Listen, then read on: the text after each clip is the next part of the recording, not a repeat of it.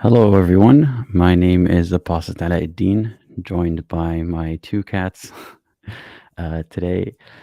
And the purpose of today's live stream is for ex-Muslims, to give ex-Muslims a space to call in and talk about what's on their mind. It could have to do with their journey out of Islam. It could have to do with something else. And we try to keep the conversations to typically 15 to 30 minutes each, but sometimes they go a bit longer, and that's okay if that happens. And if you are joining a call, please do let me know how you came across this channel, how you found me, and even if you're watching this after the live stream, I would like to know that in the comments as well, please. And as always, I will add timestamps for each caller so that if you find that you identify with one caller more than the other, you can listen to that segment instead. So without further ado, I'm going to start taking callers. If you'd like to join, link is pinned to the live chat. We already have two people in queue, and we are starting with Damien. Damien, I hope you're ready, and I'm adding you in 3, 2, 1. Hey, how's it going, Damien? Hey Aladdin, how are you doing? I'm good, thanks. What about yourself? I'm pretty good, I'd say. Um, yeah, I'd say I'm pretty good. That's good.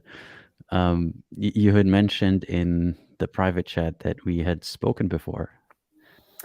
Yeah, indeed, we spoke in the Why Do You Believe number 6, that live that was back on June, I'd say. I think it was back in June.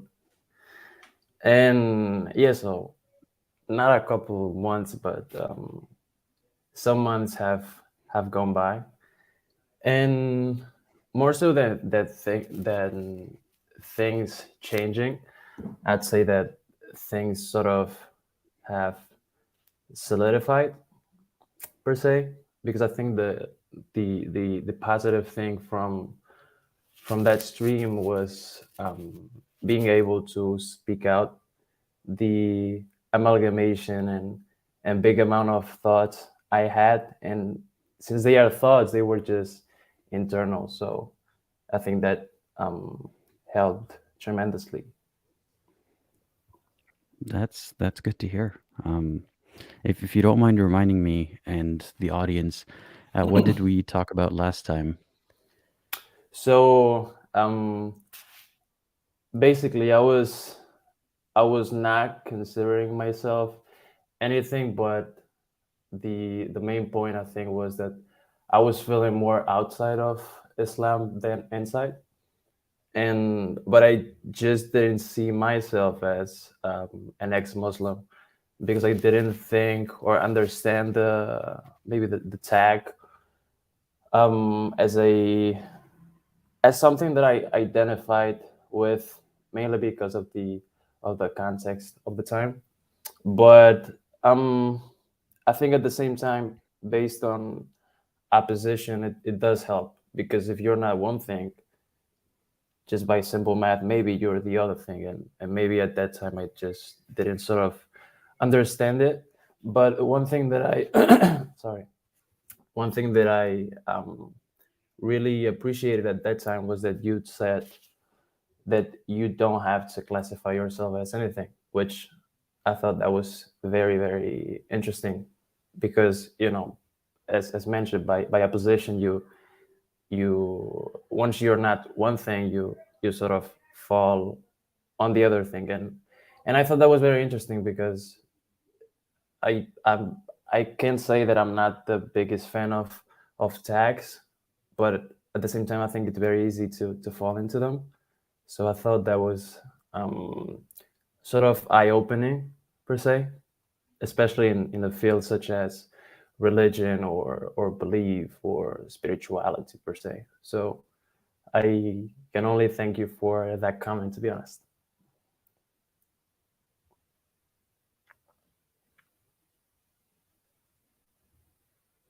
Sorry, I was muted for a second. Um, Well, I'm really glad to have said that comment, and I'm glad that it resonated with you that way. Um, so what you said, it wasn't really a lot that has changed. It's things have solidified. What do you mean by that? Before we go into that, I just want to answer the question you mentioned before. So I encountered your channel back when I was doing my finals, like 2 hours before I went to the library to sort of go over the points of the essay I had to write as a final exam. And I don't know, it got me in the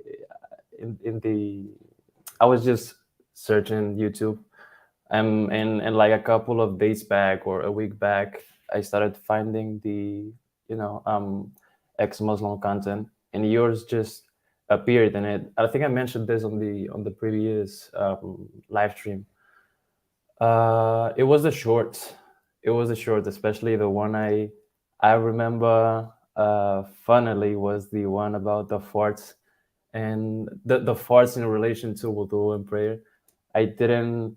I never had thought about it that way, and I still. I mean, I'm explaining this while I'm also smiling because these are minutia that one does not think about. I think because you're so constrained to think about the must of prayer as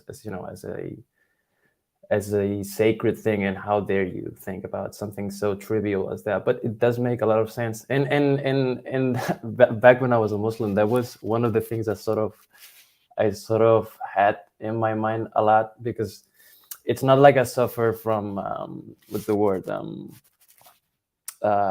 constipation, but I do have a lot of gases.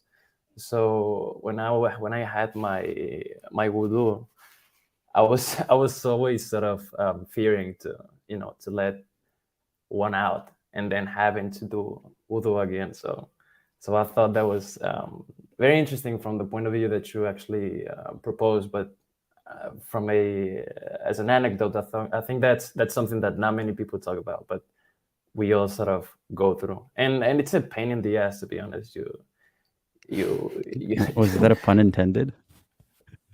I mean, not really, but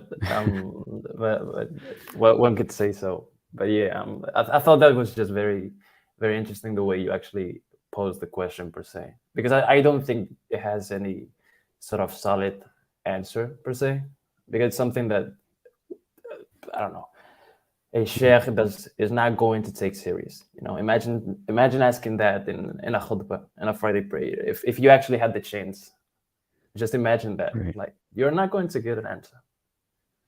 No, no, you'd be well to bring everybody up to speed. By the way, the caller is talking about a short where I didn't pose this as why Islam is not true or anything like that, but I was mentioning how silly it is. Why does God care if you fart? Like the molecules of methane or whatever it may be, um, they don't affect Allah, right? And He's not sitting right here to smell them or anything. And even if He did, like that bad smell is very subjective. That's just us humans. And I remember back then, and a lot of people would object to me making such a video and say, "You're so silly. You're focusing on things that don't even matter. Is that why you left Islam?" and so on. But as you mentioned, it's just people don't have a chance to think about these little details. And when you see the huge amount of these little silly details, it starts to add up.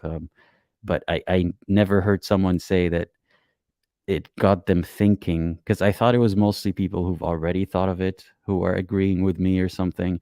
But I'm glad to hear that it got you thinking about it differently. Yeah, I mean, I think it was just finding it at the sort of right time and right moment. Because at that time I had, like, my belief was starting to just break, and these types of things that one might think, as I mentioned, sort of trivial. They may be trivial, but they do hide certain truths in it, or stuff that people don't talk about. So I think that in itself is selling. By the way, there's something touching your mic, I think. Yeah, There's a maybe bit it's of a the jacket scratching noise. because yeah, yeah. Yeah. I think it was a jacket. All right. It's a lot better. Yeah. Yeah, yeah. Okay. Yeah. Interesting that that's So the short that you remember. Okay. Yeah, and that's how you came across my channel. yeah, that's pretty much the first video I think I saw from your channel. Yeah. That's funny. I don't know how I feel about that. I mean, I'm glad that it did, turn out well for you. But I wonder if someone else could have come across that video and thought, "Oh, so that's what he's talking about. This is not worth my time." Um, but I still think it was a worthy short to make. Yeah, I imagine people, if someone finds it, they might point to that video as a sort of to dismiss you or dismiss what you were saying. So Right. Oh well. But yeah, I interrupted you. Sorry, you were saying. no, it was mainly that. I think that's the first Mm, video I saw of yours back then. And yeah, time has gone by since then. I mean, in a couple of mm. months, it's going to be a year. So yeah, time Time does fly. flies. Yeah. Uh, and you said things haven't changed as much as they've solidified. What do you mean by that? I mean, obviously things have changed. I mean, um, the change in belief is a change in itself, and it's not a a small one per se. I think especially for people who have been born into a religion and have taken it serious for an X amount of time, when you do change or you do come out from a belief, your whole life just flips upside down. And it's for me, it's not like it changed upside down in the sense of I'm a whole different person. It's just that I don't have the need to hold certain points of view or or certain beliefs that I just for some reason I think that there's this certain dichotomy between things you don't believe in but you have to believe in, which I think is the basis for a lot of things that you can find in Islam, and you can find in religion, especially because I feel like um, spiritual practices are less just less dangerous for one and for others. So yeah, I would say that's mainly um, why change happens, but it has been. I mean, I think it just solidified my position in certain topics without feeling the need to, searching for justification of why is this haram or why is this halal, because I don't feel that way sometimes. Can you give us an example of such a topic? So actually, before the stream, I sort of written down like the three main main themes that I wanted to discuss, but I mean, it's way too many. But one of them I would say is I would say that, for example, the topic of art. I think in my case, I've always been someone that has been into art, and in my case, I'm finishing my degree in English studies. So I came in this case I got into English because English is not my native tongue.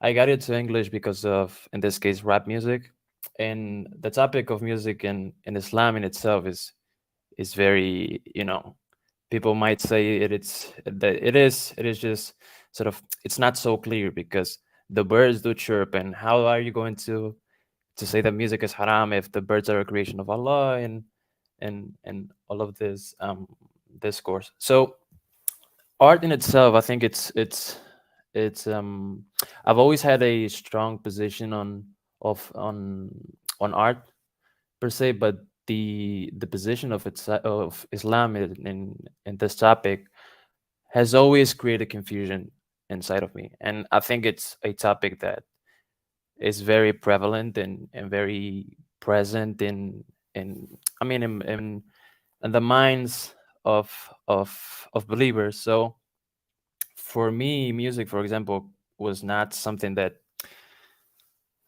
I think it has more to do with the fact that Islam justifies things from a position that only believers of Islam, that it only makes sense to Muslims, because when you talk about these points to outsiders from the religion, it's not going to make much sense. I mean, they might say, "Okay, I respect it and I do understand it," but at the same time, they might just see you as someone who's putting a boundary on his life to enjoy it, and that is going to come with with certain prices and concessions that you will have to make and you will make in your life, and not only from on the topic of art, but on the topic of interacting with other people, not only the opposite gender, but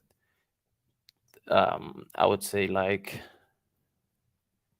you know, like with for example, with non-believers, with apostates. It's there are so many restrictions and micromanagements and conditioning that it just it's like it doesn't make your life go forward. It's just a constant um point of static that it just, I feel like it does not let you um come close to the version of that one can be of him or himself. And I feel like that's um I feel like that's something that one does not truly understand and appreciate until, in this case or in my case, you get to see it from an external point of view. Because if someone from if a non-believer is going to explain to you the things, or why something, a position you take, does not make much sense, you you can always dismiss it from the point of view of, he's not a Muslim, so he does not understand it because he does not have the perception I do have. But once you take a step, a step outside of, in this case, or in my case, outside of the faith, the critical the critical approach just settles in, and you start to think about how many situations you have interacted with in certain manners that they don't really give you much benefit.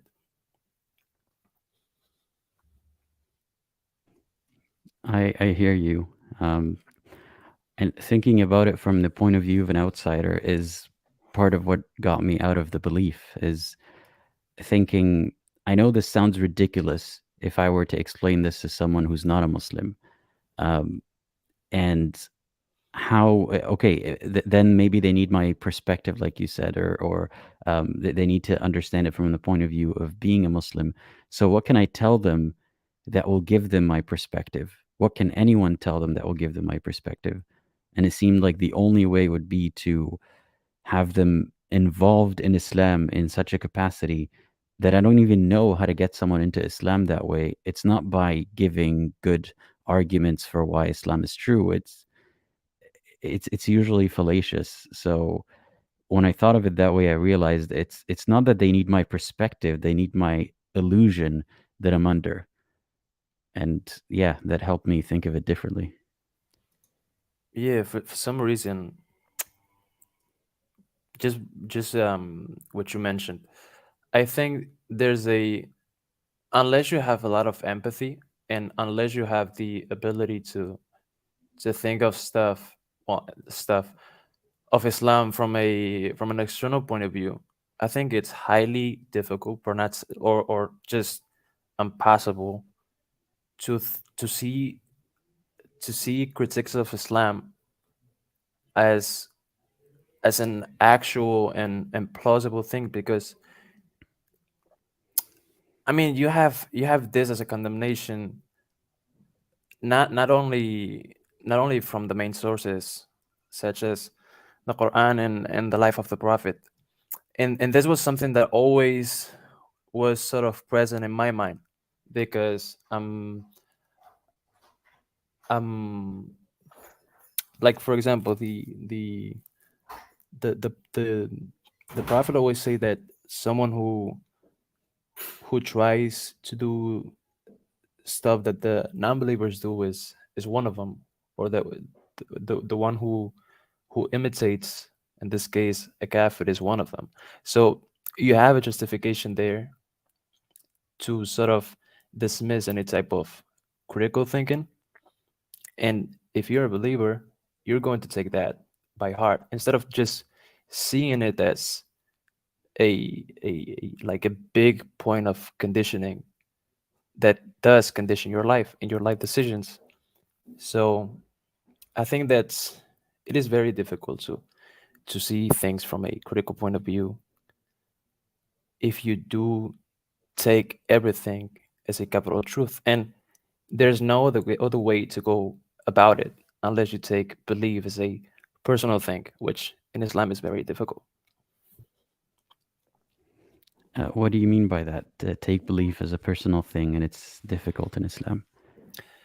Okay, so I would say that belief in itself is taken as a, you either are or you're not. You take it all, or you just don't take it.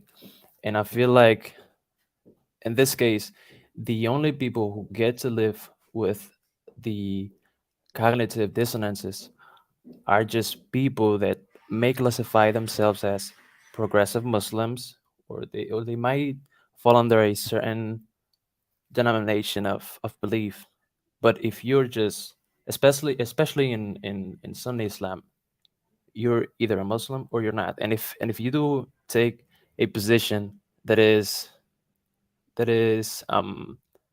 far away from the mainstream belief, you will get called out, and you will get told that that's not a valid belief, which it's it's interesting, because you have the pressure from the scriptures and the main sources, but you also have the pressure from the community and and the discourses of the mainstream communities.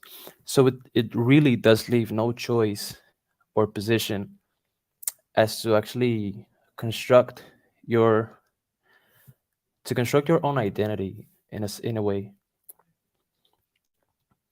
So, for example, imagine you do have a certain position on spirituality, for example, that has no basis in the main sources. Or imagine you have a certain position on homosexuality, or imagine you do have a certain position on gender roles. You cannot you cannot live with those positions unless you dismiss the main sources, because the main sources are clear. And that's one of the things that sort of struck me and made it easier for me to just end up believing Islam in itself. So I feel like it's not only the cognitive dissonance, but it's also the main sources, not from a pressure point of view, not letting you actually think critically, which I think it's uh, sort of a reference to the message you always say goodbye to your videos always. So yeah, I don't know if that's something you sort of um, thought about back when you were a believer, or mainly a thing that you um, came to the conclusion or thought of after you left. What thing specifically? What do you mean? Like that there's no individuality in the belief? Basically. I don't I think mean, this was a reason for me to not believe. It was I did see some individuality, but like you mentioned, I saw them more as attempts to make sense of it, like the progressive Islam almost. It was difficult for me to justify because I can see that the sources, at the very least, implied obviously otherwise. And my issue with that was not specifically that there's no individuality there, but that if this is supposed to be the perfect message, it should be very clear that there's no need for individuality, that everyone has the correct interpretation from Allah. And the fact that I needed to find room for individuality to make it make sense kind of destroyed the whole point of it. And I'm not agreeing that there is absolutely no individuality in people's understanding of Islam. There is, but the bigger theme is that there has to be unity, and there has to be the opinion of the scholars and the mainstream opinion and all that. And I found myself aligning at best with the explanations that needed a lot of stretching of the words to make it make sense. And at that point, I felt like I was kidding myself. That's my approach with it. I think that's the reason why I don't see individuality and belief as a valid thing from, especially from a mainstream point of view in terms of Islam. I feel like you cannot. I mean, even the knowledgeable people, as they say, they they easily dismiss individual positions because they don't have the basis in the primary sources. So that's, I don't know if my point came across, but I feel like individuality on certain topics is is is not a valid point if it doesn't have a basis in the primary sources. That was more of what I meant. Yeah, I think I get what you mean now. And my problem with that was, say that that there is an opinion that is better morally, in my opinion, than the mainstream. It seemed impossible to me to fix that in Islam, to Exactly. make it a mainstream interpretation. Like when people try to stretch the meaning of certain verses to say that they're not as ugly or violent as they actually are. That's all well and good in a discussion on YouTube, but it's among people who don't really read it in the main language. But there's no way that you can go back and change all the tafsir that do point to the bad translation, and Yep. or not bad translation, bad interpretations, or the obvious interpretations. um so it felt like it was no, I don't want to give that example, but it was like expending a lot of effort that's not productive, because at the end of the day, you're not changing how this affects people on a large scale. Exactly. Exactly. I don't think that the individual positions, even if you take them as valid or as plausible, that is not going to change the years and millions of examples of harm done to people based on the mainstream beliefs. It's not going to unharm families who have suffered from the tafsirs from Ibn Taymiyyah and people back then. So um so yeah, I'm thinking of it from this point of view. It's, if you think about it, it's very sad to I mean, it is sad to see it from an individual point of view and how it has affected your life. But I feel like if I'm able to now speak about it from this point of view and from this position, it does mean I do have the privilege to talk about it. But other people who who still live and people who have died, they have died on these positions that have caused them harm.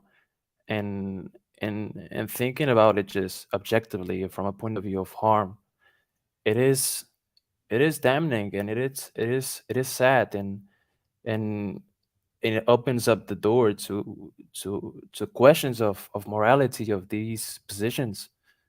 I mean, and the thing is that believers might just, they might just describe them as people understanding the fiqh, and people not just wanting to just live on their desires, and people just wanting to do what they want without repercussions in it. And it's not like that. If people do find contradictions and they do hold a different position, but it has no harm, but it actually does open they open the arms to certain people that your belief does define as corrupt. I would rather take that position than the one of that God revealed, so-called God revealed. Well, now that you don't have to justify positions that you're supposed to have based on religion, how do you feel about that? Well, I do think that the most important thing for me is that I just get to interact from an honest point. I don't hold um I don't hold stereotypes about people without knowing them. I don't have opinions about people without knowing them. I do get to talk to people without any type of barriers, and I do get to talk to people without having to internally debate if what I'm doing is good or bad. And I think people don't talk about this enough. I mean, you might, for example, let's just take the example of um someone who is given dawah, for example.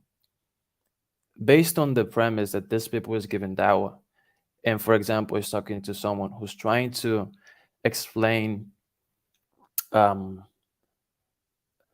a certain problem of or the repercussions of abuse that he has suffered or that she has suffered in her life or in his life to this person, and the dawah person is only going to talk from what the Quran says and what Islam says. I feel like that's not honest in any way. They are not even the dawah person is not even listening to the person from an equal standpoint. He's just going to sort of talk about the points that make Islam look good instead of seeing the correlation between the principles of Islam and how this has a direct correlation and consequence to the experience this person has had. And that's something that as a believer you I feel like for some reason you just don't get to think about it. And and and I also feel like it has a lot to do with the cognitive dissonance that you may experience because you have the justifications. You do have them and they are clear. And we have a trajectory and history of these positions having consequences, be it positive for some people and be it negative for a lot of people. And you don't get to dismiss them because that's not real Islam. Because life does not work like that. It just does not. And I mean, it works like that if you think that there is a real Islam and the people who are harmed by the incorrect Islam are going to be yeah, rewarded in the afterlife or something exactly. like that. But that's not how life actually works, as far as we can tell. No, and you can see the real life consequences. Mhm. And that's something that it it it sort of connects to a point that the first time you actually mentioned it in one of your videos, I can't recall which one, but it is a point that I do get to hold closer in this case, and I do see it not only with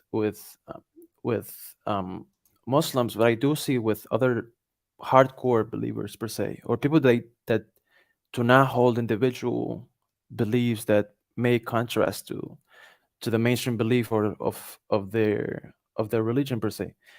And that is that religion, when you take it as truth per se, and you sort of study it and let it be the rule of your life, it does rob you of empathy. And I know it sounds harsh, but It really does.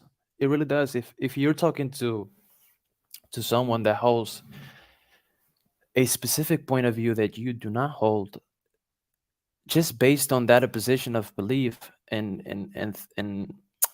credence, that in itself is going to to to distance from understanding his point of view. Maybe you do understand it and you do sort of empathize with the person at that point, but at the end you're always going to go back to, but my belief is this, and I'm justified. So just from a rational point of view, which I think is one of the main hot topics that people get to justify their beliefs, the emotional side of it is just not even dismissed. It's not even present, because how are you going to go against the words of God? And this is something that, now that I'm out of it, I do see how um mentally and internally I I have been conditioned to sort of suffer from this lack of empathy and this sort of trauma that I have to now work on it. And and when I look back at certain situations in my life, I do see that many of the things that have made me who I am, which I don't like to call myself like a good person, but I do have my good points and my bad points. But most of the bad points, such as, I don't know, like when it comes to disagreeing with with my partner in this case, in situations where one does have a position and the other has a position, I do see that she's much more developed in terms of emotional intelligence, and I don't have that. I don't have that because I have not been able to have that, because I've always justified things rationally, and an emotion in my mind has never taken a big part or of importance. And obviously I do have responsibility, and now I can take responsibility because I don't hold the belief that on the day of judgment I will be rewarded for people not understanding me and causing me pain. But I do, now I can take the position of responsibility of being emotionally deficient. I'm not saying I'm not, I cannot empathize, but it is one of the areas where I have to work, and it's a work in progress, and it's much more difficult than I actually realize or could have realized back then. And it's it's it's almost embarrassing to see how I acted, and the types of interactions and thoughts that I had in the past, because my emotional side has been sort of, not only being a male and being, in my case, Moroccan, with which in itself holds a lot of conditioning from the community and then from religion and pressure.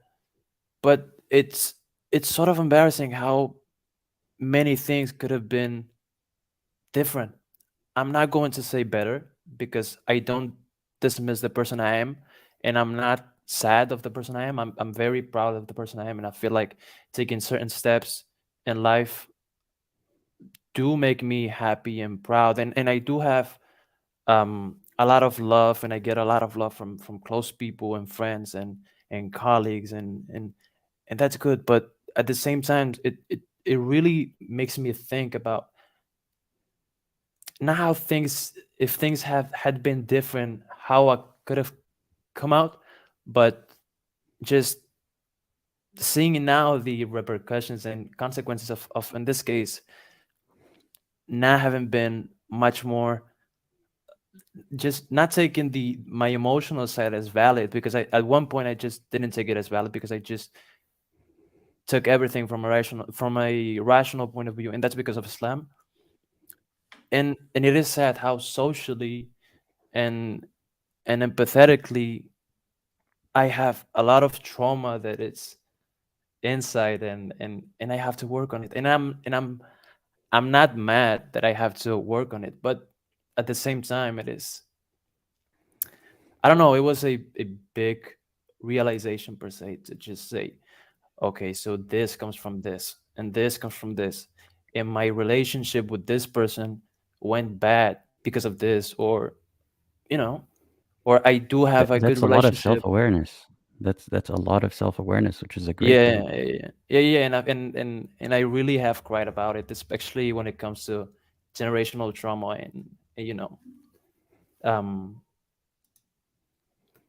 yeah. I mean, there's a lot of stuff, especially when you come from a community that's so infused with a religion, and Mm. especially Arab cultures and cultures that the historically the majority of it is, in this case it's Islam, but I don't know if the rest of communities that have a lot of influence from religion have the same stance. But in my case, in terms of Islam, for me now also another point of work in progress is that I have to know and I have to learn how to navigate my own culture,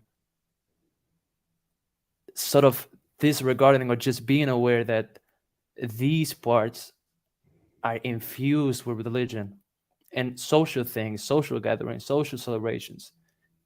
A lot of them are infused with religion, and it is very difficult because it leaves you in a sort of ship wondering if this is even your own identity, and it's not easy.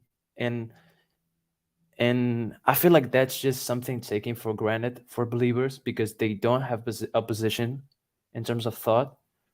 But it is difficult, and it is difficult to sort of identify yourself, in my case as a Moroccan or an African man, and now having to navigate certain things that, not the bad things, that I do think are derived from honor culture that comes or stems from religion, because that's sort of, I feel like the bad things or the bad thoughts are easy to dismiss and say this is not part of me.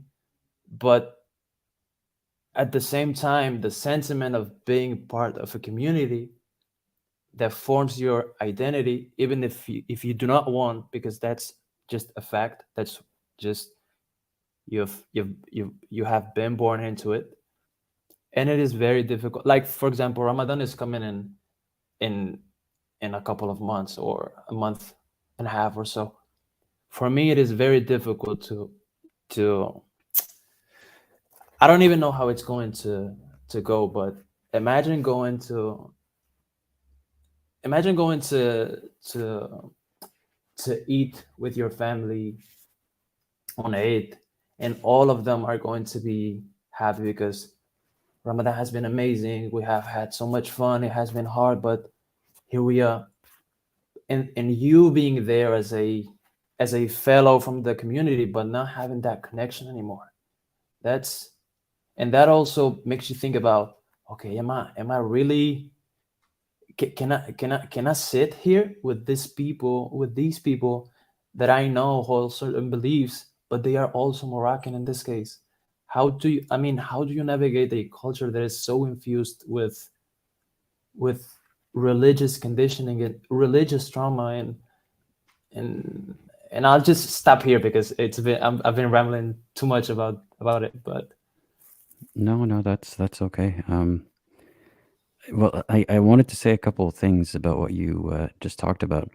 yeah, I saw Um, you writing down points, I yeah, think. I always take notes or else I will forget. That's very Um, good, man. I admire your awareness and your will to work on the areas that you think you have deficiencies in. Like, for example, you mentioned emotional maturity, and I don't disagree with you. Like, obviously, I'm in no position to disagree with you, but I want to push back a little bit and tell you you already have more emotional maturity than you give yourself credit for. Um, like it sounds like it, at least, that to have the awareness that you need to work on it. That's a very great start. So I hope you give yourself credit there. Um, and you said that you used to, think rationally and dismiss your emotional side as a believer. I think you're still dismissing your emotional side because back then, I think it wasn't just about rationality. Like this rationality was just whatever talking points that religion has called rationality, which is not actually rational in and of itself, or at least consistent logically. A lot of it was emotional reaction cloaked as rationality. When you give a reason that only a Muslim would accept, there's a lot of emotional involvement there. It's not simply rationality. Like, why were you a Muslim at the time? Was it rationality that got you into Islam when you were young, or was it emotional attachment to family? Was it accepting the religion as it is? Um, so the point that I was trying to make here is you it's not that you were dismissing all of your emotions, you were dismissing many of them, but you were also driven emotionally, as you are still right now, which is not a bad thing. But I relate to what you said about identity issues. I understand where you're coming from there. When people fuse their identity with religion, it's hard to see them as separate from that, not because you're bigoted or anything, but because I bet they do mention religion all the time, right? Yeah. I mean, how can they not? And you know that you can't be yourself the way that they're being themselves, even if themselves involves a big part of community identity, whether there's individuality there or there's fewer or more or less or more individuality. It doesn't matter. They are being themselves to a greater extent than you are. So it feels uncomfortable. Um, and I don't really have an answer for that or like what to do in that case. I relate very much, and I'm sure a lot of people here do as well. Yeah. I mean, I think that the the sort of the difficult thing is the difficult thing for me is seeing people who I used to know or see in a certain light. Now that I'm not part of that light per se, I do see how harmful and how difficult to accept for me certain points of this so-called light make them be, and they have always had these beliefs, but seeing them now from an opposition point of view, not because of me but because of them, it is difficult. I mean, in my case, for me, it is very difficult to see my dad now that he knows that I no longer believe, and comparing that with the way I have always that I have always looked at him. I mean, and it's not something that comes out of as a surprise because he's always had this sort of positions, but the fact that I know this is deeply personal, but um to have heard him say that he's only my father because of blood, and that if he actually wished me well, that's that cannot be a possibility because it would go against his beliefs. At one point, I probably had the same sort of position, but now seeing it from just as an outsider, it's extremely difficult to not accept, obviously, but to just sort of respect. And the sad thing is that this is found in the main sources. That's why I say that individuality is very difficult to reconcile when you have such strong positions coming from the main sources. To me, it is very difficult to see my dad as the person that he has always been, which I'm not saying he has changed, but to see that certain positions that he probably has held for other people, to see him hold them for me, which who I'm his own son, it is it really makes you question and see things from a different position. And and I don't know, it obviously causes a lot of pain and questioning, but at the same time it makes me feel sad for him because he's in such a static and and rock solid position that he cannot even wish me well because it will go against his beliefs. Honestly, that's just something crazy. Like, I don't know. I don't know. I mean, if a belief or a position can make you dismiss your own son, imagine what it can make on a great scale. And that has happened. So I don't respect people now saying that this is not true Islam. Islam is not like, it's not like that. Your dad has to love you even though you're not a believer. I mean, he does, but and he says that he is there for me for anything. But when it comes to religion, like it's a matter that we just agree to disagree on. But at the same time, if he's there for me, how how how is he going? How is he going to be there for me if he does not accept me as more than a blood link? And the thing is that maybe for Muslims they do see this as a justification, as a valid thing, but it is not. It isn't. It isn't. How is this religion of peace justifying that that a father disregards his son that way? But then you do have examples in the history. You do have examples in the Islamic discourse. So I do think that it is in these type of examples that the emotional side of a person is negated because you cannot go against your beliefs if you do take them wholeheartedly.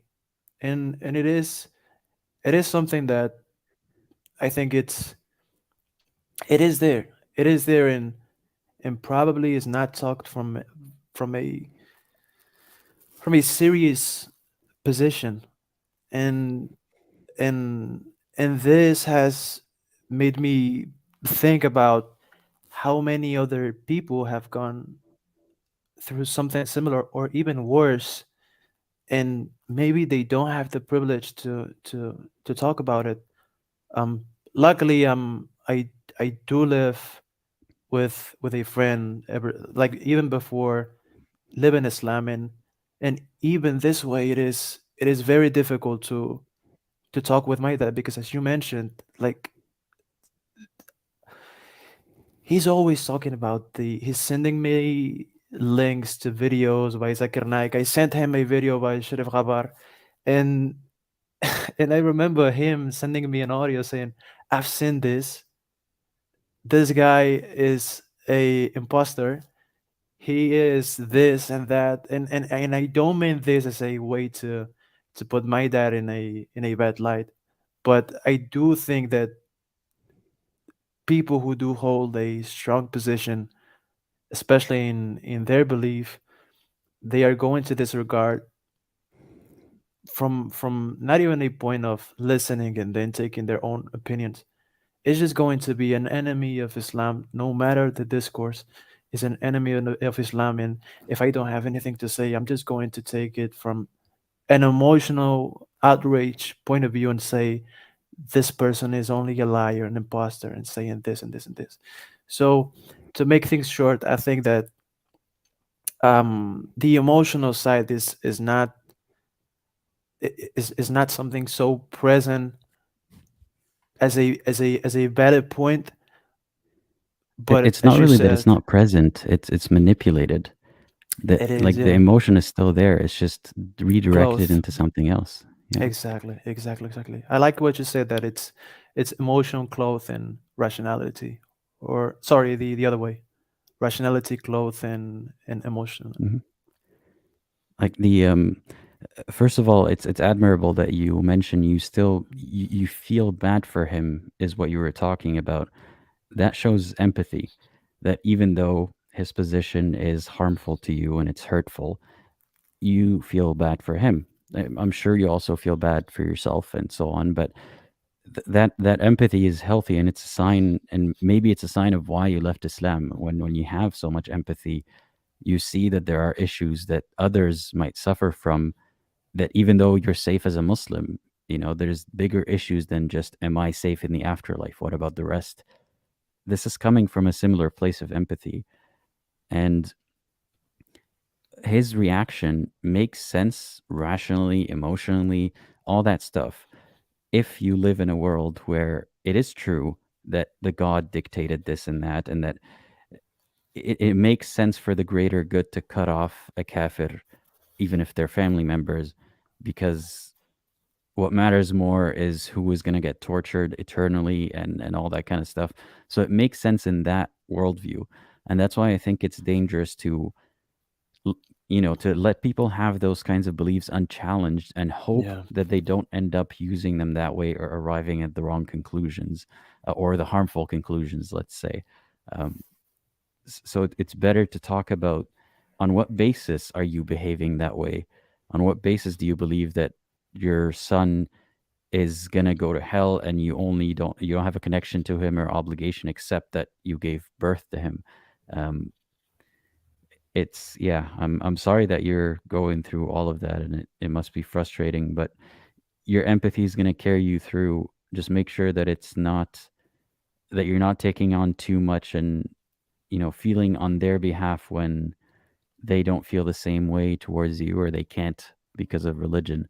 You need to look out for yourself. yes, indeed, indeed. Um, it is it is weird. It is weird because I've mentioned to him every time that we have spoken about it, from ever since, the sort of fall down of his idea of the perfect son, that the community revert, because he has told me many times that um he used to see me as the ideal son, and people talk to him about how good I am, and how such a good such a good person I am, and all of this, and people without even knowing me, or talking to me, especially elders. um and I've told him that I have not changed, that is still in me, like that it is still present, and that is, and you can see that if you talk to me. And and but I, but I feel like, from his point of view, it is very difficult to understand that one can be a good person without being a Muslim, because it challenges, as you said, it challenges his beliefs. And and the sad thing that I think one has to identify in cases like this is that I am not the one, um sort of, not accepting his position. I mean, he's a good person by per se, and I say per se because he does have this position on his own son, but he's a good guy. Like, he treats people in a positive manner. He does have his views. He has. I mean, at the same time, while I'm explaining this, it is difficult for me to reconcile him calling him a good person, but while knowing he does have these certain views. But I've told him a million times that I'm not going to close the doors for him and I to have a father son relationship that is fruitful and positive and beneficial. Like if tomorrow comes and I do have a son or a daughter or whatever accomplishment that happens in my life, how am I going to? I mean, how how do I make him part of that? And I do want to make him part of that. I feel like that's a great thing, but it's difficult to deal with people that emotionally you see that are scarred by by by others' decisions, but at the same time I do know that that pain makes him act in such a way, and it is a very, I mean, it is a very interesting dichotomy of loving but not not not being able to accept that you love someone. In this case, as he says, I'm a mulhid, so um um yeah, I don't know, it's something that, I mean, like most things, unless you actually experience it, you don't think of it personally and maybe critically.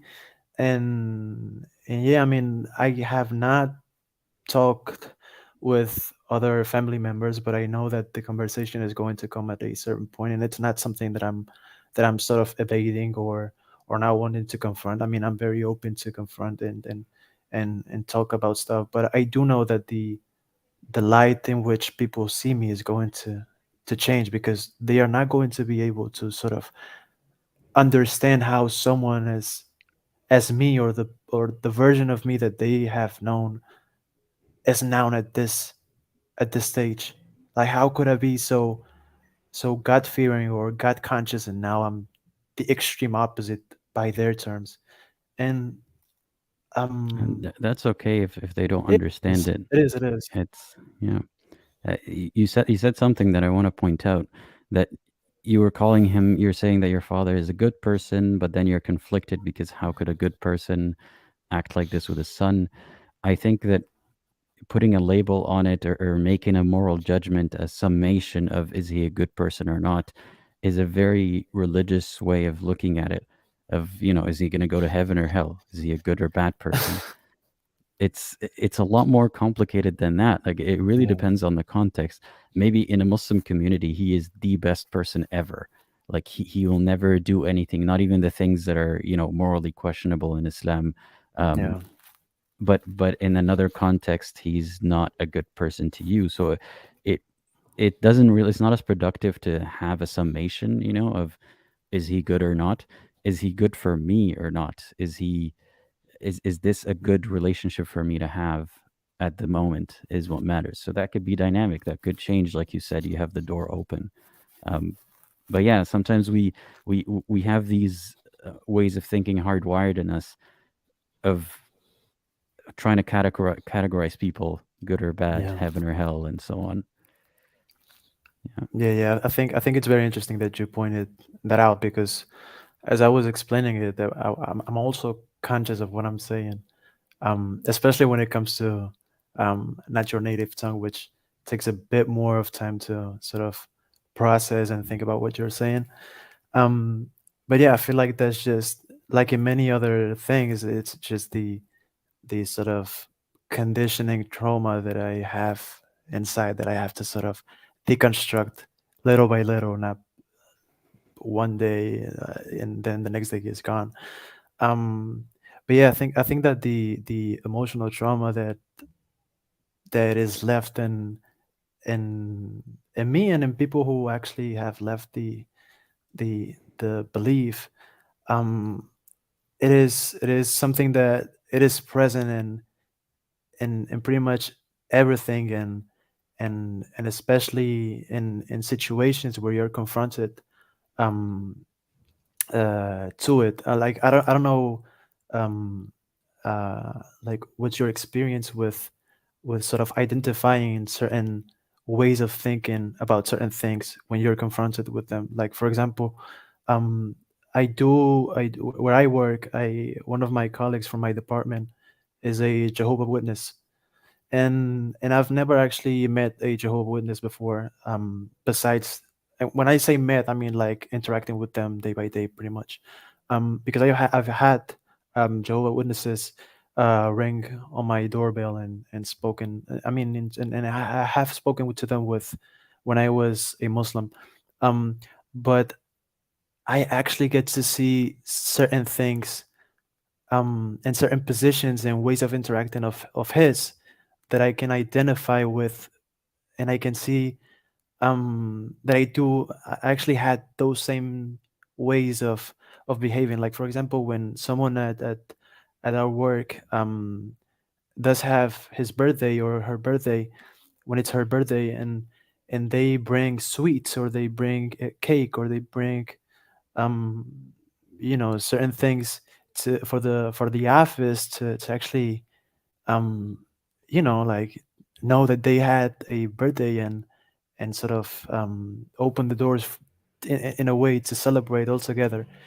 And you see that from a point of view of empathy, even people in the chat room, they congratulate and they say happy birthday to that person, and he does not. And when you ask him or confront him, he will not. For example, he will say that I don't celebrate birthdays, that's why I cannot um uh, tell someone happy birthday, and it holds no meaning for me or importance. So and I know it's a sort of reach of an example, but um, because it might seem as a trivial things to always as to outsiders, but this sort of micromanagement and conditioning that it's engraved in deep within believers' minds and spirits, if you want to call it that. Um, it is something that I actually get to see now from an outsider's point of view, and understand as something that has no basis for morality or no basis for anything other than just conditioning the way you interact with people and conditioning the way people are going to think about um, about you and your beliefs by extension. And I don't know. It is very interesting to see him say. I mean, I'm talking about him because he's the one I do have more contact in terms of believers and by day, but in my day to day.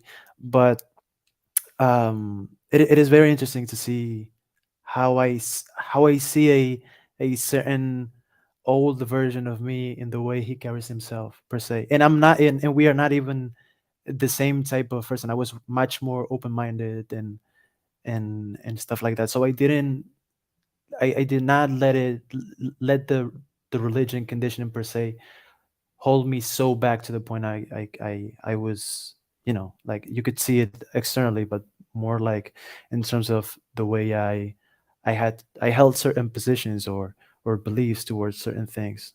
So Mhm. I don't know. I feel like it's very interesting to see in others, like the way or certain versions of oneself that one used to be in the past per se.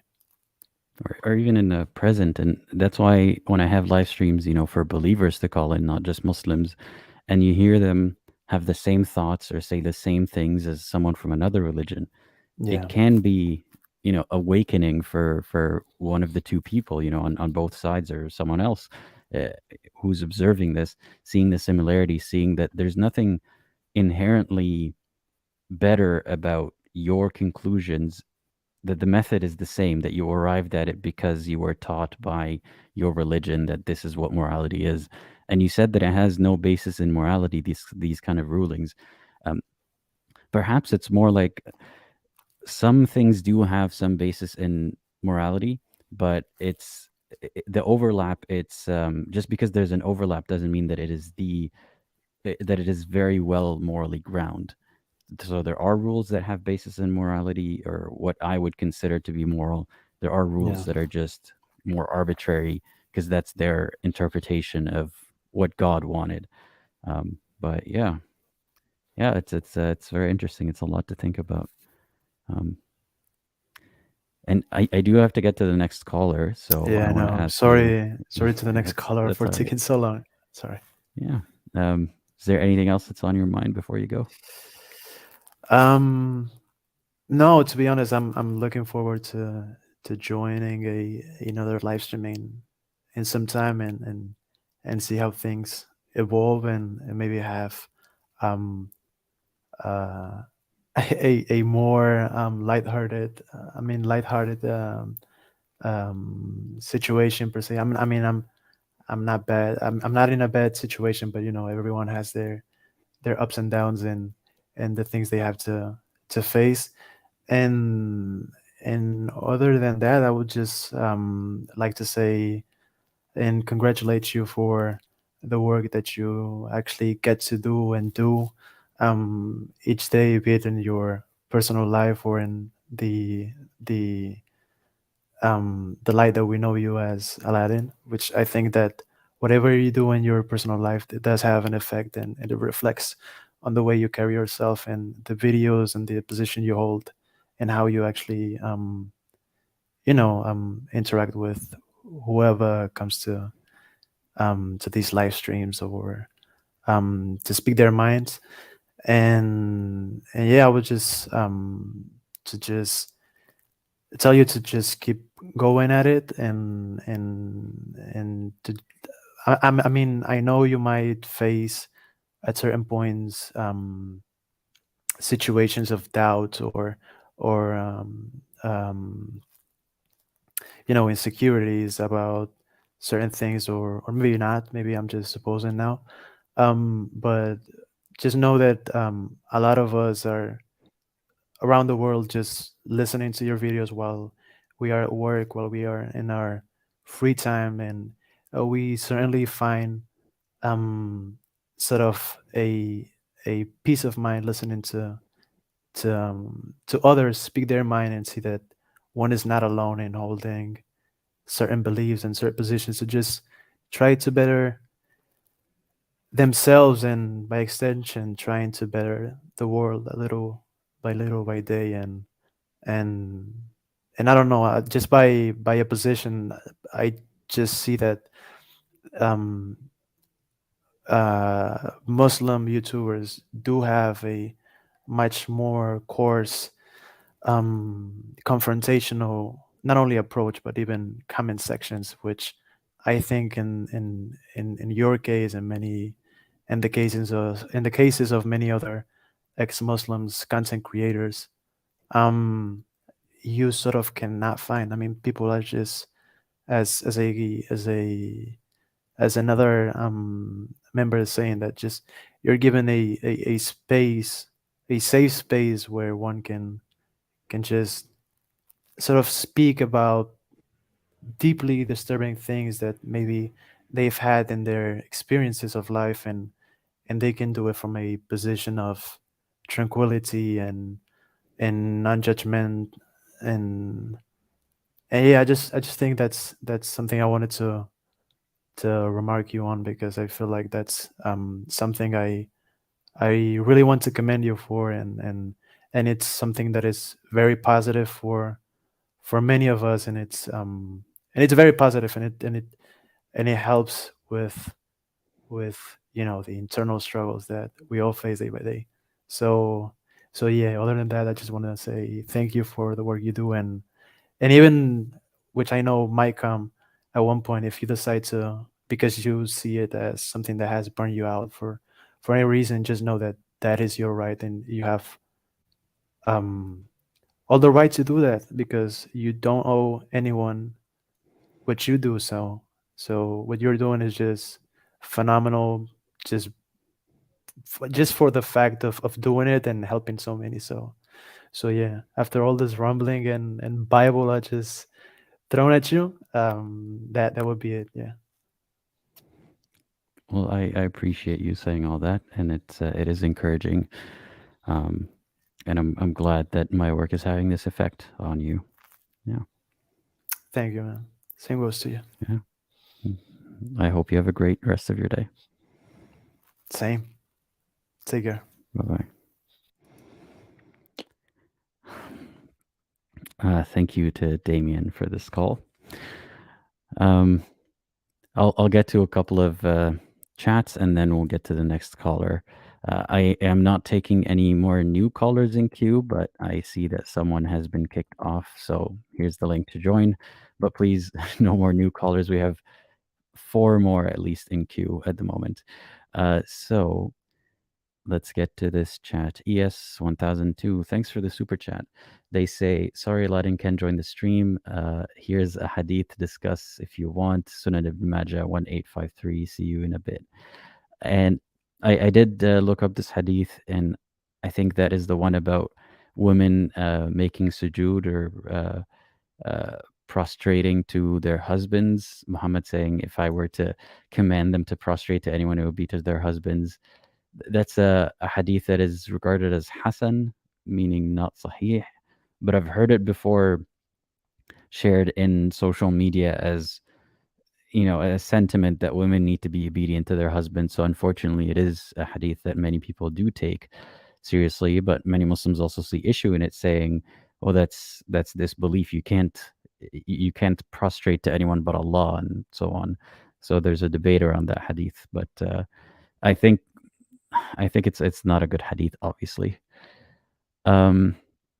Let's see. Thanks for the super chat. Also, non-crazy cat lady says, "Hope you and the kitties are doing well. Hugs." Well, here's one right there, just chilling, listening to me all day. Let's see. There are a few more comments, but I'll try to get to them after another caller. So the next caller I'm taking is Abraham. Abraham, I hope you're ready. I'm adding you in 3, 2, 1. Hey, how's it going? Hi, Aladdin. How are you? I'm fine, thank you. I hope you are well. Yeah, I'm doing okay. Thanks for asking. So what would you like to talk about today? I would like to talk about my journey. I left Islam in 2015, and I'm now 25 years old. So I left Islam at 17 years old. Should I start by telling my story? Yeah, for sure. Okay, thank you. It was before you begin, now that I have you, can you tell me how you came across my channel initially? Yes, I think it was maybe Nuria Khan or maybe David Wood, or maybe Apostate Prophets, something like that. It was one of the ex-Muslim channels that shared one of your videos, I think, and that's how I found your channel. It was, I think, a little more than a year ago. Okay. I don't think I've had a live stream with Nuria Khan. I've never worked with David Wood. I don't think he shared anything of mine, so it's probably Nuria or maybe AP. But yes, either way, I'm glad that you're here. Thank you. Yeah. So yeah, please go ahead. Tell me about your story. Thank you.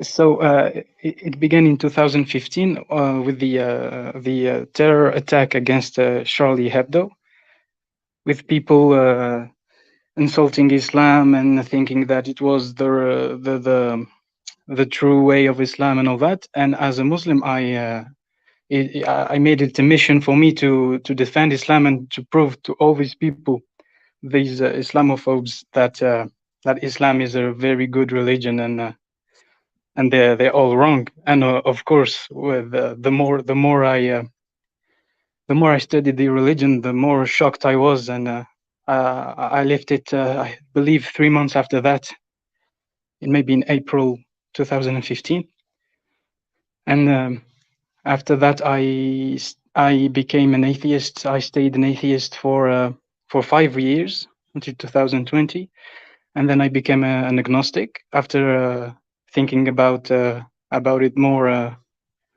philosophically and all that. And now it's been these last 12 months. I studied Christianity more and more, and now I want to convert to Christianity.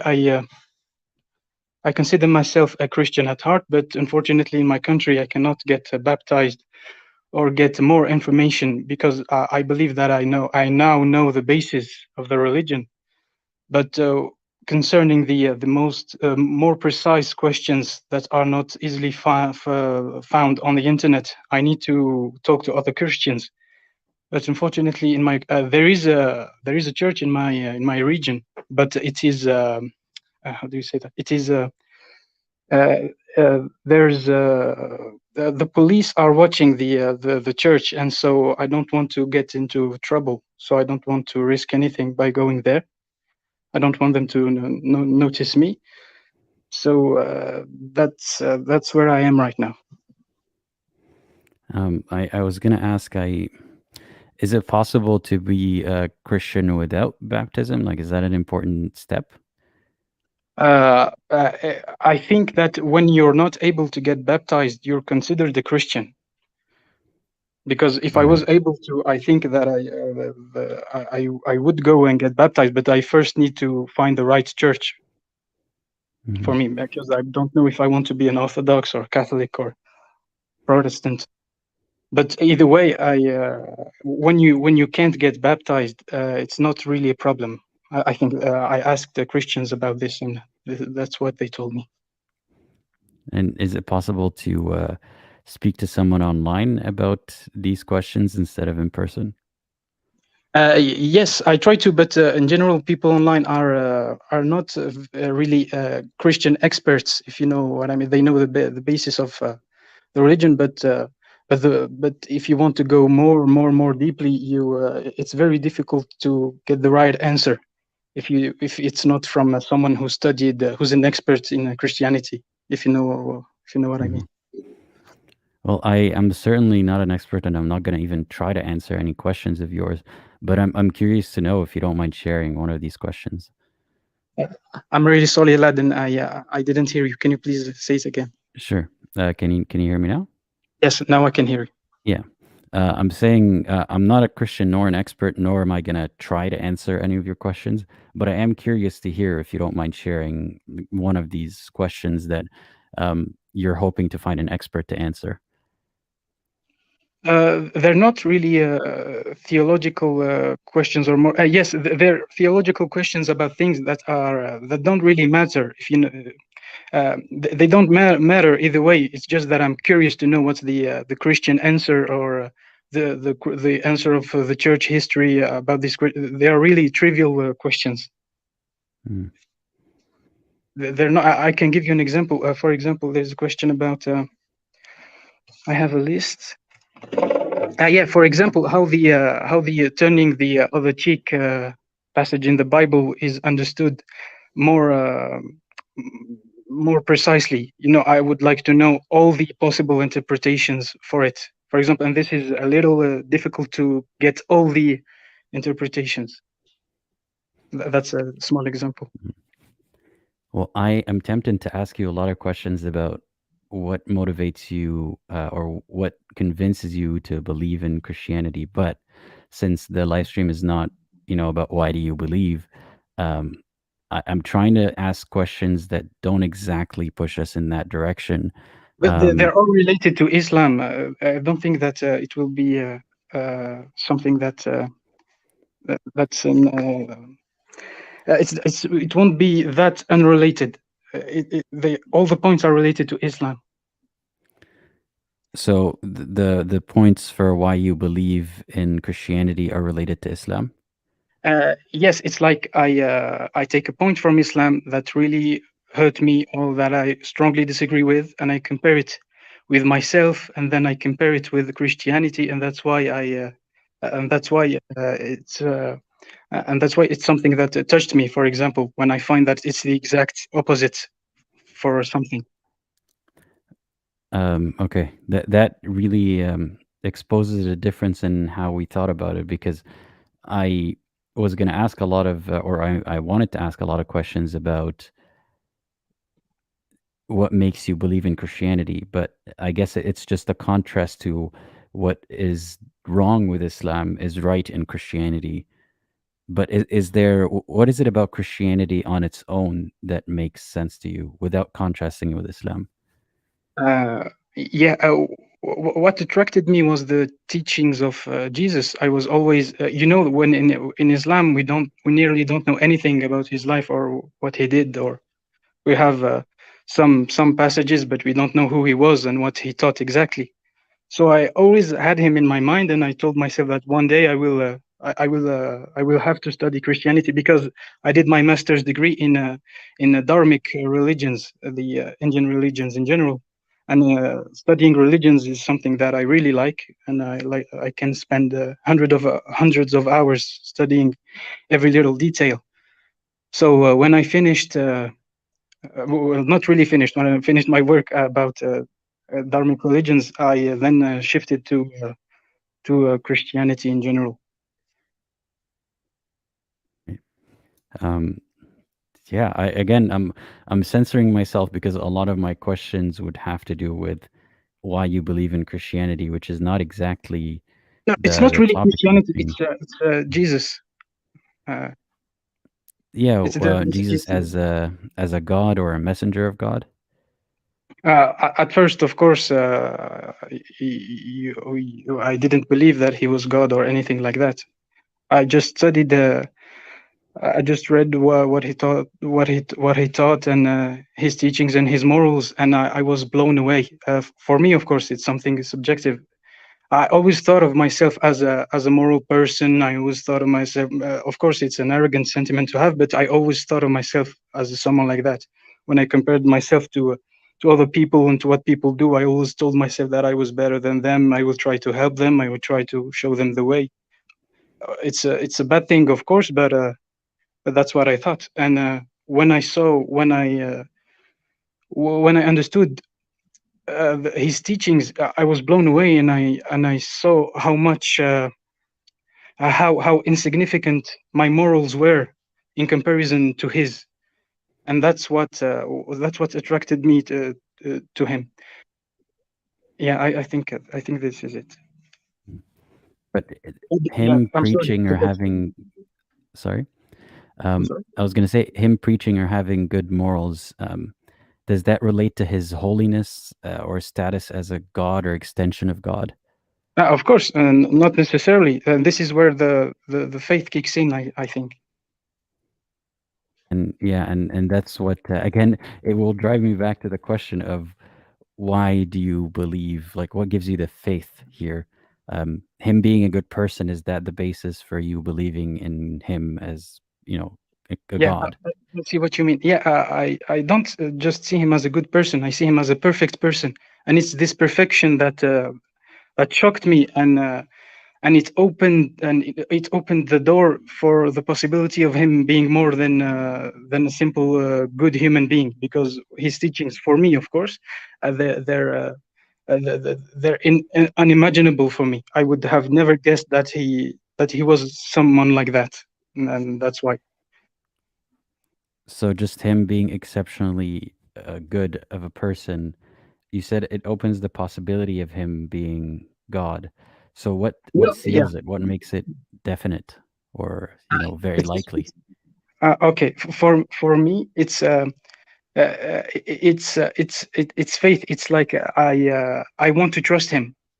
You know what I mean? I want to believe him, because in a way he has proved to me that he was a perfect role model for me, for what a perfect role model should be, or for what perfection in morals should be. So that's why, for me, he deserves my trust, and that's why the faith kicks in. If I make sense. Kind of, but then my question would be, aside from all the moral teachings of Jesus, do you see issues in Islam that you also see in Christianity? For now, to be honest, I didn't come across anything, but I'm still always learning, and maybe I can come across something that I will disagree with. It's a possibility. So if say I have a problem with the idea of hell in Islam, which is kind of similar to Christianity, In fact, I think hell in Christianity is a little worse because of the whole idea of the original sin and so on. So if I describe a certain issue like that in Islam, would you see it as a problem, or would it not be a problem because it's also part of Christianity? Absolutely, it's a big problem. I agree with you. But from what I learned in Christianity, hell is they use this expression that hell is locked from the inside. It's like it's not just anyone. It's not like just not following Christ or not believing in God or things like that that make you go to hell. It's the rejection of God. It's your arrogance, your pride, your bad your crimes, the fact that you're a horrible human being, and this answer the answers that I found, I didn't really disagree with them because I don't have any empathy for horrible people or for people. Also, there's something else. There's the passages about gnashing of teeth when people are in hell in Christianity. The interpretations in general, I think, all say that gnashing of teeth mean that they will hate God when they go to hell. For me, for example, all my life I thought that in hell maybe there will be good people, and it always made me cry and made me sad. Maybe the good people, they made mistakes and then they find themselves in hell. For example, where people who live in Western countries who are good people, but they also will go to hell because they didn't believe in Allah, and that always made me sad. But it's not the same logic in Christianity. It's like you're really asking for going to hell in a way, and this is why I don't have a problem with hell in Christianity. Isn't belief in Christ a prerequisite to not going to hell? In other words, can you go? Can you go to heaven if you're not a believer? Absolutely. I think I'm right because I asked all these questions when I first began looking for the answers. It's like in Islam too, but it's better than for example, in Islam, if a Canadian never heard of Islam, he can go to heaven. There's no problem with that. But in Christianity, it's not. For example, if an evangelical came to you and told you please believe in Jesus and all that, and you didn't, you absolutely can go to heaven. It's not a problem. From what they explained to me, it's like if you really, really, really like Jesus and you understand that he is exceptional and you still try to reject him, that will maybe lead you to hell, but not necessarily, because you can always repent. Then because God in Christianity, he is love. He's not just loving, he is love. So that sounds a lot like the Muslim idea of a kafir, right? That you would have to knowingly reject Allah, and that's not how this belief works. I don't think there are any like non-Christians who believe that Jesus exists and they hate him, and that's why they're going to hell. No problem with that. I don't think there's a problem with that. They won't go to hell, I think. Interesting. I'm not an expert on Christianity, so that's why I'm not really commenting on much of what you're saying or pushing back on it. I wonder if is it possible to take Jesus as a moral guidance without believing that he is God? Absolutely, I think it's possible. And does it make a difference to how you live your life if you took Jesus as a moral guidance and didn't believe in him as God versus if you believed in him as God? Would it make a difference in your actions? Maybe the fact that you will trust him 1,000 times more will make you a better person, but I'm not sure. But in either way, I think that anyone will become a good person if he follows him, even if he doesn't believe in him as a God, like you said. Well, I take issue with putting him as a perfect moral guide because there are things that Jesus has said about. Yeah. I mean, there are things that Jesus has said that aren't perfect, but it's clear that, for example, I hope you don't think that slavery is acceptable, right? Not at all, of course. Why? What did you? But that would be like Jesus would say something about slaves obeying their masters and so on. Um, so is that something that you find morally questionable about Jesus' teaching? Well, of course, slavery is one of the main things that made me leave Islam. So I absolutely understand what you're saying. But when we talk about slavery, I sincerely believe that in Christianity you have all the right hints and all the right. Sorry, how can I say this? In Christianity, if you want to ban slavery, you can do it, but in Islam, you will never be able to do it. You know what I mean? And of course, they Why not? banned slavery in the 19th century. They used a lot of they based themselves on Christian morals and of course other things, economic reasons. But the Christian morals were a big part of the abolition of slavery in the 19th century. I'm not sure if that's true, but one could make the same Yeah. argument for Islam, say that there are a lot of reasons to give away a slave and it's good deeds and all that kind of stuff. So Yeah, I know, absolutely. In Islam, for example, there's a lot of reason for giving your money, but it doesn't mean that you should become poor. It's the same logic for slaves. You should, and it's good to free slaves, but it doesn't mean that you shouldn't have slaves. right, but doesn't the same apply to Christianity? Not at all. There are a lot of passages that, for example, early church fathers like Saint Augustine in the 4th century, and Gregory of Nyssa, I think, and Basil the Great, and John Chrysostom also, I think. They all describe slavery as being a consequence of sin, and that's why it exists. It exists in our world. And for example, Gregory of Nyssa, he called for the abolition of slavery in the 4th century, and Saint Right, Augustine but also saying that did it slavery as is a well. consequence of sin, it's almost like it's almost victim blaming that everything is perfect. Like it's still like washing God's hands from slavery. What does that mean? I'm sorry. What did you say? Didn't understand. Like framing it as a consequence of sin. So the thing that I dislike most about Christianity, to be honest, is this Yeah. framing that everybody sucks, everybody is a sinner, everybody is inherently bad, and only with Jesus can you find salvation and goodness and all that. It's like a deprecating, a self-deprecating mentality that then makes it easy to abuse and insert any belief in there. So when you say, or not you, but if someone were to say slavery is a consequence of sin, that's like saying it's not God's fault, even though God or Jesus allowed it, but it's your fault for being sinners.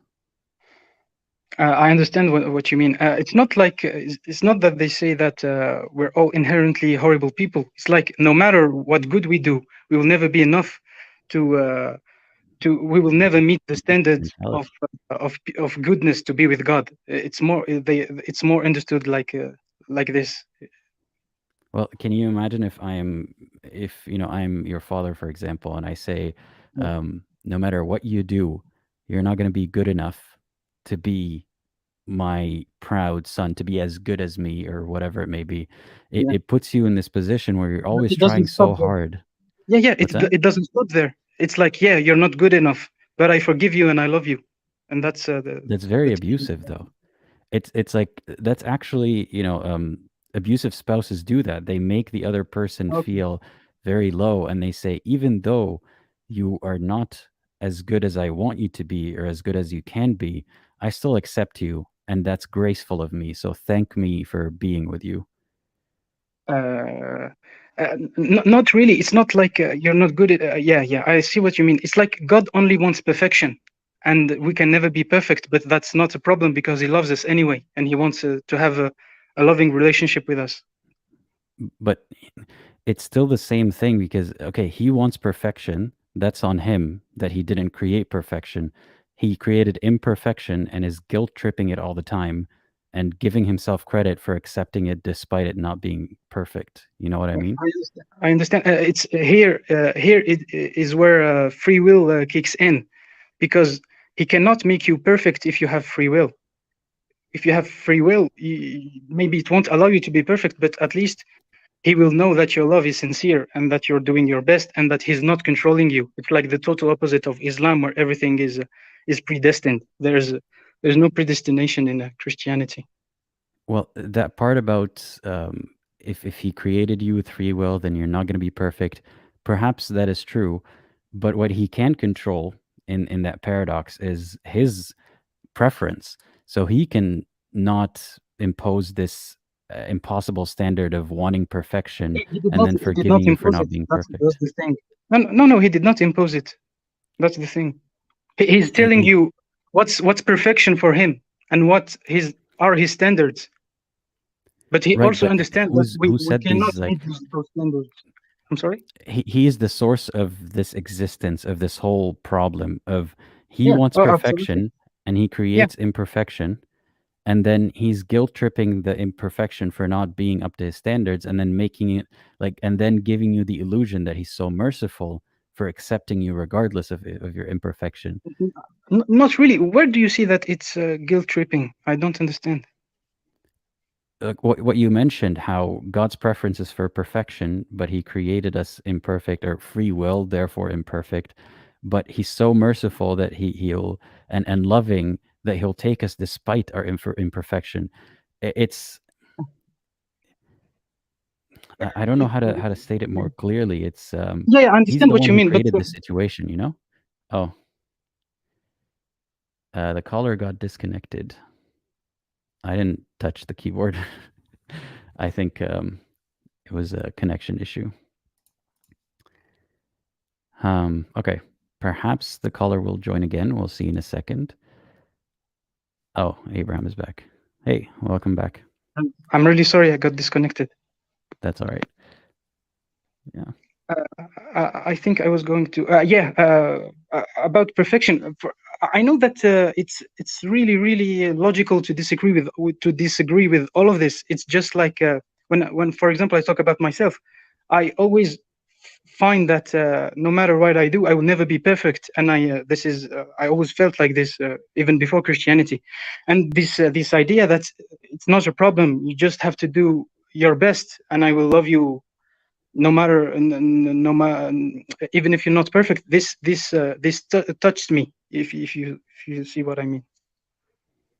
So maybe it's a reflection of this, like you were looking for that acceptance in yourself before, and you were holding yourself to impossible standards, and then realizing that someone can love you despite this imperfection is what you needed to hear. That's a good mentality to have towards yourself, that, you know, I'm not perfect, but I can still love myself. I just don't like the way that in Christianity, maybe not the way that you believe it, but in Christianity as a whole, it's usually posed as like we should be grateful for God giving us this this way out, or else we are doomed because we are imperfect. Not really. I see what you mean. And it's not really being grateful for His mercy. It's being grateful for His love. If you see what I mean. It's like as a husband loving his wife and not divorcing her, even if she made a lot of mistakes. It's a proof of love. I don't see where it's. Well, the difference would be. It's the difference here is that the way that you understand hell in Christianity is not the same as what I usually heard about how people who don't believe in God or Christ or whoever can still not go to hell. The way I understood it is just your only way out of going to hell is through Christ. Absolutely. But it doesn't mean that if you don't know Him, or if you don't know enough about Him, or if you never heard of Him, you won't be saved. No, but if you hear about Him and you still don't see how that means that He's God, that counts as a rejection, doesn't it? Not really. If you're sincere, I'm basing my understanding of Christianity from someone called Sam Shamoun. I don't know if you know him or if people know him. These are not my opinions. These are the teachings of an expert Christian. I think, because he's one of the experts. So so it's not really my opinion. And I nearly asked exactly the same questions as you're doing right now, and I agree with you 100%. And if someday someone who knows Christianity a lot tells me that, for example, you, Aladdin, or good people will go to hell in Christianity, I will leave Christianity, because I don't agree with this. That's an interesting point, because would you then not believe in Christ as God anymore because you see it as an unfair dynamic, or Not you would necessarily. leave because you still believe, but Yeah, but it's maybe still a you will. problem? Yeah, I'm really sorry for cutting you off. It's my connection. I'm really sorry. I don't That's mean okay. to. That's all right. Go ahead. I know what you mean. For example, let's say that someone who's an expert in Christianity will tell me that, for example, Apostate Aladdin will go to hell. If I knew you, of course, I don't know you 100%. Let's say you're my best friend and I know you, that you're a good man. If he tells me that you will go to hell, I will leave Christianity and I will go to hell. No problem with that. Because for me, it's the perfection of the morals, the perfection that I have in my mind. It's what matters the most. No matter, for example, if there is no God, no problem. If it's Jesus Christ and he sends you to hell, I will want to go to hell also. This is how I view it. If you know what I mean. That's an admirable way to view it. So yeah, I hope that in your search you find answers to your questions, and I hope that whatever belief system you adopt, or in your life in general, that it leads you to good things, because I disagree about the afterlife, but what matters to me is what people do in this life. So as long as what you're doing in this life is not harming you or anyone else that way, then whatever works for you. Yeah, I agree. It's also this thing that attracted me to Jesus is like I looked at it from an atheist point of view or from an agnostic point of view. I prefer, for example, I would prefer that all atheists or all agnostics follow Jesus better than they themselves trying to come up with morals from nothing. Because, for example, the Western civilization in general is built on Judeo-Christian values, whether we like it or not. And I really believe that the teachings of Christianity really accelerated all the development that we see today, in contrast to what, for example, Islam has gave to the world and things like this. And so, even if there is no afterlife, as an agnostic or as an atheist, I would still prefer to live in a world where people follow the teachings of Jesus. I disagree with that it's, whether we like it or not, that morality is built on Judeo-Christian values. No, from a historical point of view, it's not. I mean, they came before, whether we like it or not, even if you agree or disagree. But does it have, like, would it have, if it was prevalent before? Because one could argue that a lot of philosophers came way before Christ even existed.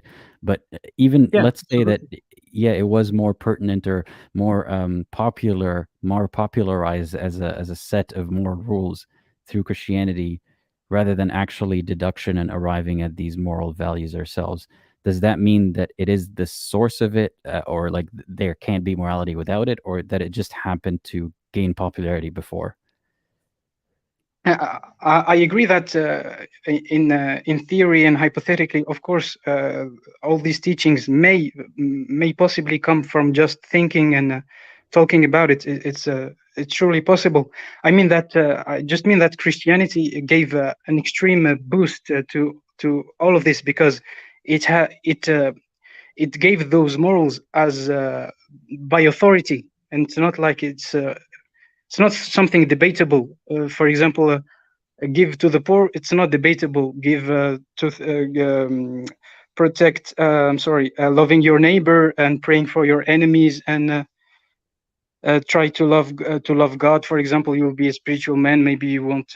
You will be less inclined to commit crimes and things like this. Now I'm talking as an atheist who wants maybe the best possible things for the world. Also, I have another example. I know a lot of ex-Muslims around me. I know maybe 10 or around 10 ex-Muslims in where I live, and a lot of them are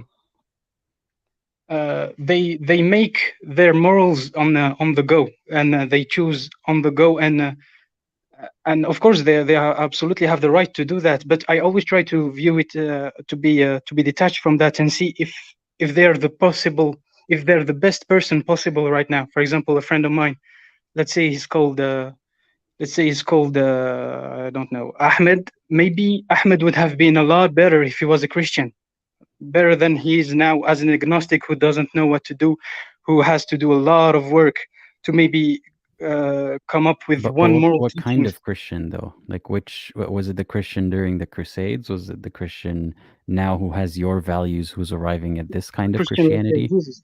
Yeah, a Christian like Jesus. Well, Jesus wasn't a Christian.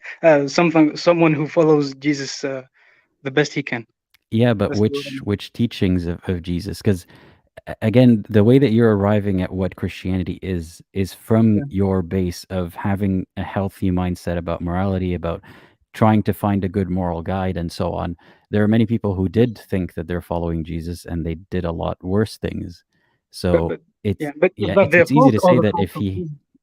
what's that? But is that their fault or the fault of Jesus? I would say that it's their fault. But that sounds exactly like what Muslims say about Islam. No, that's not true, because these things exist in Islam. The bad things, they exist. They always existed. There was never debate about them. Marrying little girls, having sex with little girls, and sexual slavery with married women. It was never a debate, and the Prophet taught that. But with Jesus, it's not the same thing at all, Well, I so believe. slavery in Christianity, there is a way for you to explain why Jesus allowed it, but not in Islam. I wouldn't say that he allowed it. I would say that he how do you say that he I'm sorry, I don't find the word, that he mentioned it, but it's not the word mentioned, that he Well, attested. he didn't not allow it. He didn't Yes, say it's absolutely. not allowed. Yeah, my argument for that would be that there is a lot that for example, early Christians were against slavery, that for example the worldwide ban against slavery began used a lot of moral teachings, Right, but moral Jesus Christian never said moral. anything about it. He didn't say don't have slaves. Yeah, it wasn't explicit, I agree. But I believe that there are a lot of passages when you can see that Christianity doesn't make sense. And the proof of that is that early Christians, and it's church fathers, it's not simple Christians, who in a way condemned slavery, or at least said that it was something sinful. Right, but the main symbol of, like, it's good that a lot of Christians had that inkling in them, but the main symbol of Christianity, the guide himself, didn't say that slavery is bad.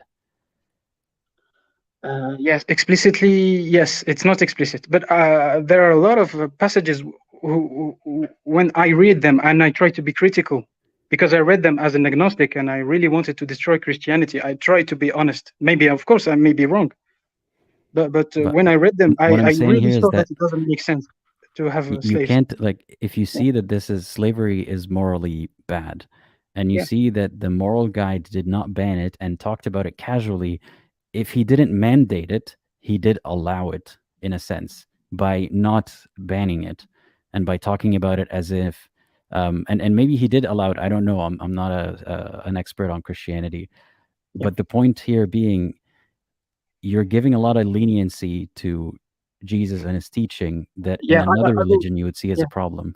I will tell you why I give this leniency, because the worldwide ban on slavery came from Christianity. That's why I'm so. That's why So I'm able had to you, forgive like, them. had we been having this conversation 300 years ago, you couldn't have said that the worldwide ban came from Christianity in any way. Would Why? you find an issue Okay. Yeah, with, yeah. I see what you mean. Yeah. yeah. So would you have It found an issue with Jesus not banning slavery back then? Well, it's difficult to answer, but I would say that if I had the same morals that I have today, but I'm not sure. It depends on our education and our research. But maybe I would have followed the church fathers who were against Christianity and would have tried to battle to ban it. Of course, I don't say that I would have done that. It requires a lot of effort. But the people who did promote the abolition of slavery did the same thing that I just said. They based themselves on But the what I'm teachings of saying Christianity. is, those people are not. They're not using the teachings of Christianity. If Christianity didn't say don't have slaves, they're using some other reasoning, and maybe they're tacking on Christianity to it. Which I'm not arguing against that point at the moment. Not that I'm agreeing with it. But the point Yeah, being is that this leniency that you're affording Christianity is because the people who banned slavery on a global level, a lot of them were Christians. But had that absolutely. point not happened yet, would you see an issue with the slavery in Christianity? I would have seen an issue with slavery in general, not necessarily in Christianity, I think, to be honest. So how can you claim perfection for this moral guide if he couldn't mention that point? If you ask, for me, it is mentioned implicitly, but maybe I'm wrong. How is it mentioned implicitly when he explicitly talked about it being allowed? He talked about it. He didn't talk about it being allowed. He just talked about it. Yeah, but talking about it without saying it's wrong, but you're willing to assume that implicitly he meant it's wrong, even though he's not saying it's wrong. Isn't No, that it's not implicitly. Yeah. I don't mean he meant it implicitly when he talked about, for example, servants being slaves being obedient to their masters. I'm talking about other passages. I know what you. Yeah, right? I But agree with you. I'm so, talking about other passages. but then in other passages, his implicit stance against slavery, you see that as more important in judging his character than the passages where his explicit endorsement or allowance or casual nature of describing slavery. How do you weigh these two, and then the implicit banning is heavier?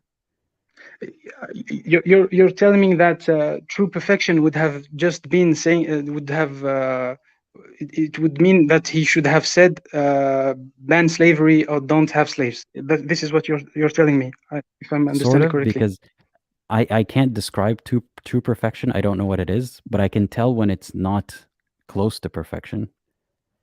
And I think this is not Yeah, close to perfection. you think it's not close to perfection? No, because if there's a way I can improve it, that means that it's not perfect. Yeah, I see what you mean. But to be honest, if, for example, there were only agnostics or atheists in history, I don't think that slavery would have been banned. I think because it's something that's debatable. Wait, You know what I mean? that's a different. Before we Yeah, talk yeah. about I'm that, comparing it. yeah, You're yeah, right. Yeah, I'm not comparing to perfection. I'm comparing to the state of the world. Yeah, you're right. right. Yeah, I agree. So then we would have to rethink the claim of perfection of Jesus. It's a very different discussion to think, would the world have turned differently if we arrived at morals without Christianity? And that's a whole other discussion. And you Yeah. could make a good argument for Christianity accelerated this or that, but it's a different idea than Jesus is perfect and his teachings are perfect.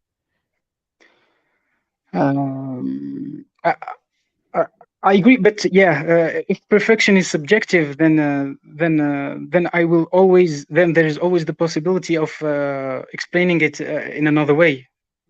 You know what I mean? I mean, You see what I if what mean? you're saying is that we will always find something to criticize in perfection, is that what you're saying? No, for me, what he did, yeah. How can I explain this? For me, what Christianity did in general for the abolition of slavery, I can never minimize it. If you see what I mean, I cannot say, yeah, it's just a good thing. Okay, all right, it's not that big of a deal. But for me, it's unbelievable.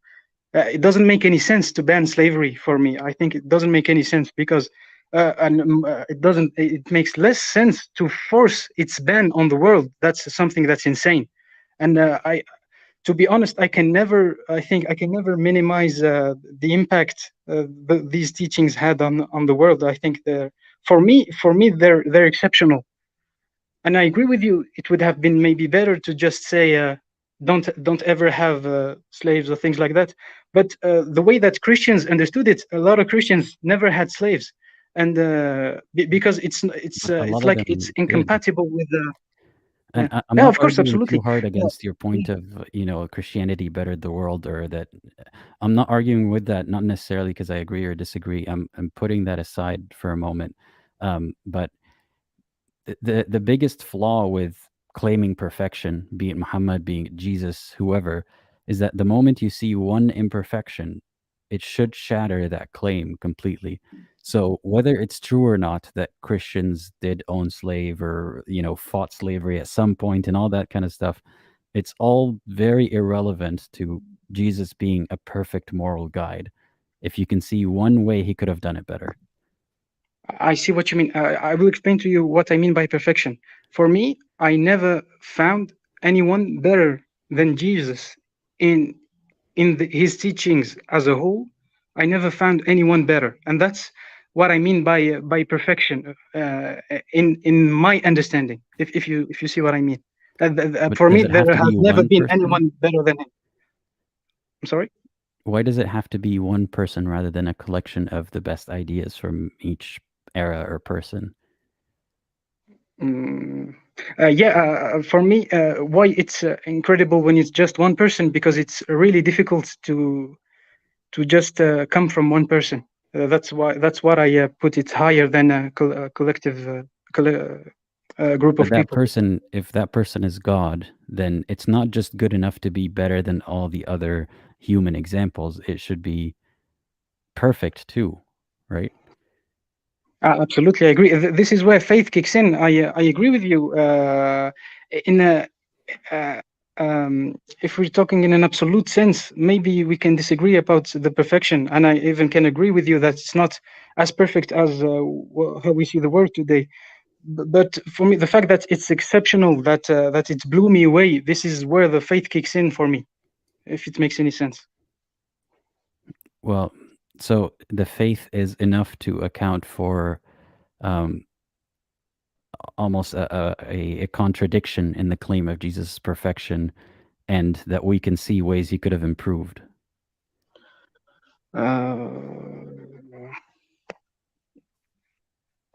you? Yeah. I understand why you see it as a contradiction. For me, I see it as perfection because I compare it with the state of the world. If someone else had this much influence, this is why I see it as a sort of perfection. But that's not perfection, then. That's the lesser of two evils or the better of two options. Okay, the better of two options. Yeah, for me, I agree with you. You're absolutely right. And but the thing that makes me want to have faith and to trust him, it's that the result of what he did can be seen. For example, there's a passage that says you will know, for example, bad prophets by the fruits. And there's all this story about a good tree has good fruits, and a bad tree has bad fruits. And it's like I can see the proof of the results of his teachings, and the proof that he was exceptional when I see the state of the world today. And this is what kicks the faith in me. I understand where you're coming from. So you don't see a way that we can use and improve on these teachings without Christianity.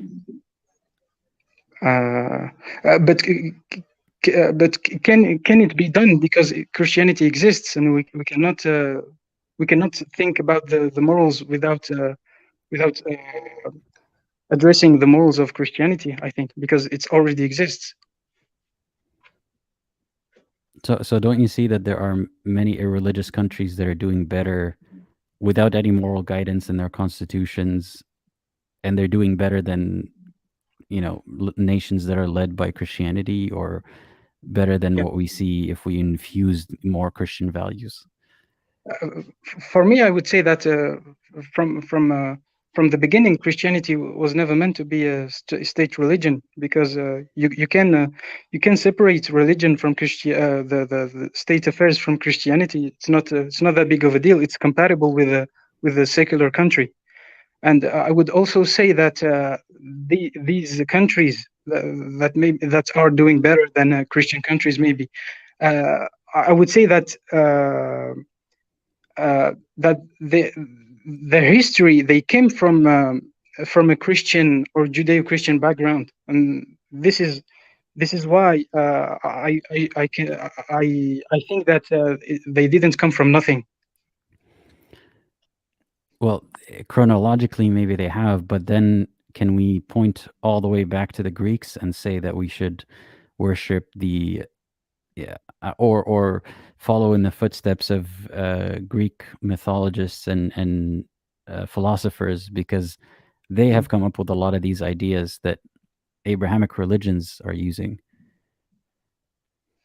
Yeah, I agree with that. And for example, a lot of Christian church fathers and Christians throughout history studied Greek philosophy and used it. Even Paul, in his letters, was quoting Greek philosophers. Absolutely. What I mean is that we cannot just take one part of it. We have to take the whole thing. And also, for example, I can also, for example, ask the question: is there a country that came that worked and and that was based only on atheism or agnosticism from the beginning? And I don't think that that such a country exists. Right, because most people started off because religion was prevalent, but it doesn't say anything about the truthfulness or usefulness of religion today, because it was always there. Yeah, I see what you mean, but we what how we can't know that agnosticism or atheism would be better. I think if it came from if it began from atheism or agnosticism, because we don't have a way to know that. It never happened. So then your faith in Christianity has more to do, from your point of view, with its usefulness than its truthfulness. It has to do with it gives me hope for humanity. There's also another something else that pushes me to believe that I want to believe in a loving God, because, for example, let's say a 6-year-old girl gets kidnapped, gets raped, and gets chopped up and uh, and thrown in the garbage for something so horrible and unimaginable like this. I hope with all my heart that it didn't stop there for that little girl. I sincerely hope that there is a loving God that will take care of that girl, or at least make her forget the pain. Or I really hope that these weren't her last moments, being raped and being tortured. This is a big thing that pushes me to have faith in the possibility of a loving God existing, because for myself, I don't really care about what will happen to me, even if it sounds like a false humility. But I'm really serious. Even when I was younger, I always thought that I was going to hell, and I never had a problem with that. What always hurt me and what always made me extremely sad is the people who suffered for nothing, and who lived horrible things. And this is what always hurt me. And this is now, when I see Jesus, when I see his teachings of love, and all the love, the message of love, and the hope. I really want to believe that hopefully it will be true for all the innocent victims who suffered horribly in their lives. Yeah, I understand where that desire would come from. my approach is that I don't see enough, as much as I would want to believe that there's going to be a God who's going to take care of all of the injustice and so on. It seems more obvious to me that that would just be false hope, and it's better for me to focus on how I can prevent the harm in this world rather than hope that God will take care of it. Yeah, but Christianity is not incompatible with preventing harm. Yeah, I know that, but it's some people just are not able to believe for the sake of having an emotional cushion, that a way to cope with this such tragedies. Absolutely. Yeah. You're 100% right, and it's very logical to think. I think I recognized it from the beginning that it's I really hope that it's true, and I really hope that you're wrong, and I think you also hope that you're wrong. I think that hopefully these people will have something better, even if it's a false hope or anything. But I think that you hope that you're wrong. I don't know if I hope it. I've For the never sake thought of of these it that people, way. sorry, I didn't. Yeah, no, I get what you mean. I'm not offended by the question at all, or the insinuation here. No, I've never thought of it that way, because out of all the religions that I see today that I'm familiar with, I haven't read them all the ones that exist and all that, but the ones that I've come across, it doesn't seem compatible to hope for that God to exist despite all the signs pointing to them not. So I'd be hoping for a hypothetical new form of God, or absolutely, of course. being. I don't mean the Christian God, Yeah. or I know it's just, it never crossed my mind to hope for that, because I'm not exactly sure why, but I feel like it's all my experience with hope has been discouraging. I've hoped for Jannah, I've hoped for Islam and all that stuff, and it was all false. So I feel like for me, hope is not as easy to think of or conjure and hope for another hypothetical scenario where everyone's going to be saved. Like I've become too realistic, and maybe a little bit pessimistic for that, or just realistic. But I get what you mean, and if I also could get what hope you for mean. something like that, I would. Yeah, I also get what you mean, because I was exactly like what you're saying, and I don't mean that I'm better or that I improved. Not at all. I think that both the visions are good in a way, because we all agree that we don't want bad things to happen to innocent people, and we don't want the horrors happening in life. For me, when for example, for this discussion, what I see in it is that it's just a matter of a choice. For example, you're choosing white and I'm choosing another color, and it doesn't mean that a color is better than the other. I think maybe I'm too emotional for choosing pink, and pink is not manly, it's not realistic, and things like that. We should choose black. Absolutely, I agree. But I think that you also see why I'm choosing the color pink, not to be disrespectful to women or girls. It's just a stupid example. In everything that you described, I see it a little differently. That I don't think I am choosing my position, or that you're choosing your position. I think we have been led to these conclusions by everything that we've experienced and everything we thought. I'm not even sure that I think we have free will. So I don't think that people actively choose what they believe, or at least I don't feel like I have that power to choose what I believe. So I completely understand why you would arrive at those conclusions, even if I disagree. So, yeah. Thank you. I also see your point of view. It makes sense, and I hope that mine also makes sense in a way. Even if no one agrees with me, I hope that you can see that everyone can see where I'm coming from. I see where you're coming from, and the disagreements I would have, and I don't care to get into them in this stream, are about the specifics of the building blocks of how you got there. Like, Christianity has helped, or Christianity does say this or doesn't say that. Those are the parts that where I'd have disagreement. But other than that, if we agreed on those parts, that I totally understand how you got to that conclusion. Yeah. So I yeah, think that we would agree if you, for example, we talked for 10 hours. I think at the end we would agree. I think.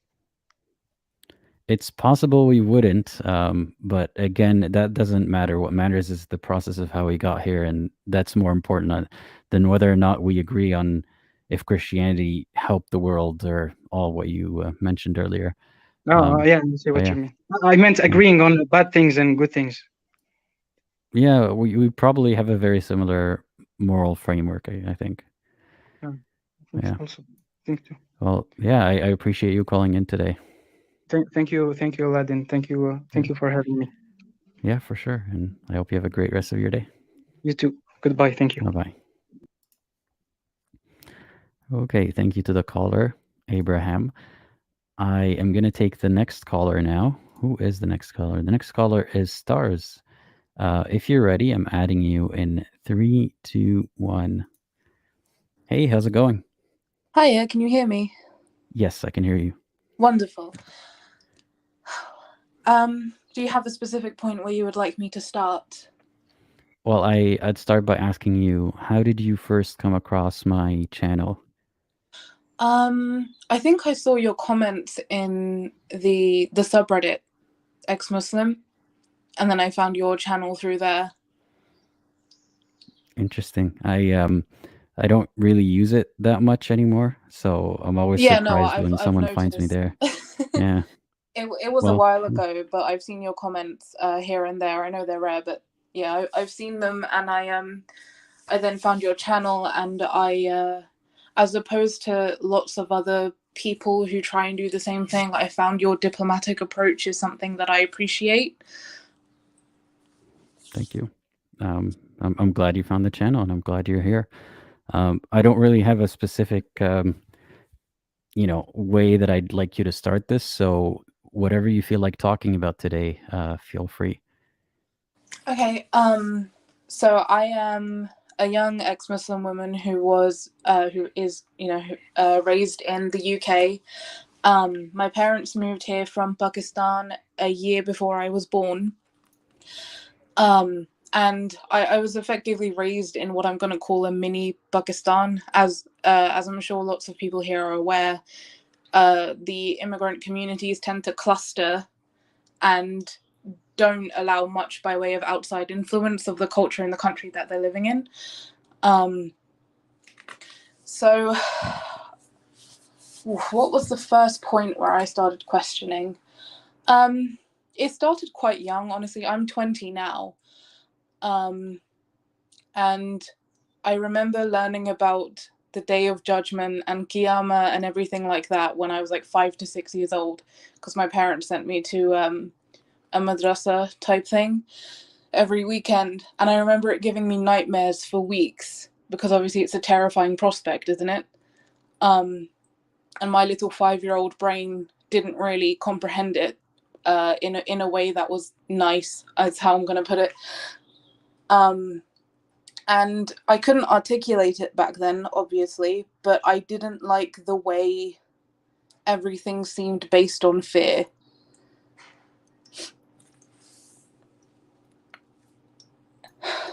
I didn't like how you kind of had to just obey, because otherwise you were eternally damned. It's not a moral framework that I appreciate or agree with. Obviously not that I could articulate it back then. But yeah, I still tried to defend it, even though I don't think in my heart I believed in it as vehemently as the people around me, say my parents, my brother, my sister. But I still tried to defend it because I knew that this was the framework I had to grow up with. And I knew that my parents never discussed what their thoughts of apostates were, but just judging by general cues of how they spoke about people who disagreed in general, I knew that they wouldn't be accepting.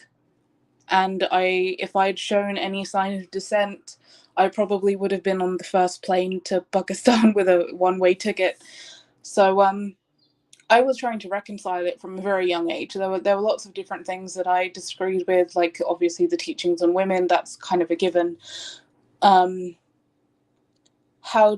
think one of the questions you were trying to reconcile when you were starting to explore was taqdeer, right? Like trying to reconcile free will with the idea that everything is predestined.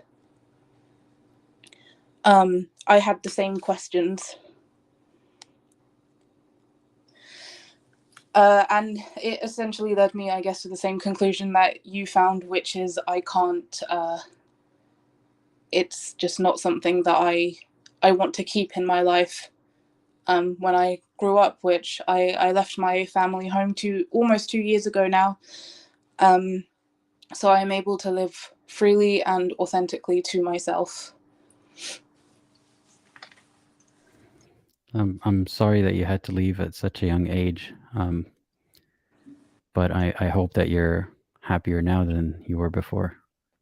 Oh, it's funny because in the first few days after I left, I remember just the feeling of, first of all, privacy, because I didn't have that when I was living with my parents. I wasn't allowed to close the door and things like that. I wasn't allowed to just come and go as I please.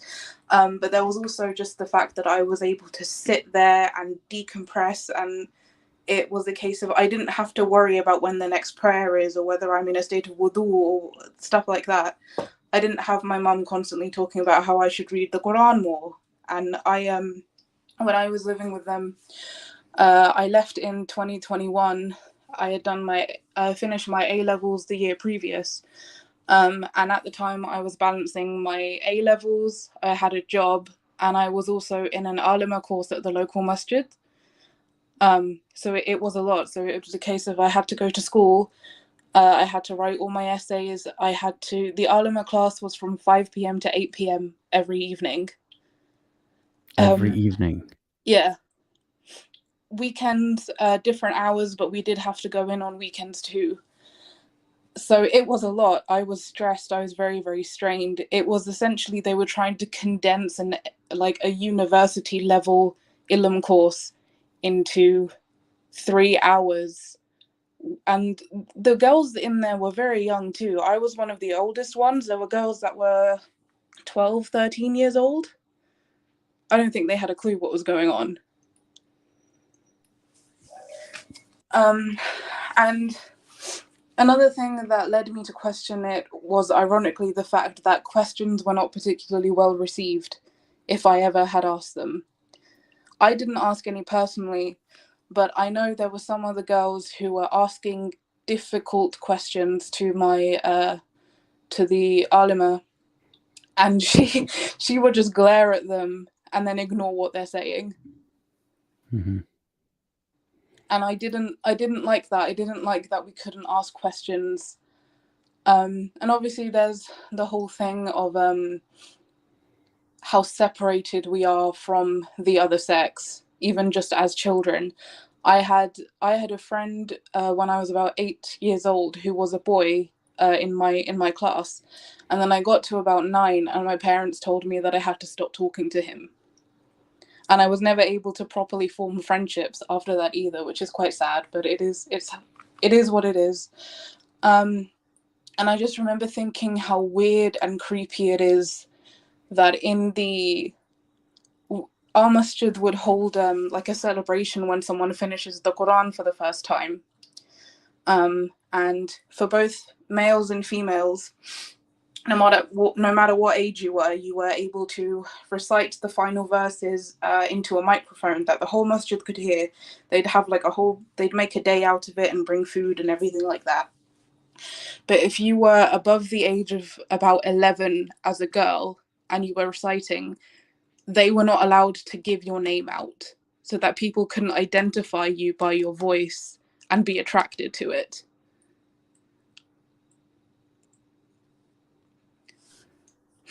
And I know a lot of people who, like, if they want to call out their mother in public, or a husband calling out his wife, they would say whoever, or like they would say the name of the boy kid, because saying the woman's name in public would identify her and make her a subject of lust somehow.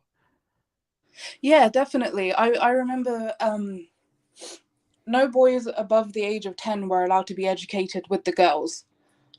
Usually the boys were just so the masjid was divided into different floors, and the women had one floor and the men had the other floor. The men had the better floor, I'm going to point out, but that's neither here nor there. And boys above the age of 10 were not allowed to be educated with the women. And obviously all my teachers were female as well. And there was a little boy who obviously wasn't older than 10 years old. And I remember one day my teacher scolded him because when they were entering the masjid, he joyously called out her name because he liked her. He identified her with her title and her name. And then she gave us a lecture for about 15 minutes about how you can't do that because obviously then all the men know who she is. And this was a woman in like full abaya, full niqab, everything. No one could see anything except her eyes, but just simply knowing her name was enough to shame her. That's a level of dehumanization that outsiders don't understand. No, and I was wearing niqab when I was 12 years old. My parents tried to put me in hijab around 7 to 8. I didn't like it. And then when I was 11, they put their foot down and were like, you need to wear it now. You don't really, you're not allowed to take it off. So I didn't. And then I was put into niqab when I was about 12. But then around that time, there were a series of terror attacks, and my parents were worried that the niqab would make me more of a target. So I stopped wearing niqab, but I had to wear hijab. Mm-hmm. And it's so sad that there are so many women that live the way, and I'm in the West. I'm born and raised in the West. I'm protected by all the laws that I could possibly want, but yet I still was not allowed to just show my hair in public. Sorry, you said you weren't allowed to what? Show or share your hair in public? Show my hair, sorry. Show. Yeah, I'm just checking. I'm sorry that you had to go through all of that. How has that changed now? Are you able to? Do you want to dress differently now? Do you dress differently now? I dress differently in terms of like you might see my legs and my arms, but I don't go out like extremely scantily clad. For a few months after I left my parents. That's interesting that that's where your mind went. Yeah, right? I know I still have a lot of remnants of that kind of indoctrination that was hammered into me, and I still feel the need to defend it. A few months after I left, I didn't have a hijab. I had a hijab with me. I wasn't wearing it, but I would have the hood of my coat over my head at all times. I physically could not bring myself to take it off for a very, very long time after leaving.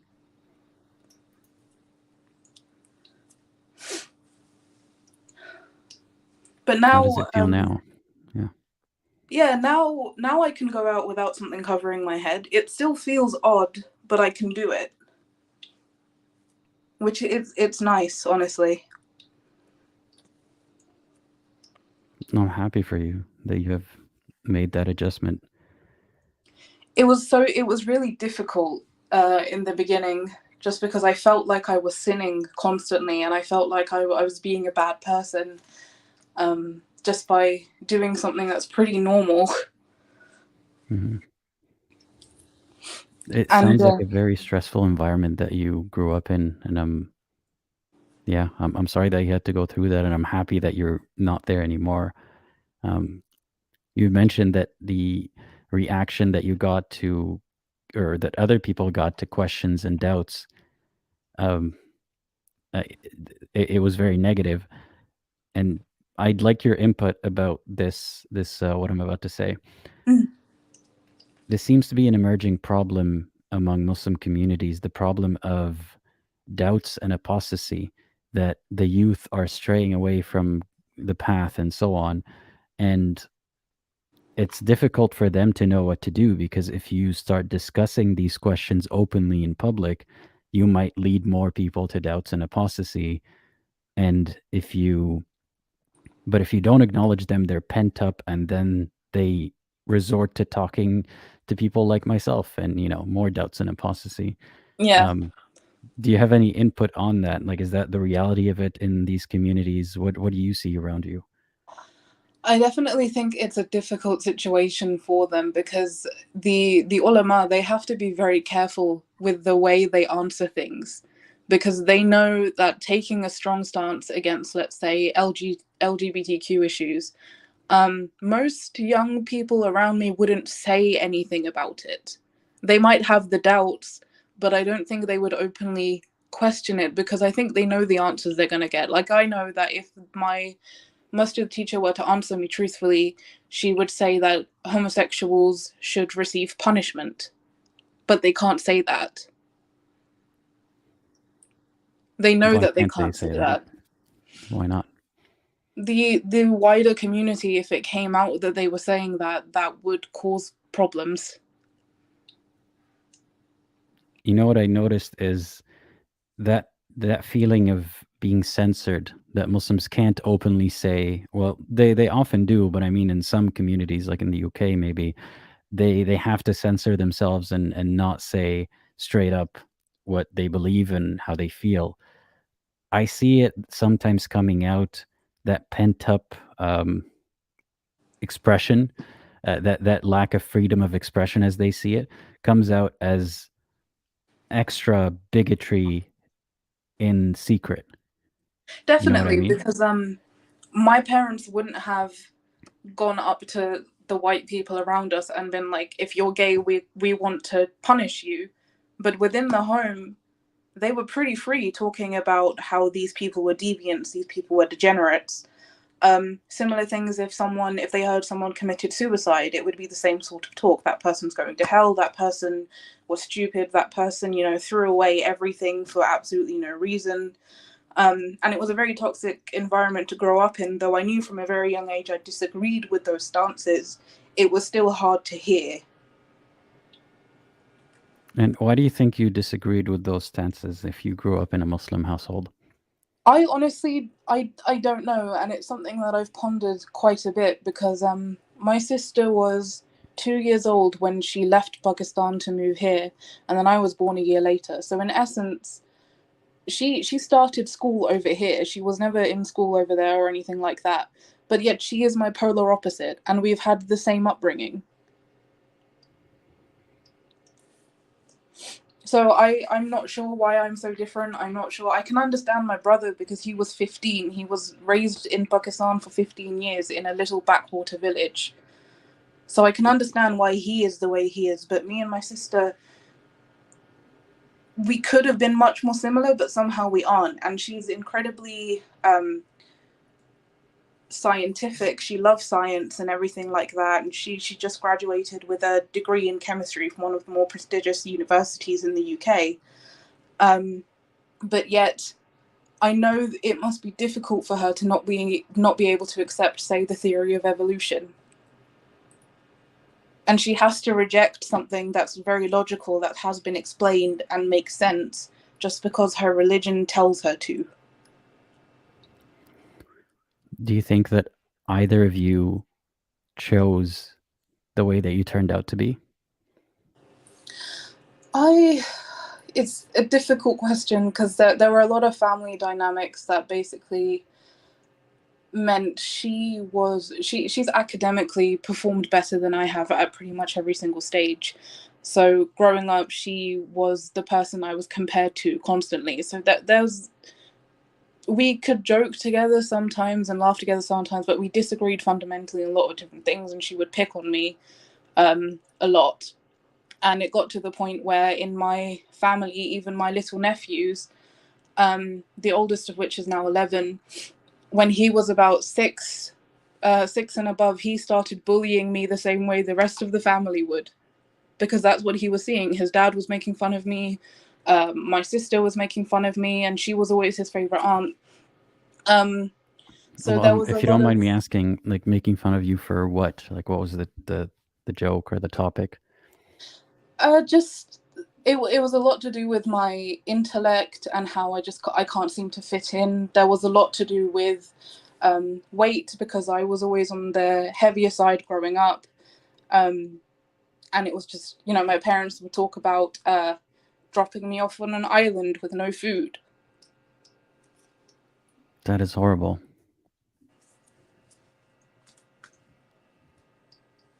Yeah, I'm sorry they said that to you. And yet she is the religious one. Yeah, definitely. They never had to wake her up for Fajr or anything like that. So she was always up by herself. She would read Quran constantly. I know she is definitely very homophobic because she's been vocal about that in the past. We have a cousin that I think is bisexual. She was sort of trying to come out, and she's slightly younger than me. I think she's about 18 now. She's very, I think she was trying to come out, and then my sister started making fun of her and saying she's a degenerate and all that, and then she stopped. She makes fun of people who self-harm, for example. I used to, when I was I started about 12 and it carried on until I was about 19. And she caught me once. I was 14. And she made me show my mum, and then they laughed about it. And they called me a white girl, as though that's something that I shouldn't aspire to be. So, yeah. I'm so sorry that they did that. That was your attempt to find comfort in an environment where everyone is a bully, where not only do you not fit in, but they make sure to point out how and why you don't fit in because of them. And it angers me that all these self-righteous bullies are the most religious people somehow. Like, at no point did they feel the moral guidance of God to tell them to not be horrible people. No, and that's the thing. And according to scripture, canonically, because I'm not by any means someone who is an expert in Islam, but I know a fair amount just because of the way I grew up. And I went to the madrasa and I was in an alima course. You know, it was supposed to be a 7-year course where I was to learn Arabic as a language and then study the Quran, knowing Arabic and the hadith and everything like that. So it wasn't a casual thing. But canonically, Islam is pretty intolerant of women in general, LGBT, anyone who thinks differently, just in general. You have to follow it on such a narrow path, or else you're a heretic. Or worse, like an apostate. And Islam doesn't give a way to deal with self-harm or suicide. No, it just tells you you're going to hell. I mean, someone who commits suicide is not allowed the same burial rights of, like, you can't have a Salai Janaza or anything like that. They're not allowed to wash you the same way that they would wash someone and take care of someone's body just because you chose to end your life because of whatever suffering you were going through. And then isn't there a verse in the Quran that says Allah does not put a burden upon someone that they cannot bear? So if you can't bear the burden, then what's wrong with you? Yeah, it puts all the blame on us. And what really angers me is that such believers don't even have the awareness to realize the hypocrisy of Muhammad having been suicidal and Allah reassuring him. But yet somehow if anyone else were to have that same inkling, that same thought, that same mental illness, they're the worst of the worst. They're going to hell. Yeah, exactly. Burning for all eternity just because something made us different. Whether it's neurochemical reactions in the brain or it's solely a product of our environment. God did put us here at the end of the day. I didn't have a choice as to whether I wanted to be born or not. Although I think I don't know whether this is a fringe teaching or something, but it's something I heard growing up. that there was a point before we were all born that God asked us whether we wanted to be born and whether we would worship him if we were. And all of us apparently said yes. Not that I recall this.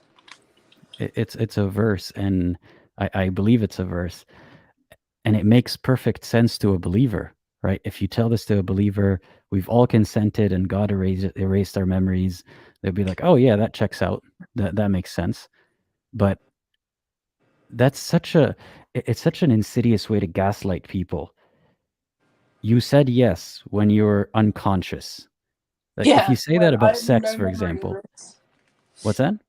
I was like, I have no memory of this. I don't remember consenting to this. I don't remember saying that, oh yeah, I'll definitely worship you when I, am born, even though I'm not going to remember making this agreement at all.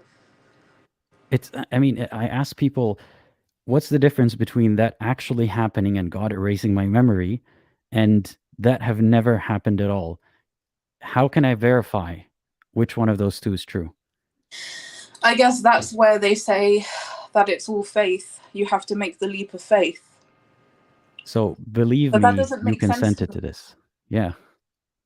It just doesn't make sense to me. I don't understand how God, if he exists at all, which I don't think, if any sort of higher being exists, or at least I hope he is not the God of Islam or any of the Abrahamic religions. I don't understand how he could create something so imperfect and then demand that we be perfect and hold us to standards of an agreement that we don't even remember making. But then to also say that he knows everything we're going to do in our whole life, and it's already written, he knows what we're going to do, but then also say we have the choice as to whether we do what. That is one of the biggest contradictions in Islam. But it really, really upsets me that people go through a lot of suffering in this world, and that Islam not only doesn't get in the way, doesn't stop the suffering, it exacerbates it. It plays on people's narcissism so well, because Allah is a narcissist. I definitely agree with that interpretation. I mean, he created us solely to worship him, and then gets pissed when people don't. As he expected they wouldn't. Like, yeah, what kind of... He knew there would be a good chunk of us that don't, and then he sends us to hell. It's such a... I think if people modeled the behavior in Islam of Allah, of Muhammad sometimes, they end up being the worst bullies, or at the very least, the worst bullies are not stopped by this moral teaching, because they can easily find in it all the narcissism that they will inflict on others around them. I mean, my thoughts on Muhammad specifically, if someone like him were to come about today, we would say that he's schizophrenic. Mm-hmm. Or that he has some kind of mental illness. Schizophrenia obviously includes illusions of grandeur, and a lot of people with it will say things like, I am a prophet, I am a messenger of God, I am giving you this message. It's like Charles Manson, and people of that same ilk. We would put him in that category.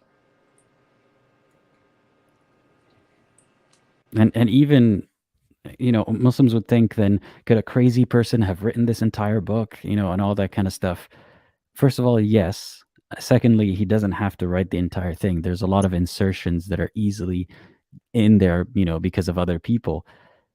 But they seem to miss the point that there is no difference between him and someone else who has the same symptoms, except the legacy. Yeah, exactly. There is no difference at all. And he taught some of the most heinous things. But we can't say that. We can't say that freely, because we end up fearing for our lives. Well, it only takes the slightest criticism and people go up in arms about it all the time. I've seen it myself. I mean, on the Exmuslims subreddit is not some paragon of virtue. I'm not going to pretend that everyone there is there for solely good intentions and solely debate. But you say the slightest thing and you'll be brigaded by so many people that come into your DMs and wish you death and want to hurt you. And that's even taking aside from what people will say in the comments. And you have people that actively want to try to find you just because you are saying things that they disagree with. And again, I am in a country where I am safe. I have the police on my side if something goes wrong.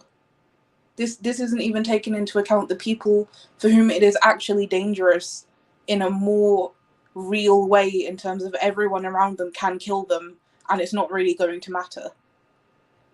And well, as you joked earlier, that had you objected to all this stuff earlier, you could have been sent to Pakistan. Yeah, definitely. If my parents knew the severity of my level of disbelief and how much I was actually trying to fight it, they would have at minimum sent me to Pakistan indefinitely. They did it to one of my cousins. One of my cousins was taken to Pakistan on holiday, quote unquote, and just left there. And he stayed there for, they were going to say 4 years, but then brought him back after 2. I have a friend whose parents discovered that she's an apostate. She's 18, and the very next day they went to Dubai, and she's not been able to come back.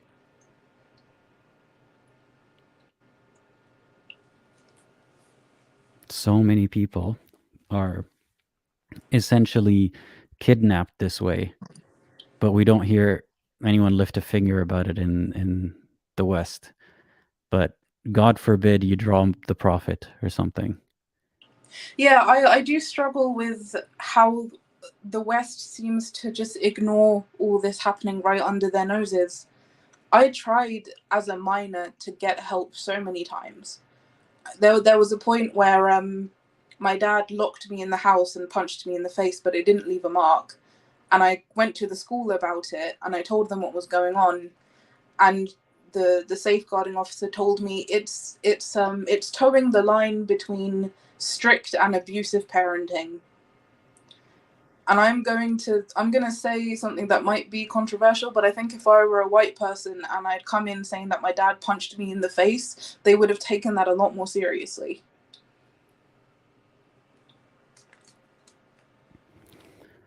I loathe this wide berth that people seem to give Muslims, because they fear that this is their culture, this is how they do things.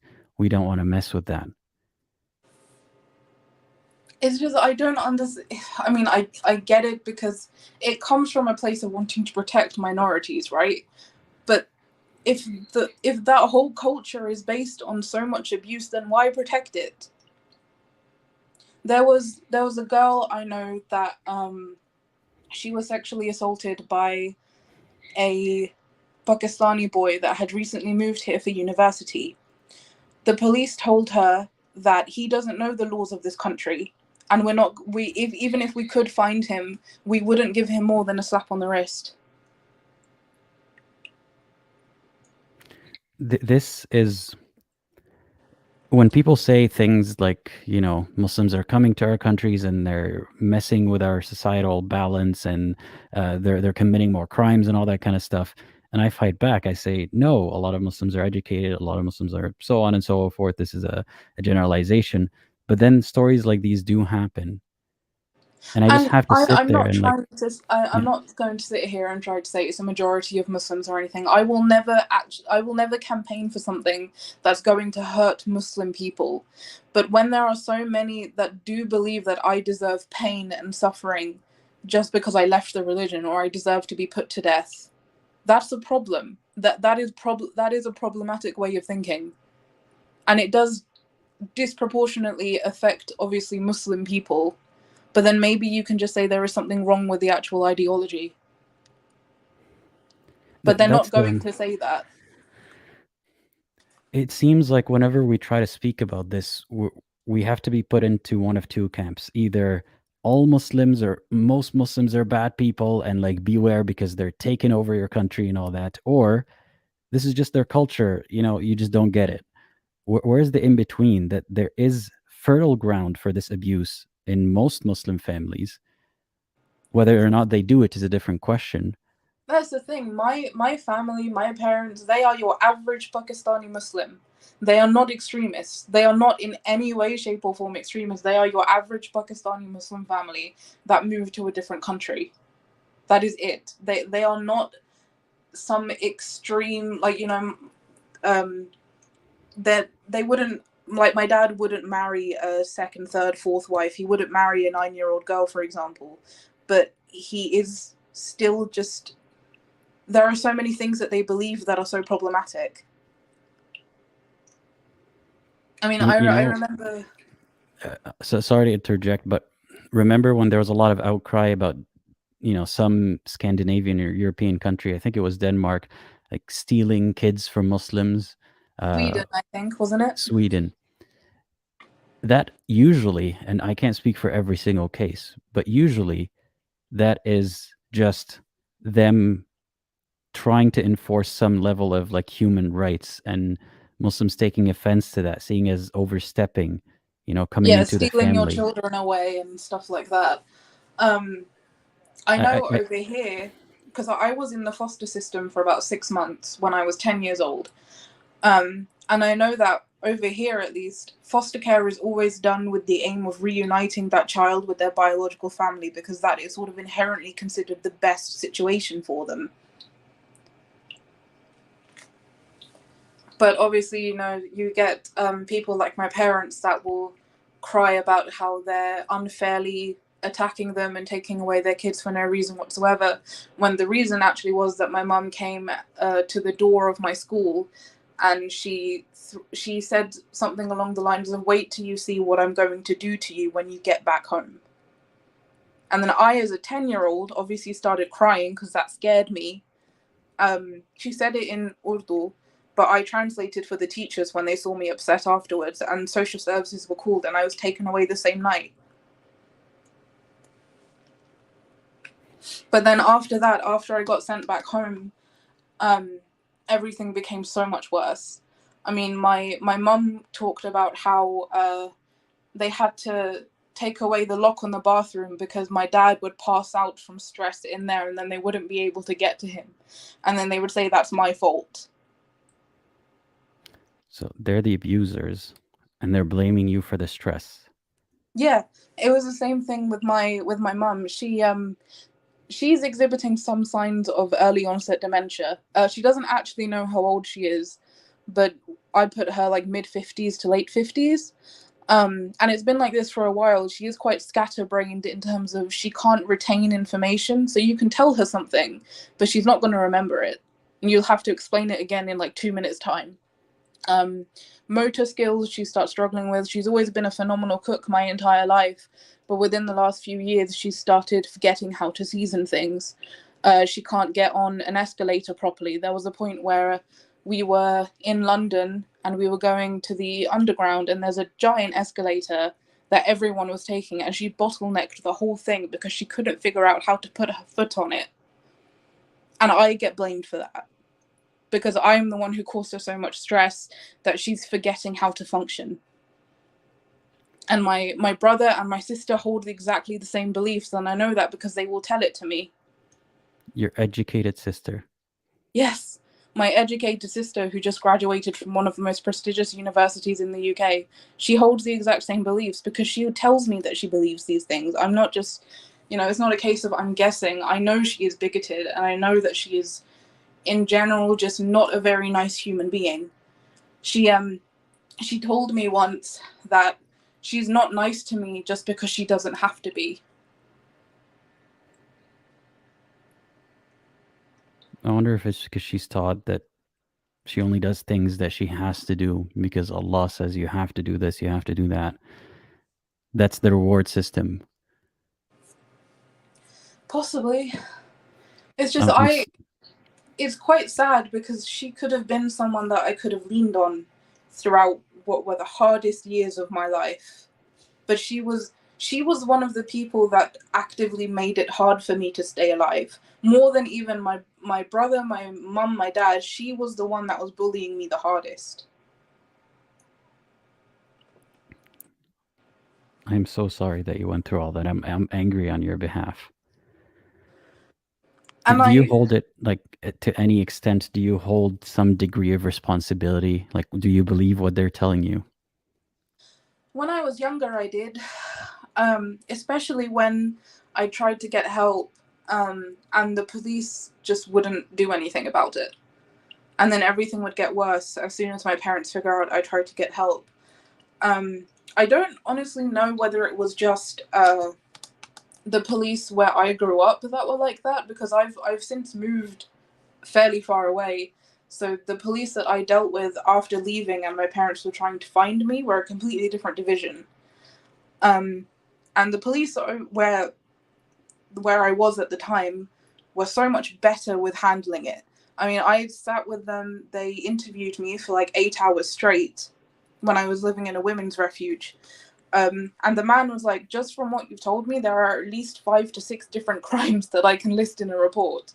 And I don't understand. He was saying he doesn't understand why the police where I grew up weren't doing anything about it. Was there a bigger population of Muslims where you grew up? I think so. So I guess just like tolerance to that kind of thing happening more often.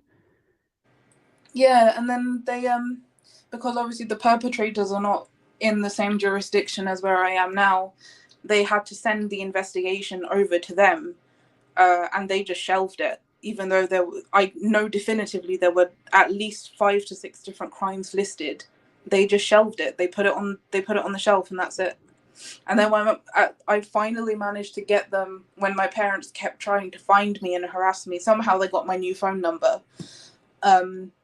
I finally got them to go round to my parents' house and tell them that if they keep trying to find me, I'm going to take them to court. I haven't heard anything since then. That was on my 19th birthday. That is a lot to go through before you've even turned 19. I'm sorry. But it's made me who I am now. I like who I am. I don't know what that's really worth, but I like who I am, and I have empathy and I have compassion, and I no longer need to battle against the religion that I was brought up in that tells me I need to hate people just because of who they are and that they believe something differently to what I do. One of the other things that led me to question was I was in counseling as a teenager, and even with my counselor, I was sort of trying to defend Islam, even though I didn't really believe in it, but I was doing it anyway. And one of the questions she posed was, are you for or against the death penalty? And I said something along the lines of, well, if they do it, then surely they do it without a hint of doubt, right? Because it came from God. And she was like, no, they definitely execute people that later on have been found to be innocent, even in Islamic courts.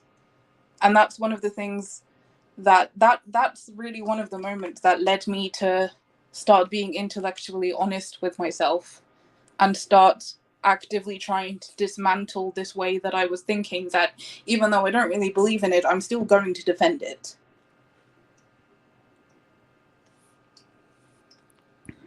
And do you feel that way now? That you still have to defend Muslims or Islam?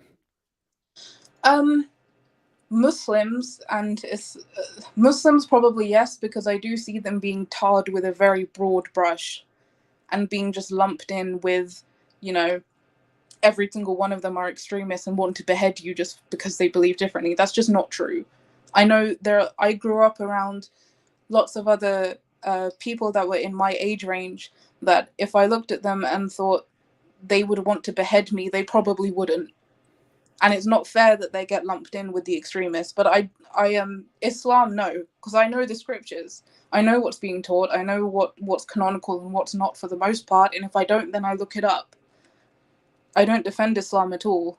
But there's lots of fear mongering. I've seen so many posts where people are like, Muslims are on track to become the majority of people in the UK, and that is going to cause problems, and they're going to try and take over with Sharia law. I'm like, Britain is never going to become a Sharia law country. It's just not going to happen.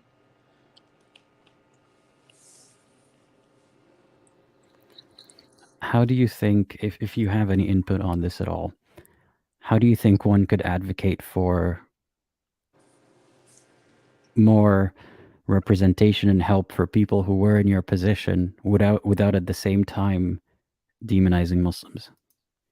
It's a tricky one, and the answer to that is I don't know. I know there exist, at least in the UK, charities that are focused specifically on helping people that were in my position. I also know those face a lot of opposition, because it sends this message to them that we're saying all Muslims are bad, which we're not. We're just trying to rescue the people that were from backgrounds that are extreme are from extreme ideologies, essentially, which Islam in general is a fairly extreme ideology. But so of course it disproportionately affects Muslims, because, like I said, my family are very average Pakistani Muslims. They are not by any stretch, they're not going out and beheading people, but they still believe fairly extreme things. And it's a difficult task that I will leave to better minds than mine to try and separate the two. I think people always go to the example of beheading, but we don't have to. Again, there's two extremes. Either everyone wants to behead you, or they're all very great people and there's nothing wrong with the religion. I know there is a middle ground that we need to find somewhere. There does exist a middle ground, and we have to find it, because it's not fair to anyone who wants to practice peacefully that they are being demonized for practicing peacefully and not holding these incredibly harmful toxic beliefs, because not everyone does. But there are also lots of people that do, and the people that do need some sort of checks against them. And the people that do practice the uglier flavor of Islam, it doesn't just have to be about death. It's not about beheading. Like, there's a lot of abuse that happens in Muslim families, in everyday average Muslim families. That's not about extremism. It's not about killing anybody. So we don't have to wait for the threshold to be, is this person literally supporting a terrorist organization or killing or not? Yeah, exactly. I mean, I know the UK has had an issue with honor killing with a lot of the female children if they deviate. There have been quite a few documented cases of that.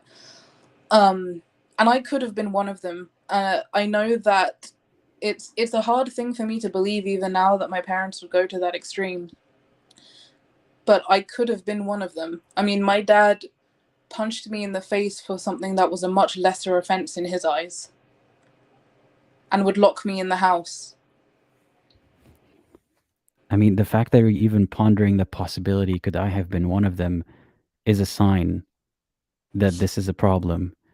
I've read the stories of those girls, and my life matches almost point to point with stuff that they were going through.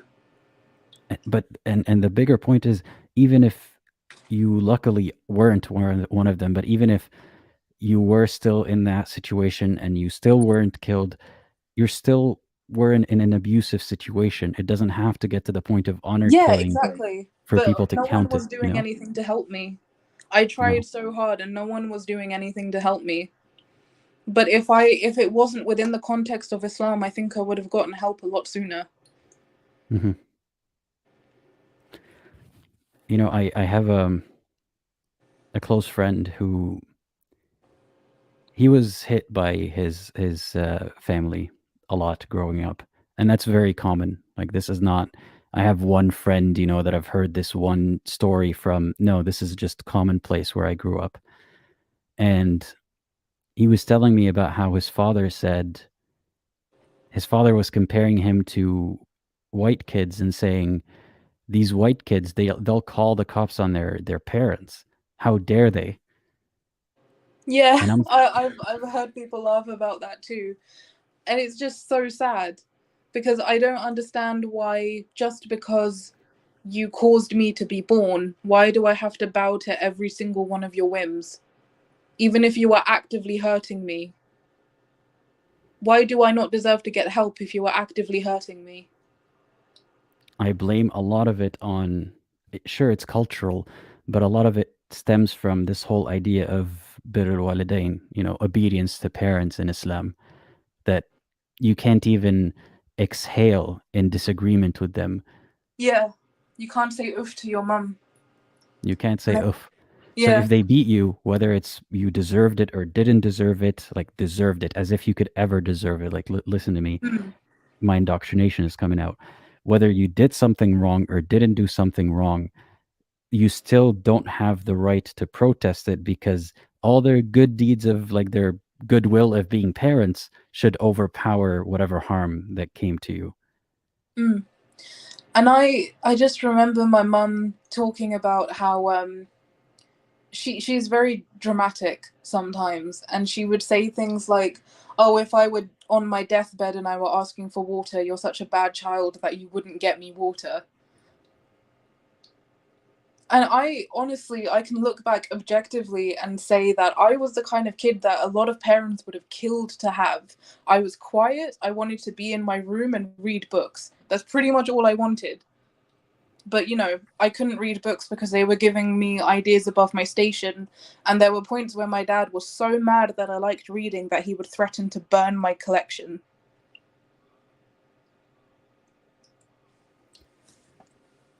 You were just not the bully daughter that would have fit in with them better.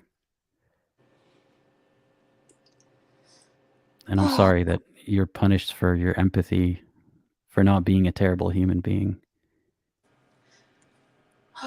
It's even now I find it difficult to say that my family are terrible, but they are. And I'm not just saying it because they are Muslim. I'm saying it because they actively want to hurt people that are different to them.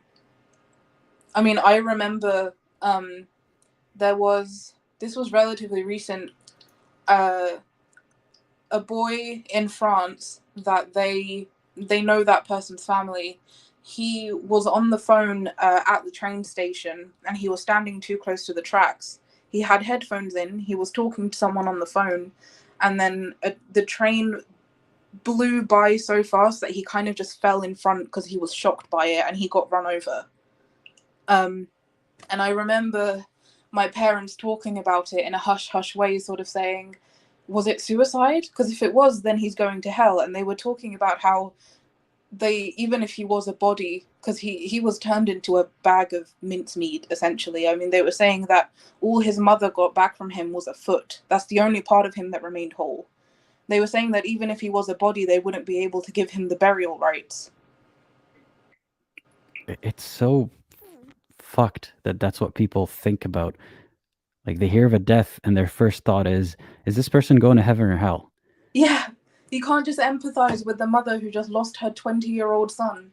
He was just coming back from university, and they were talking about how, oh, well, surely if he was going to commit suicide, he wouldn't have just done a full day at uni and then on the way back. You know, why does it matter? Why does it matter at all? And that conclusion, again, that someone could be struggling so much that they kill themselves. And that's not me saying that this is a valid way to deal with problems or that I'm advocating for it in any way. But I can understand that someone arrived at that conclusion because of how their life is going, perhaps even because of insanity, if you want to call it that. How could you then wish them or celebrate or acknowledge and be okay with them being tortured even more? He was just a kid. I mean, I'm almost 21. He was my age when he died. You know, and they always talk about how, oh, you young kids know nothing and we're the wise ones and you have to listen to us and everything like that. But at the same time, they're so quick to demonize someone who, and it turns out this wasn't suicide anyway. It literally was just that he was shocked by the noise and he fell. That's all it was. But they are so quick to demonize people who just think differently. And maybe he was in so much pain that he decided to jump in front of a train. But why does it matter? See, a moment like that would bring, and did when I was younger, not specifically the situation, but a moment of having empathy for someone who my religion says is doomed, when I see that I don't see why they're doomed. That shook my faith. But for a lot of people like that, it's not a problem at all. No, and for me, it was a lot of that was the vitriol against LGBT people and how they should be punished for something that they can't help.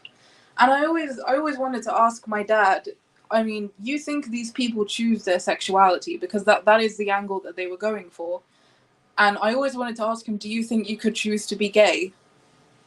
Because if so, I'm sure a lot of the people that grow up in those situations and are abused solely because that they're gay or they're bi or whatever would choose to become straight, right? Because they don't want to deal with it.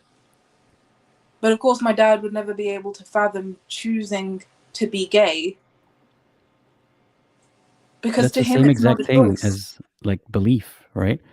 It's their idea that people choose to be kuffar. They choose to deny God because whatever, like, insert whatever reward they would get from that is worth more to those people than accepting Allah. It's the same idea. Oh, they choose to be gay because whatever reward they get from that is better than accepting the good way. If they It's so, understood one, they would understand the other. I've seen so many people who say if you are gay, you just need to not express it in any way. And you just need to live a life that is halal, essentially. So don't ever give in to those desires. But what a sad way that is to live on something that you don't even know if Islam is true. There is no way anybody on the face of this planet, you might believe it with all your heart, but you never know that this is the truth. You are never going to know that. So why should someone throw away their whole life on something that they are never able to prove is the right thing? It's Not Pascal's only that, wager, but essentially. Why? it's even worse. It's not just that you're gambling your life over something you can't prove. It's something that if you examine is more suspicious than provable. Exactly. I mean, there's so many more things that when I was studying that led me to doubt than actually led me to believe. My disbelief comes from the knowledge that I have. The belief was there when it was all I ever knew as a very young child. And then as soon as I was enrolled in madrasa and I was being taught all these different things, that's where my disbelief started. Because I was thinking, that doesn't feel right. That doesn't make sense to me.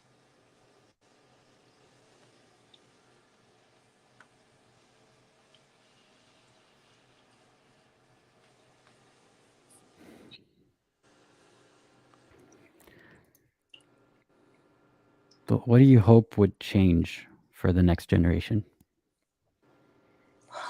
I hope that there is more openness in general. I hope that parents stop demonizing their kids just for having questions or for believing something different. I don't see much of that happening, just because they keep, I know with my brother, his marriage, he brought over someone from Pakistan. So you're constantly having an influx of people who were born and raised in a different country with completely different beliefs, like my parents. And then it kind of just keeps going like that, because I know for my nephews and my niece, their parents are going to want them to marry a cousin from back home and then bring them over here. But the openness tends to come from the people that were born and raised here versus the people who are brought over. I know that's very common in my community, so I can only speak to my community in where I grew up. But there was a constant influx of people that were brought over from back home. And what about that? I find that they tend to be much more closed-minded.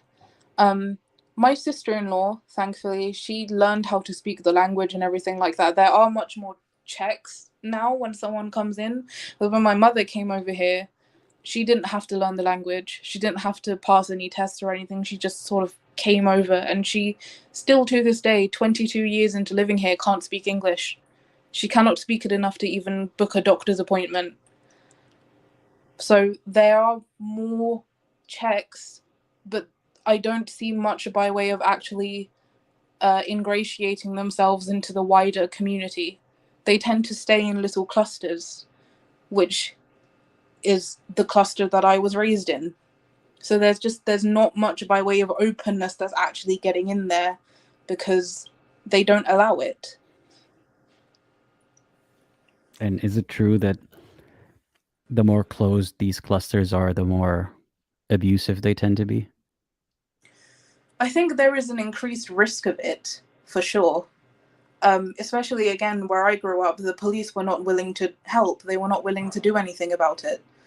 And as long as they sort of get to govern themselves exactly how they see fit and disregard the laws of the country they're in, there is definitely an increased risk of abuse happening. Because my parents basically lived as though they lived in Pakistan, which they didn't. And they tried to raise me as though they lived in Pakistan, but they didn't. So I want to take a moment to spare a thought for, I'm glad that you got out of that situation and you suffered, even though there were tools that weren't always implemented well to help you in that situation. And there are many people, most Muslims live in situations where there are no cops to go to who might or might not ignore your cries. Yeah, exactly. There are so many people in situations they can't get help. My friend who was taken over to Dubai, she can't get help. She can't even seek asylum back in the UK because a prerequisite to seek asylum in the UK is that you have to fail to secure help from the authorities of the country that you're currently in. How do you ask a Muslim government for help from your Muslim parents? Yeah, exactly. Yeah. I was looking up if she could seek asylum here, but she can't. This is the country that she was, I don't know whether she was born here, but she was definitely raised here. But unfortunately, she is not a citizen. So even if she were able to get to an embassy without someone seeing her and taking her back, she wouldn't be able to come back here because she's not a UK citizen.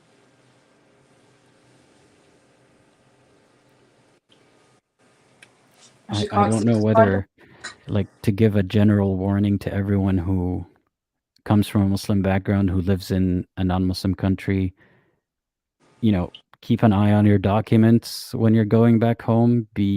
Have an exit strategy. It's such a paranoid way to live when you're supposed to just be going on vacation with your family or something. Yeah, I mean, it happened to one of my cousins. Went there for a holiday to visit family, and then his parents withheld his documents and just didn't book him a flight home. When I went to, when I was having issues with my family, it was sort of above the age of 10, and I visited Pakistan 2 to 3 times since that point. The last visit was 2019. And I remember when I went, I warned the school. I said that this is the date where I am supposed to come back to school. If I don't come back, I need you to call the police because something has gone wrong. How old were you then? 17. That is also the summer holiday visit where I was engaged to a cousin who lives over there. First cousin, my dad's brother's son. You were engaged at 17? Yeah, thankfully I didn't actually get married, but they engaged me to him, yes, and we were supposed to marry in Pakistan, and then he was going to come over here. I'm so glad that you weren't one of those people who, well, that sounds selfish to say. I was going to say who was stuck there, but I'm so sad that there are people who are stuck there. I mean, my school safeguarding teacher would talk about, in a broad sense, of how there were girls who would just go over supposedly for holiday and then just never come back. 17, you had to think to tell your school to call the cops if you don't come back because you were going to be married off and stuck in another country. These aren't like extremist stories that we hear about. Like, you weren't abducted and taken to some jihadi organization. This is everyday engineer / doctor / whatever else, Muslim family occurrence. Yeah, I mean, it was just a family holiday. It was literally going back to see aunts and uncles and cousins that still lived over there. That's all it was, but it could have been so different. They hosted an engagement party. Thankfully, it wasn't a wedding, but it could have been. It could have very easily been, because that was also a point where I was having issues with my parents. And even while I was in Pakistan, my dad was saying he wanted to just leave me there.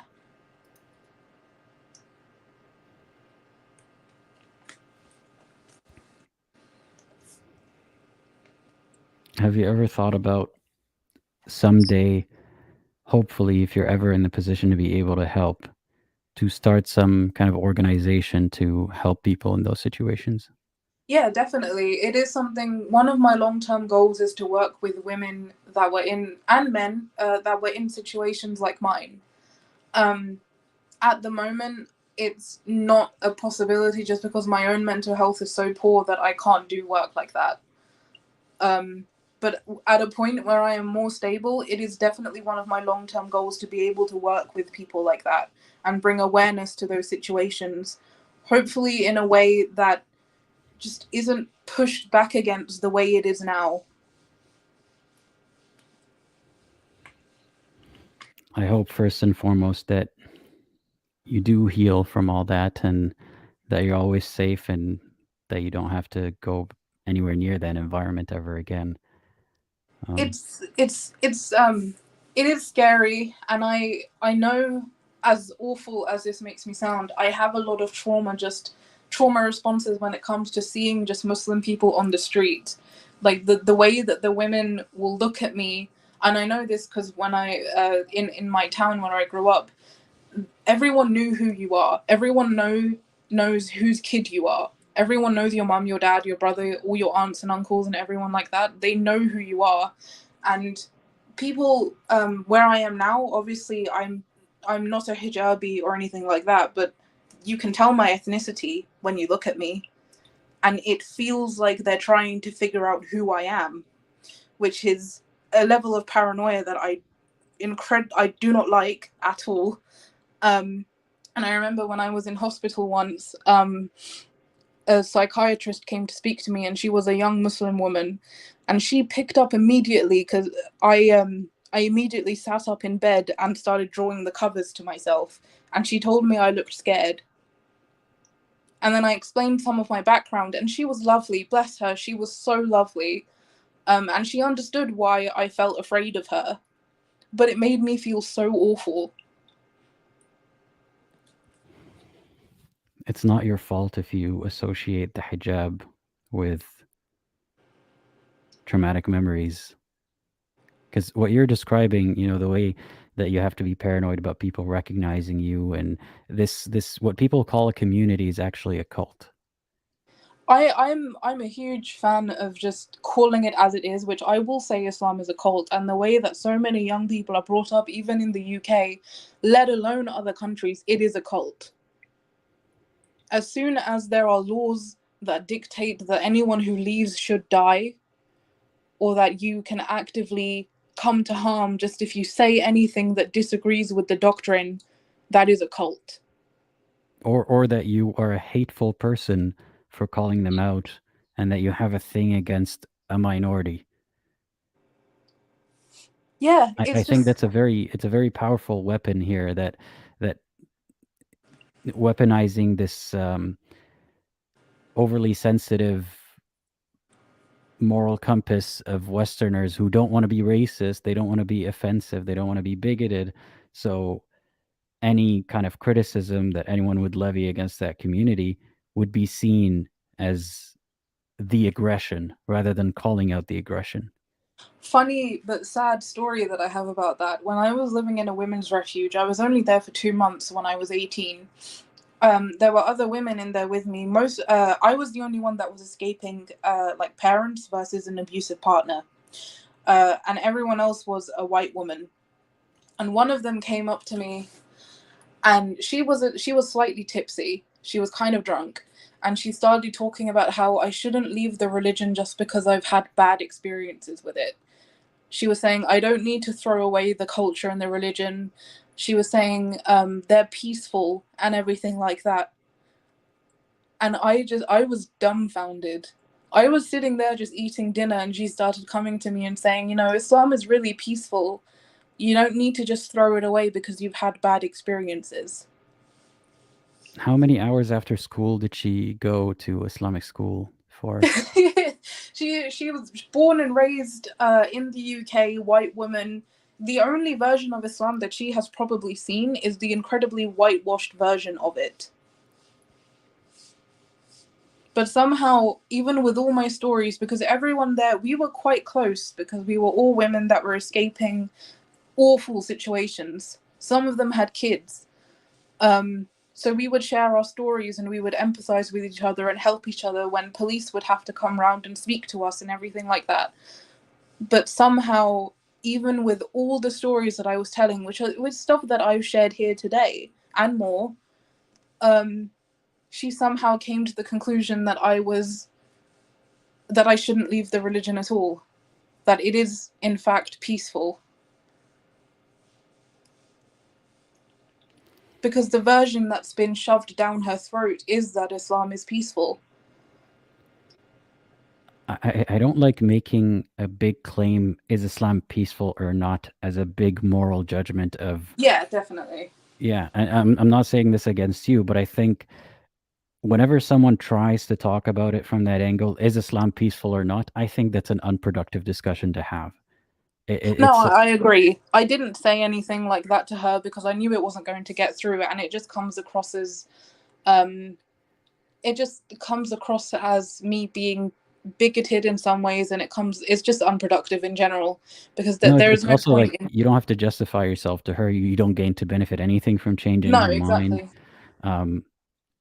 But also it's like saying, is water good as a general concept? If you're someone who's drowning in water in the middle of the ocean, water is not good. If the water is salty, it's not good. Is water good when you need water, when it's clean? Yeah. So I'm not saying that Islam has a lot of good if you get past the bad and all that. No, arguing whether Islam is peaceful or not is unproductive, because if you say because it puts you in two positions: either Islam is absolute peace or Islam is absolute chaos and murder and hell. Yeah, there's a lot more nuance to it than that. And obviously she was coming at it from a perspective that I would have to really sit and dismantle with her, and I wasn't going to do that because there was no need for me to defend myself. So I just told her that I'm not comfortable speaking about this. I asked her to back off. She tried again once later when she was tipsy again, and then I brought it to the attention of the support worker, who spoke to her and said, you can't say stuff like that. It would be akin to me saying, your partner didn't sound that bad. Why did you leave him? Yeah. And obviously you can't say that. And she's thinking about it in these absolute terms, because the conversation has been dominated by Muslims who are shouting, we are not terrorists. Because the paradigm has just been like peaceful or terrorist, no in between. Like, if you say that Islam is not peaceful, then you're implying to, the outsider, or to Muslims even, therefore you must be the polar opposite of peace. But yeah, there's a lot of in between. So Islam creates a perfect environment for abuse, and at the very least, it doesn't steer people away from abusive behavior. It almost gives them the tool for it. Yeah. No, I agree 100%. It's sad. I mean, I'm reading the comments as we speak, and there are so many people that saying they relate to me and they hoped that they can get out the way I did, and I hope for all of you that you do. You honestly, you deserve to be able to live in the way that you want to live. I relate to some of what you're saying to varying degrees, and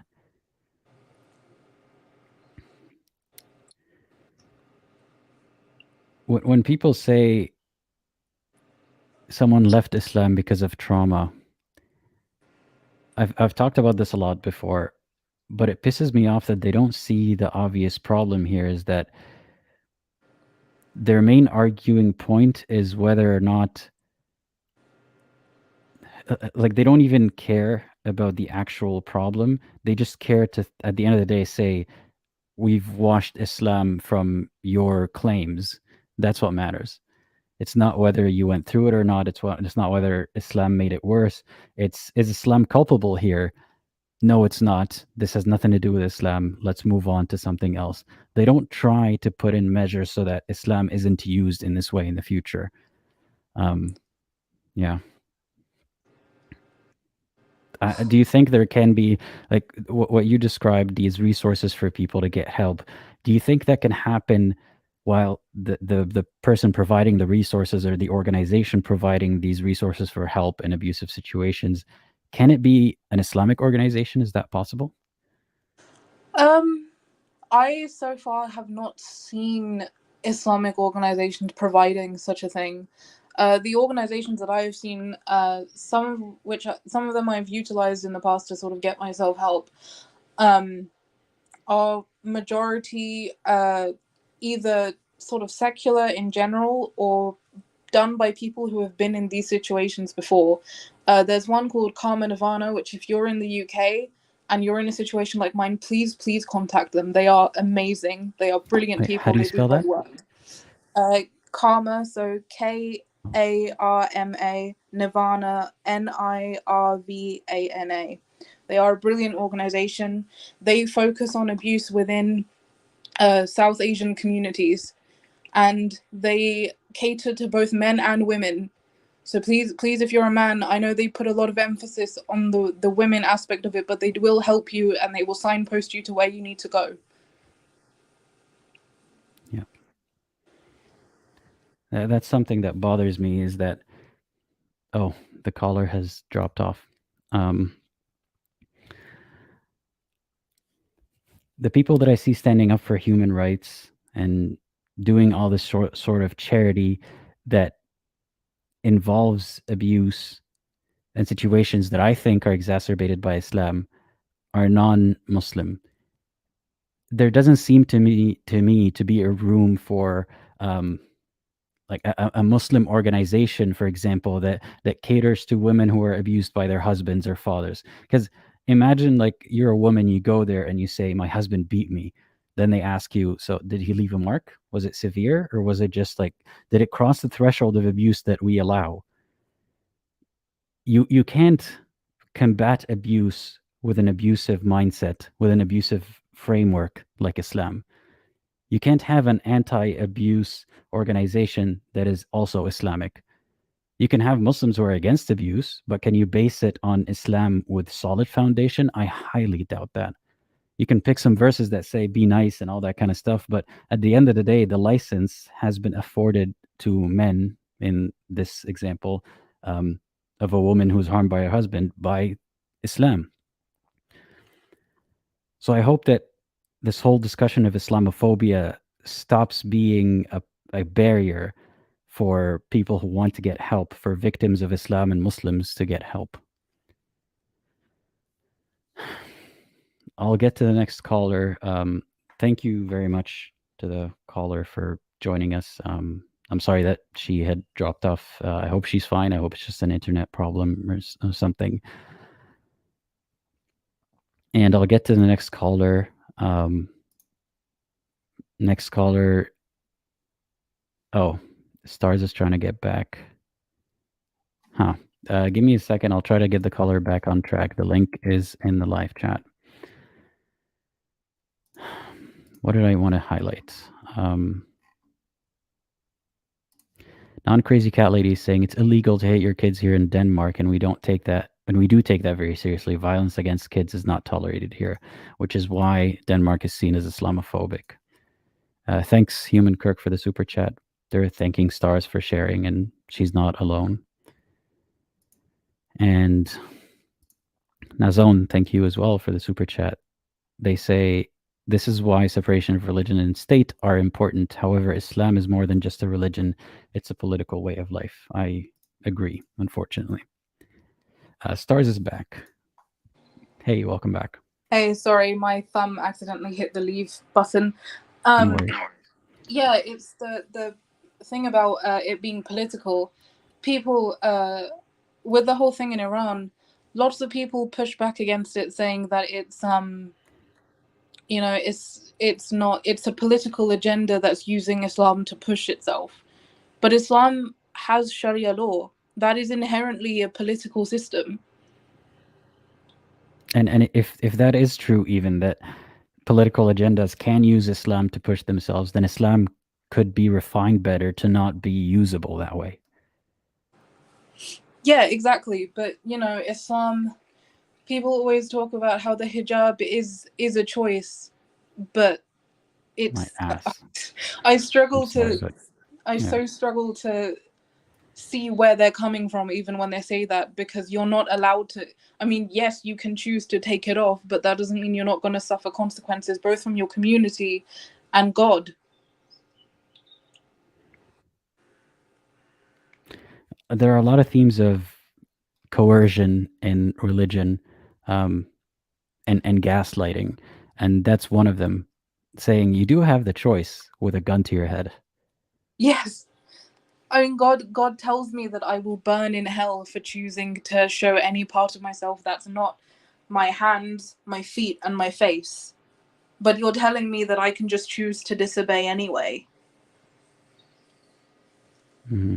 That's aside from the actual real life consequences and the threats and all that kind of stuff.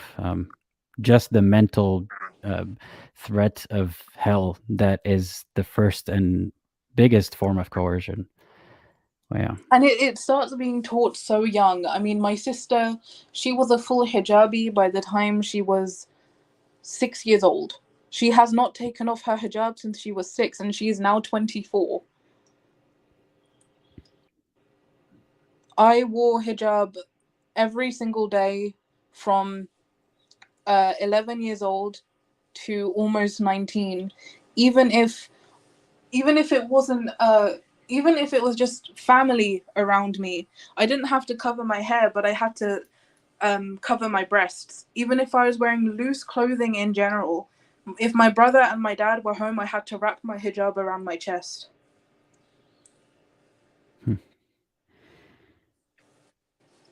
I wonder if the emphasis on not being turned on by your family members is why there's a huge obsession with that kind of pornography in those regions, fetishizing family members.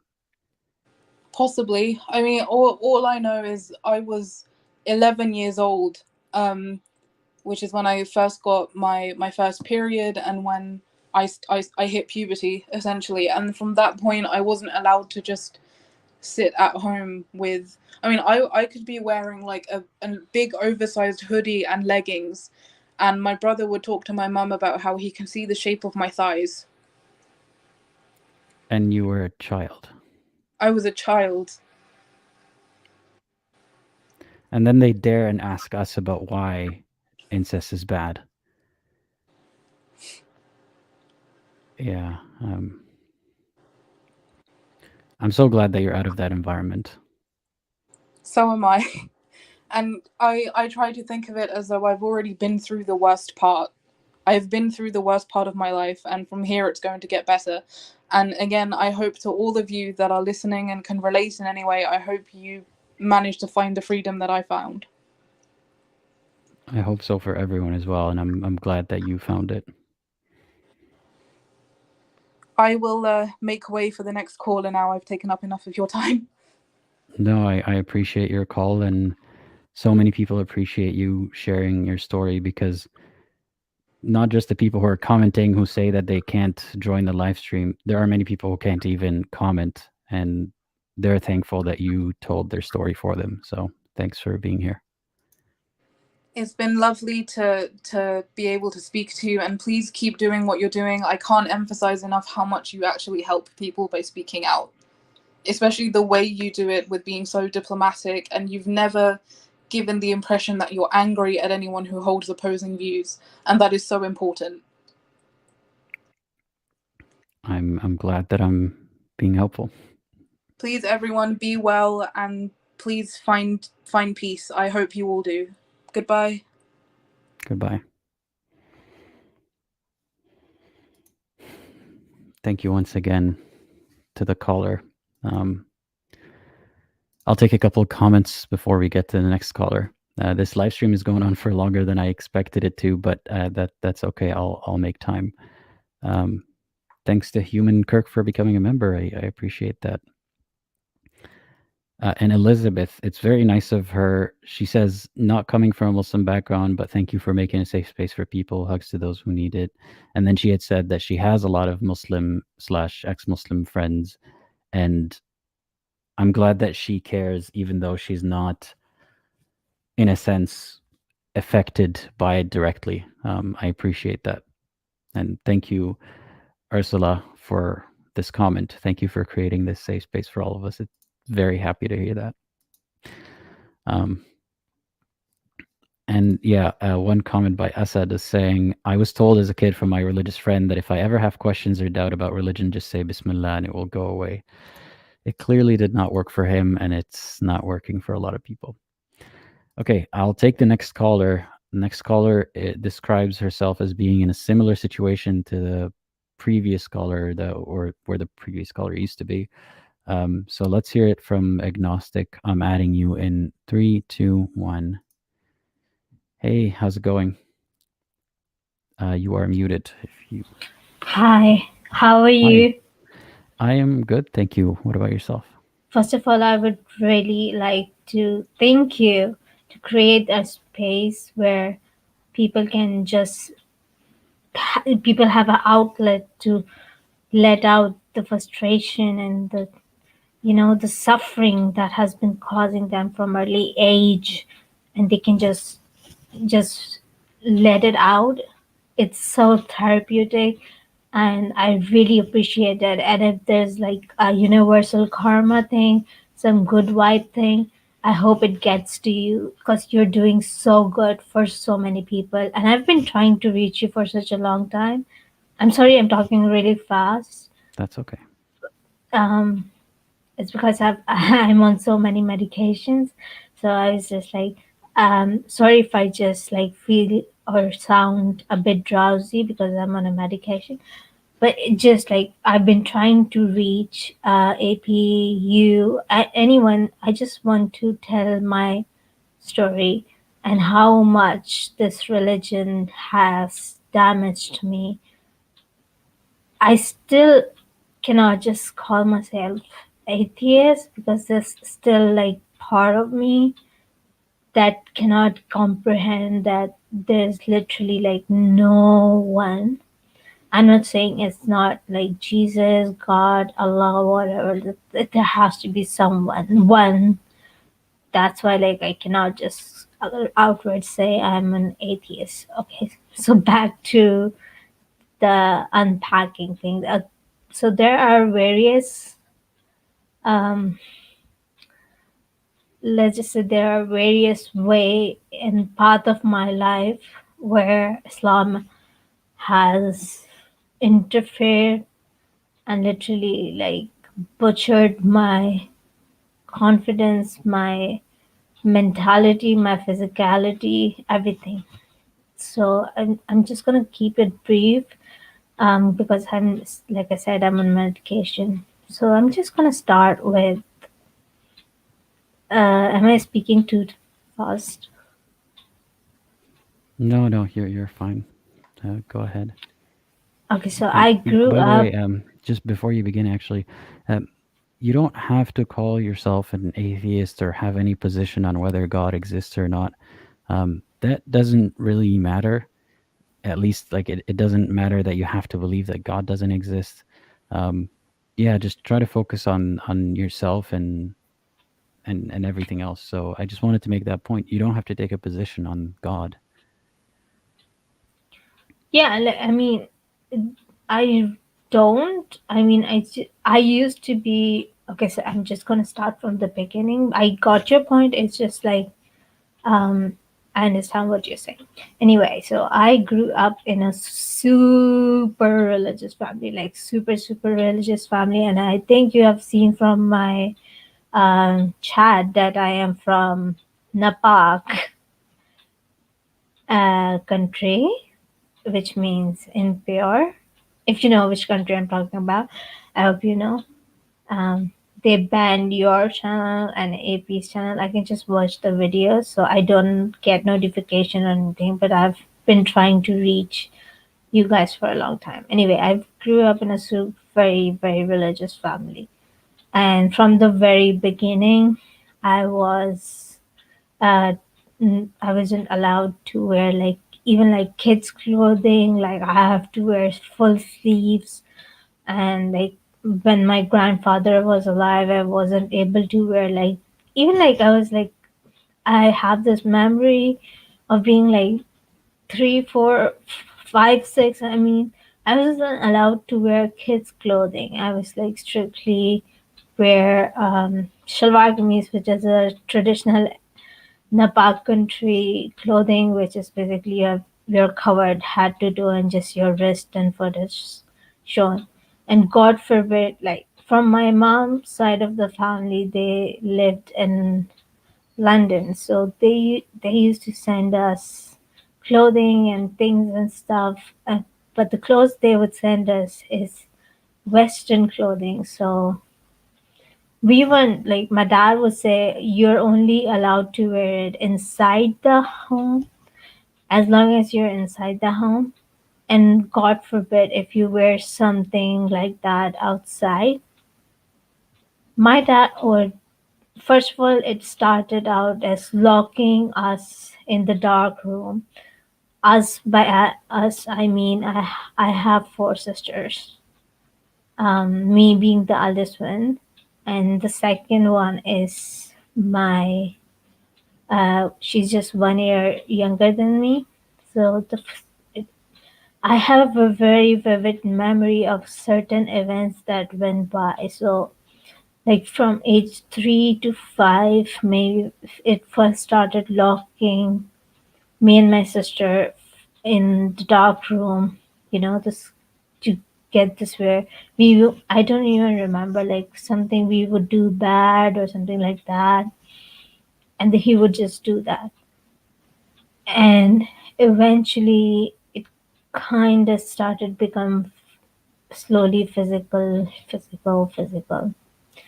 And then there's a mentality in my culture, especially like when South Asian culture and my Nepal country, my lovely Nepal country, it's just like you have to have a son. And like I said, my dad only had like he tried. Alhamdulillah, God bless my mother with the menopause. Otherwise, he would have continued to do so. Okay, so where do I go? First of all, I was essayed by my cousins, male cousin from my dad's side of family. Me and my sister were both actually essayed. What happened that every Friday, like the whole family from my father's side, this is I'm talking about when I was like 5 to 6, 7 maybe years old. Everyone used to gather around, like the whole family from my dad's side, and everyone would like just play around. My parents were so like clueless. My sister and we were just kids, and they would let us play with these much older boys in a locked room. And they would I can hear them in the next room having conversation while they sexually abused us. Not just like every week they would come, it would continue. And so eventually as I grew up, I blocked that part of my life. On top of that, my dad became even more tempered physically and mentally. He would say the most disgusting things. And the funniest part, like, this is where I bring in Islam. So my dad was like, everyone was like, oh, this guy is such a religious person. Like, people would come to him, oh, let's call him ABC. That's my dad. So he passed away anyway. So, but I don't regret talking about it. What's wrong is wrong. And like, so many people say to come and say to me, you cannot say bad thing about dead people. And I'm like, oh, that's cool. I can commit like 100 murders and then I will kill myself. So please don't say anything bad about me, because then I will be dead. Am I still going too fast? I'm rambling, I know. No, you're not. I'm sorry for what you've been through, and I'm sorry that no one around you recognized it and helped you when you needed it. Um, did you try to tell either of your parents to help you in that situation? Like I said, we were super young and we did not even understand what was like going on.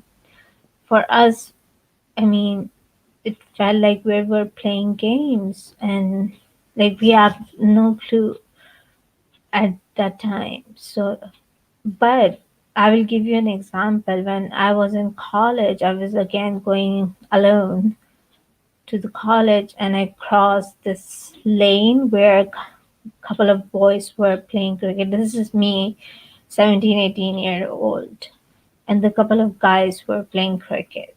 And I had to pass that lane alone to go to the college.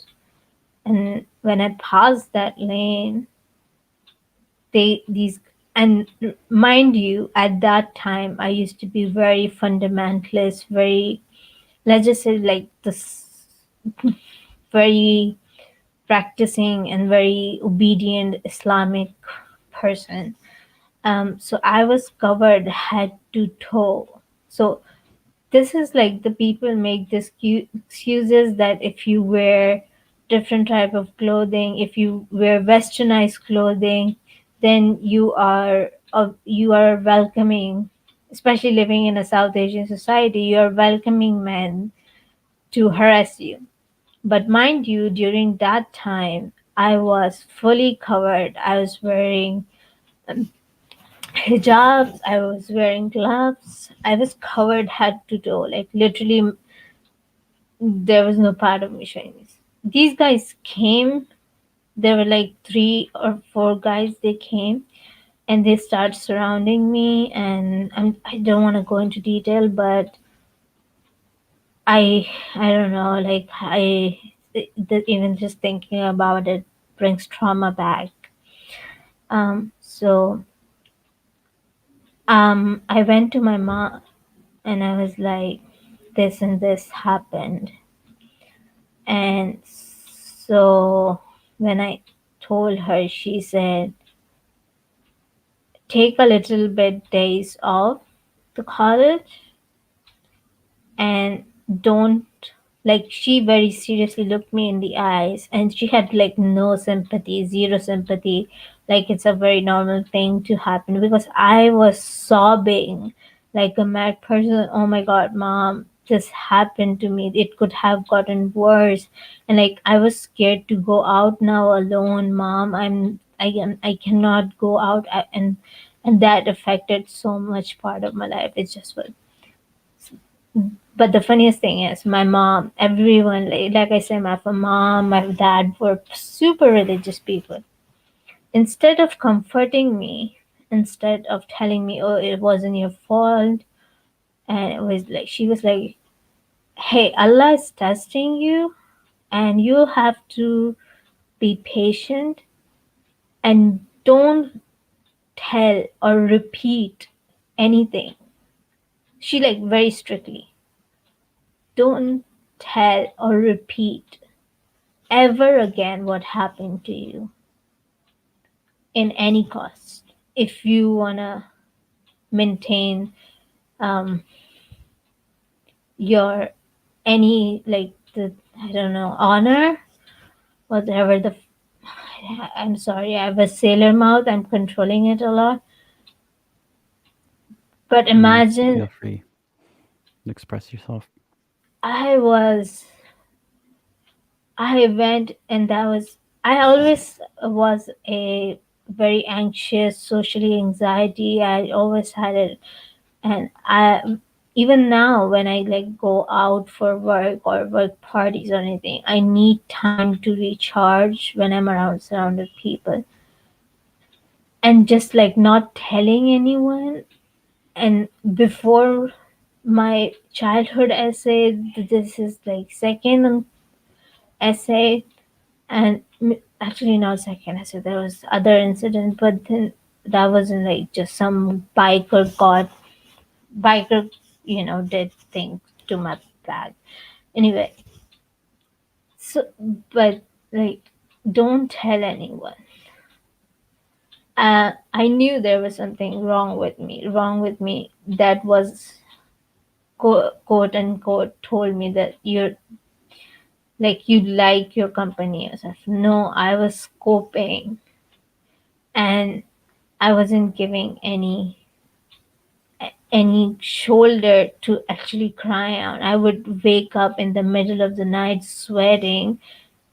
That I don't know, like every next day, if I had to go college, I don't know what next thing will happen to me. So I told my dad that I'm gonna get a job. I'm gonna pay for the college money myself by that, and I cannot go to college. And since my mom told me not to mention to anyone, including my father, my biological father, because that would make him maybe pull me out of the college, maybe just like literally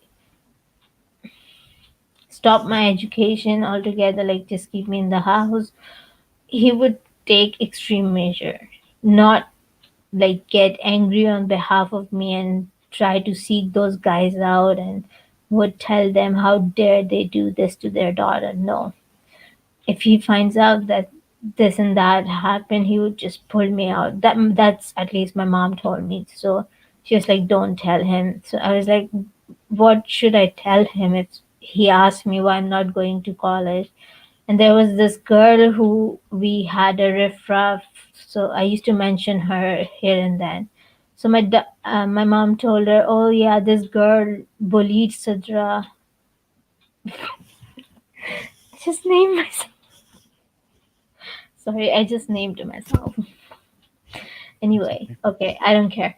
So my mom make up the story sheet that this girl is bullying her, and that's why she's not going to school. And my dad would bring this up, like I said, my dad had a super anger problem, and like he would pinpoint your weakest thing and then make you.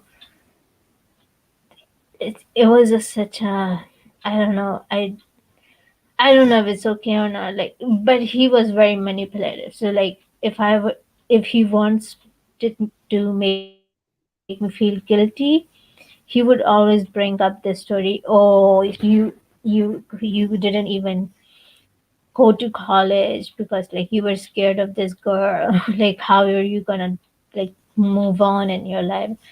And in my head, I would just look at my mom, and in my head I was like, no, that's not why I left college. That's not what happened. You don't know the story. And my mom would just give me the immediate look like, don't you even dare. Like the look. And so on forth. But then anyway, um so there was like I said, Mr. Religious family. So similar thing, another example coming to mind, there's a lot of like I said, there's a lot, but I'm not going to take a lot of time today. I'm just going to be hopefully in this next live caller, I'm just gonna give other people time, and I will join the first thing. So like 6 Eastern time would be like, what is like? Can you give me the Um, idea? I'll The post it in soon. Yeah, I'll NPK. it's the same as every Tuesday live stream that I usually have. So I'll post it soon. Hopefully tomorrow I'll make a post about it. Like I said, Or my lovely mm, NPAC country just mm. doesn't give notification. I was just like trying so hard. So So okay, so it's about like 5 hours from now, 5 hours later than now. But I don't know what time would that be in your time okay, zone. okay, I'll just publish. Okay, that's great. Okay, so one more example I would just give. So Well, I just want to say I'm sorry that you went through all that and you didn't only not have support from your family, but in different ways you were brought it's just down a and bullied by them. it's just a tip of the iceberg. I'm just saying, like I said, there is so much, and this is like I said, tip of the iceberg. From now, where I stand now, I went through a hell, like Dante's seven rings of purgatory. Literally, this is just a tip of the iceberg. I'm just gonna say, and like, oh my god. The N want to say, I think he wanna go next. So I'm just gonna tell you one more story, and just like, so first time like in park, in N Park, you, like in our community, you are not supposed to discuss menstruation.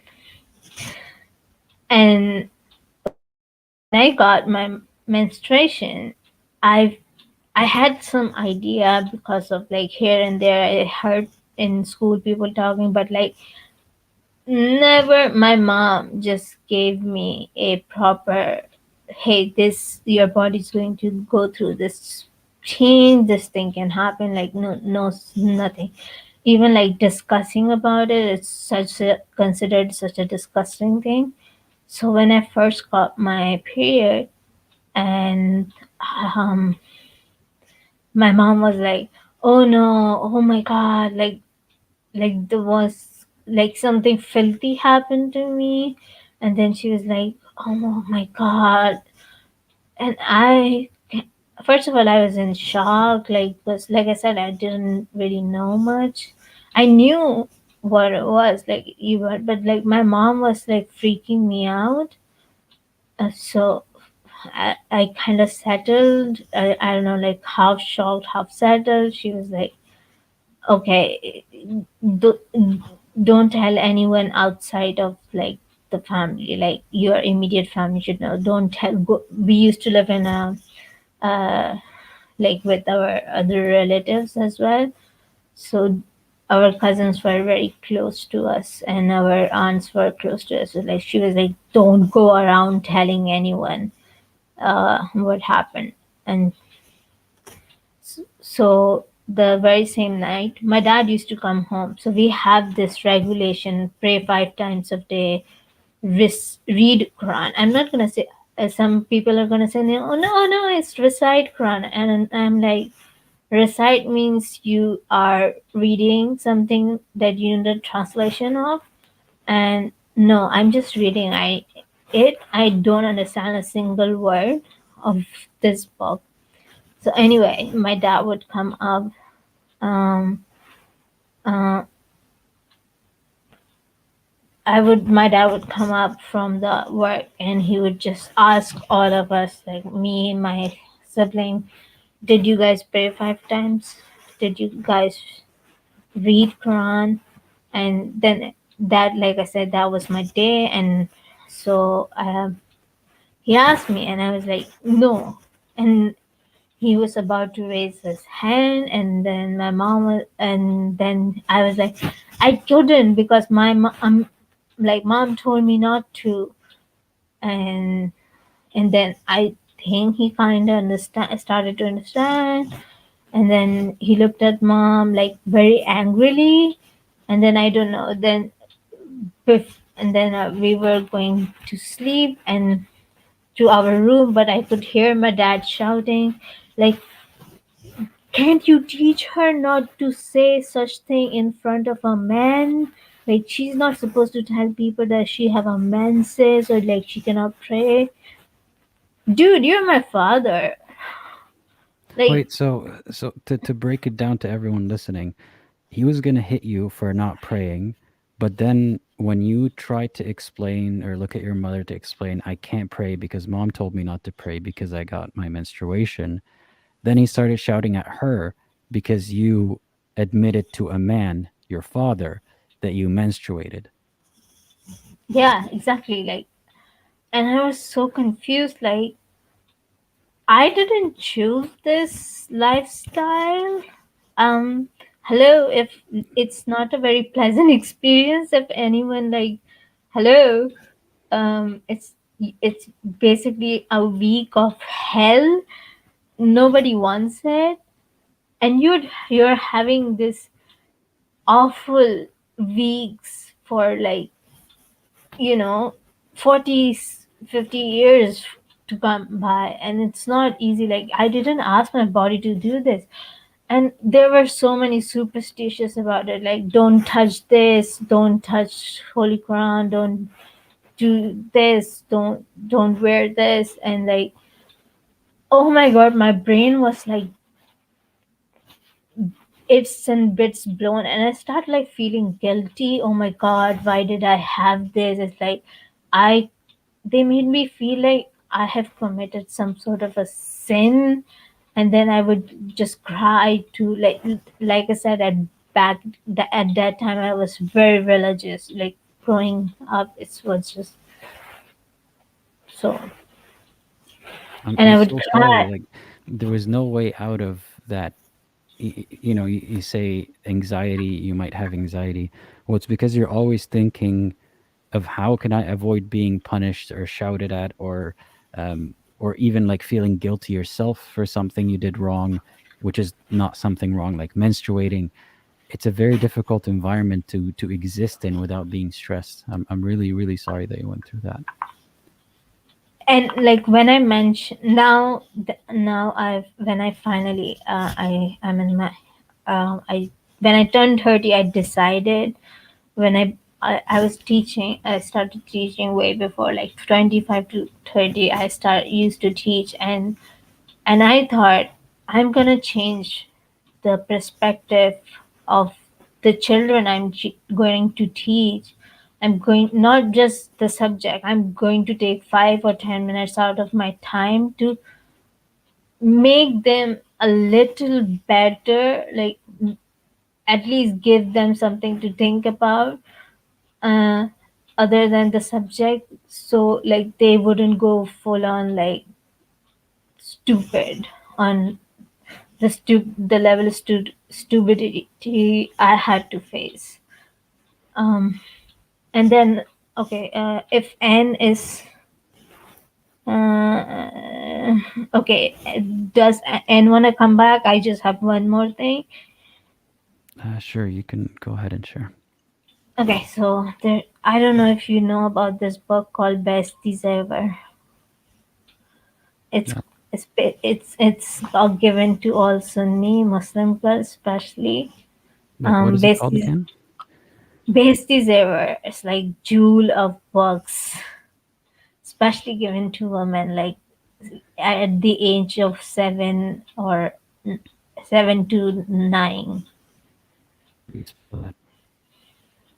Wait, let me just send you a like.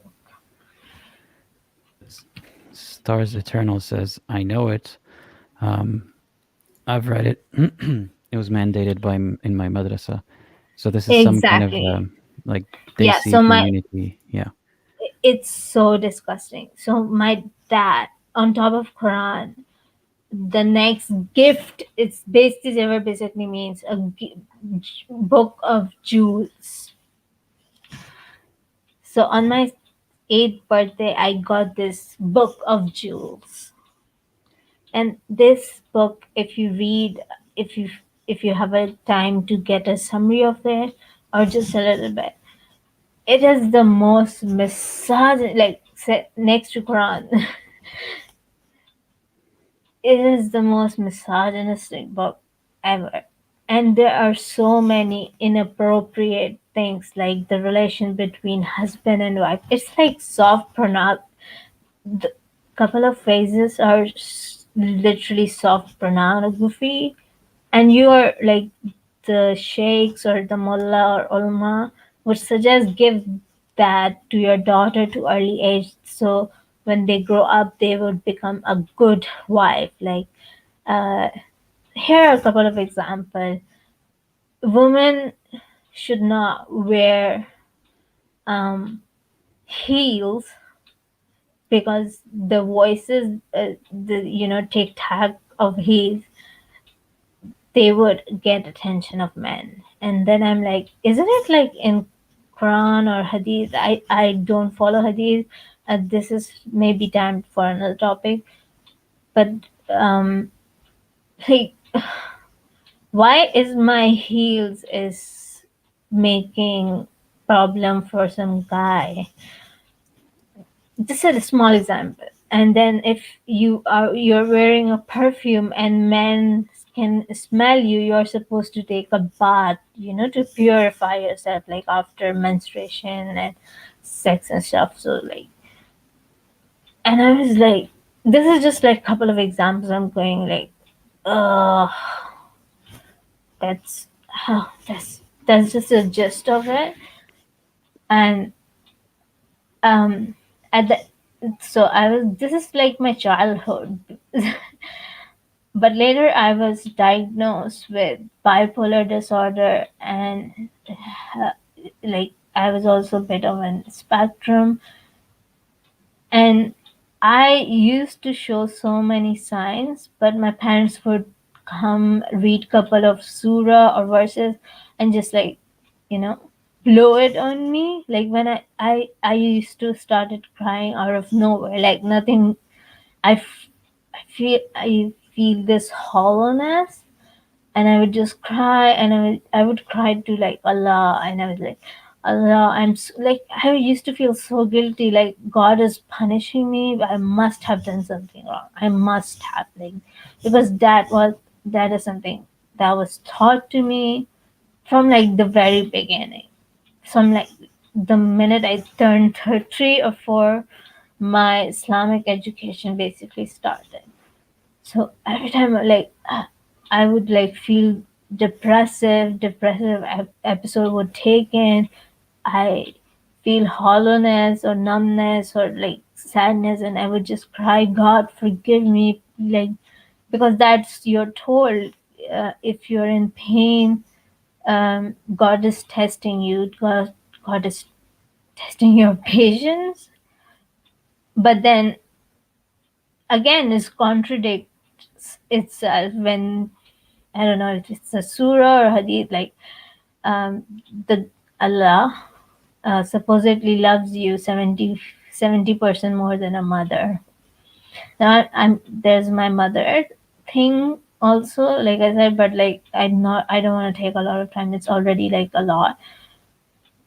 But like, if that guy and the Rahman Rahim, the most merciful, if he's such a merciful person, why does he put through, and why does he need to test us? Like, hey, just let us lead our lives. If we are a good person in the life, we are not hurting anyone, we're not doing anything wrong, as long as like we're decent human beings, I think that should be enough for you, God. You created us, we are doing good. If we are doing bad, then like bad, like robbing, raping, or like extra like criminal stuff.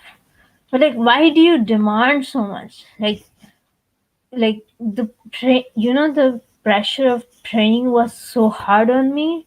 Like every second would be like, oh my God, I have to pray. Like even if I was outside, I would find a place like go through trouble of absolution or performing wudu, but in my mind, if I would miss a prayer, then again the God is angry with me. So I'm just gonna stop here because like I have a lot of unpack, and hopefully I'll get a chance on 21st. There's a lot more. That In is a the lot name to of hear. Islam, in the name of Islam, like I was subjugated for so much trauma. And these people, my mother, my father, and the rest of people, they are considered the Naik Muslim, the Mormon Muslim, because they pray a lot. They are always reading Quran. They are always always on their rosemary beads and everything. And but they are so worse. Like they are involved in, they put me through domestic violence, mentally abuse me, physically abuse me. There's a lot more coming. So yeah, I'm gonna give other people a chance. Thank you so much. Thank you for sharing your story with us. It must have been difficult to go through all that, and then you having the courage to tell us all. I really appreciate it, and so does everyone else. I appreciate you taking me at the end, everyone exit and giving me their time, because I really wanted to unload some of it. It, like I said, it's the tip of the iceberg, but I want to give other people chance to, because it's just doesn't seem fair to take a lot of time of others. And I find your channel more how do I say, more subtle. Like if it's, I feel very easy to let out things without maybe like maybe some biases come in, because like I very recently denounced that I'm no longer related to this religion, and that I found various regions. Um, I started studying about it itself. This is my second PhD, so like pre-Islamic history and so on. So just like wanted to let out something. Thank you so much for taking me in.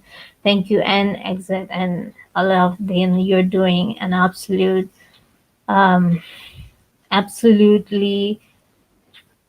I don't know. I don't have words. Like you are doing so many people so much favor and giving people a safe space. I wish I could do something like that, because oh, one more thing before I go. I attempted and I went through suicidal phase for a very long time. Trigger warning, trigger warning.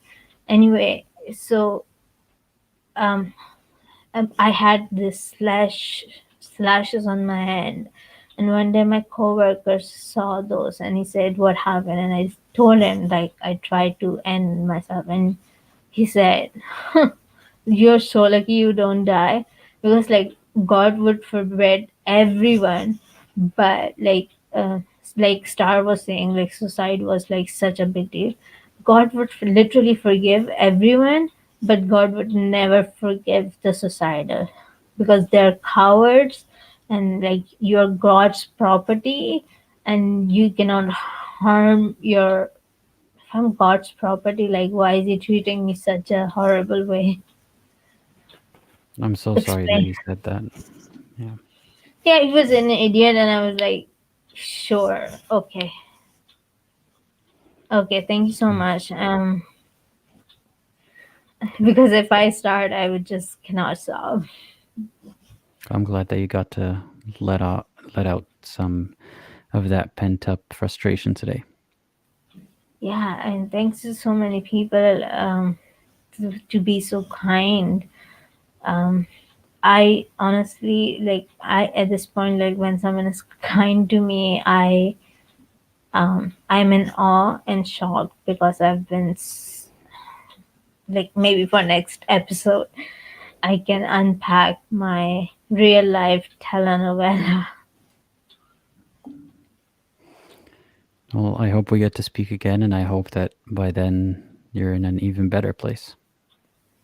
I hope so too. I really do. Thank you so much. Have a wonderful day or night, everyone. Thank you, and Exit, and everyone.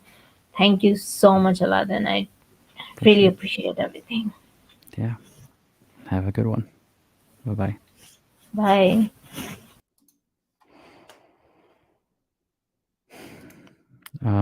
A lot of very heartbreaking stories today, and I feel for every one of you, whether you called or whether you couldn't call, who's going through it right now, who has gone through it. Yeah, I don't have more words at the moment. I will take the next caller, though. And I believe it is our last caller for the day. Exit, if you're ready. I'm adding you in 3, 2, 1. Hey, how's it going? Hey, can you hear me? Yes, I can. Hi. It's so nice to finally get to chat to you. I've been following your channel for some time now, and I had an opportunity to call in today and thought I would, kind of share some of my story. And the first thing I'd like to say is my heart goes out to all the callers that have called in today, especially Stars and Agnostic. It's heartbreaking to hear that humans and even blood relatives can exhibit a degree of, it's disgust, at their own blood, because they don't conform to beliefs that they themselves are not even sure about. A lot of people simply have blind faith and a fear of hell. I think what drives the belief in Islam is the primary reason that drives the belief in Islam is fear of hell, because of how horrid and torturous it's described in scriptures, and it's a religion based on fear. And so unfortunate people like children of toxic parents who they themselves had toxic parents, and so on and so on forth, and religion had something to do with that, have to bear that burden. And now age where you have the internet and you've got such a globalization, we have people like you and so many other people that allow for people to come and talk about it. This was unheard of, even 10 years ago. So I'm excited about that. I know you have been on here for a while, and I would love to talk because I've been waiting for a bit. But if you want to take like a 2 or 3 minute break for what you need to do and come back at some point, I think everybody here will be waiting, and I'm happy to wait for you so that you're comfortable. I'm always anxious about leaving a stream for a couple of minutes and coming back, so I feel like I'll just sit through it instead. Yeah. Sorry about the interruption. I did not tell him to do that, and I can't really do anything about it. Oh, your cat? Yeah. What's his name, by the way? That is, well, I call him for the channel Apu, like from similar to, I think in Aladdin the movie, it's he's called Abu, the monkey. Yeah, right. Yeah. I got cats too, and I think they're lovely animals to be around. Anyway, I guess this is the story about how I dissociated myself from Islam in one way or the other. And this happened pretty recently, actually. And it was really when I entered a spell of severe anxiety and helplessness, and I was looking for a way out. And I happened to come across spiritual teachings from teachers, on the spectrum of Taoism, Zen, Buddhism, and I really resonated with their teachings, because they accept suffering as an integral part of life. And when I look at much of my life, I think there's been an underground or an under foundation of suffering with periods of intermittent joy here and there. And I actually respect that, because it is true. When you talk to different people, the realization that you can only understand joy within yourself is something that I find really powerful. And so when I was going through my anxiety, there was a health scare, and for 3 weeks, I was in extreme panic. And I came across, I looked online for help and stuff, and I came across some good teachings that on fear and anxiety and all that stuff. I'm like, well, this resonates with me, but hell, I'm a Muslim, so what does my religion say about all this? And I turned to look at Islam, and admittedly, I've not really looked too deep, and nor was I much of a practicing Muslim before. It was just something. It was an easy way out. I'm a Muslim. I know there's heaven and hell. If I do these things, and when I'm 50, I'll go do Hajj, and things will just repair themselves. I just have to get my hands or my lips on the black stone, and all my sins will be wiped. And yay, hurrah! What an easy formula. And the moment I started looking at religion objectively, it started to fall apart. It didn't take long, because I'm a very curious human being. I have an intense fascination with space and time. It struck me immediately that if there is a God, I'm not atheist, I'm kind of agnostic, because I do believe there is a beginning to all of this, and simply I just don't know. But and I don't think it's my job to know. I think it's my job to experience. But if there is an all-knowing God, and he is capable of creating black holes, he is capable of creating time and space in the dimensions that we know that they exist today, why the hell would he give it? Why does he care so much about these guys on a blue planet at a Goldilocks zone around our sun on the periphery of the Milky Way? And why is he contradicts himself? He says he doesn't need us, but yet if we don't do what he wants us to do, he will condemn us to fire and torture. And the thing that I really find fascinating is arguments where it's your arrogance. No, it's not my arrogance. I may be arrogant with other human beings, fine, but when it comes to the Creator, I am absolutely humble. There is nothing. If there is a Creator, my hands are down. I'm like, dude, you rock, man. I am subject to disease. I'm subject to death. I'm subject to time. I'm just another human being living here. And eventually I will also pass on, and maybe reincarnation is something that we can, I would hope there is something like that. I'd also hope to come back as a nice human being if that's the case. But it just didn't add up.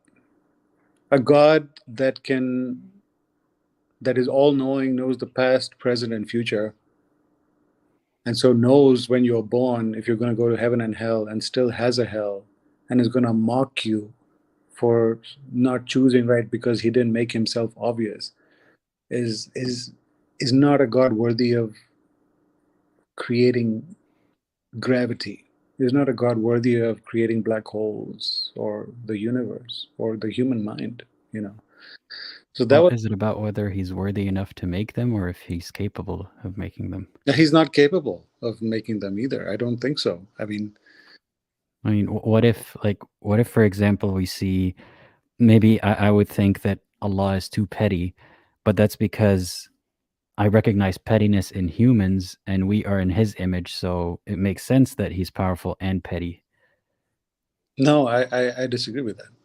I think the fact that we're made in his image is also a perpetration of religion. It's not, we don't know that. You see?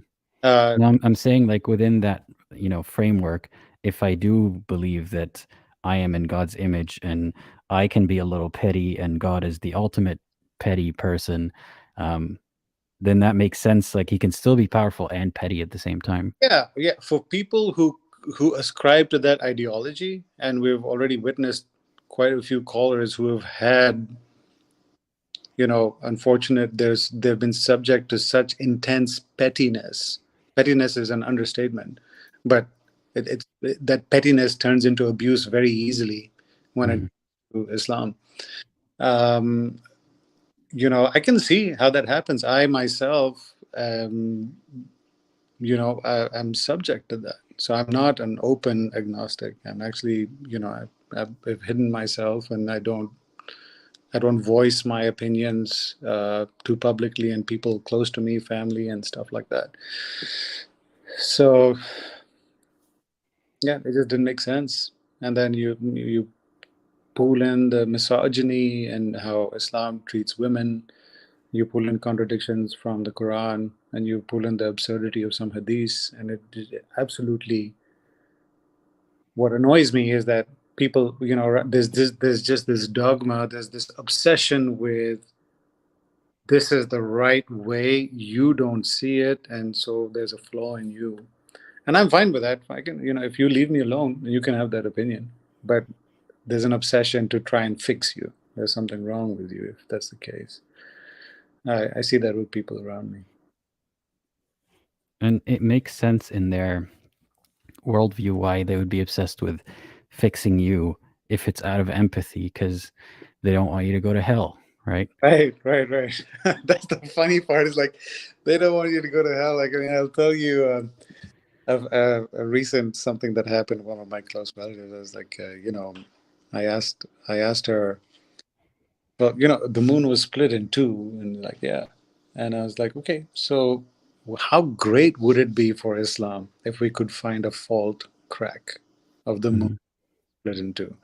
I mean, all you have to do is look at the Jews and the Christians and tell them, hey guys, listen, we found this crack, the moon was split in two, and here we are. And I was hit back immediately with, how dare you question?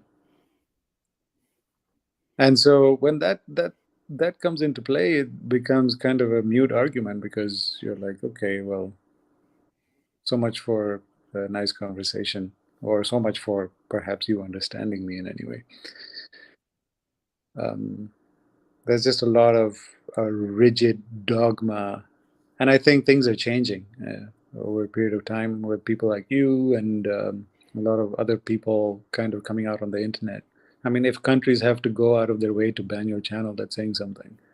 It means that they're afraid of the influence that you might have, and they're afraid that the fact that what you're saying could possibly be true and may dissuade people from a political control.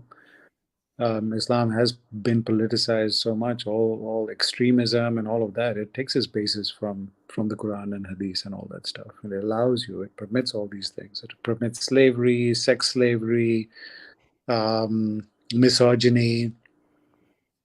And I think what happens is that even like in the hearts of hearts, people who have followed this religion realize or feel deep inside that this is kind of messed up, but they're okay with a God wanting them to believe that, and so they're subservient to that God. They're so, because I mean, the first video that Pakistan banned from my channel, before banning a bunch of like a dozen videos and then the entire channel later, the first one was a live stream that I held about Muhammad's marriage to Aisha.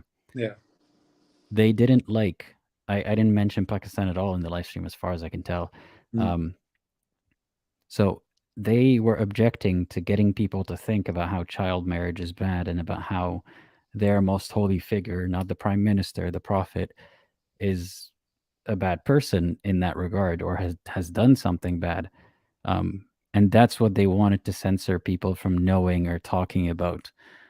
So it ties so much into political control that even without mentioning politics, it's relevant. Absolutely, because I mean, one has to ask themselves, how is it that a grown man who, by the way, if you pose him the question, hey, listen, let's transpose you to the 1400 years ago, and let's say you had a daughter that was 6, and this guy came and said, listen, I need to marry this person. I Some guarantee. Muslims say they'll do it just because they have to defend the Prophet that much. Yeah, but I mean, they'll do it because it's not applicable, right? It's not going to happen right now, right? Yeah. Fact that like the majority of them would say no, and the reason they would cite is like, well, it's my choice, and if the Prophet comes and I tell him no, he's going to respect me as a fellow human being. They're not going to look at the fact that, hey, this guy asked for a hand in the first place, and he's already got wives, and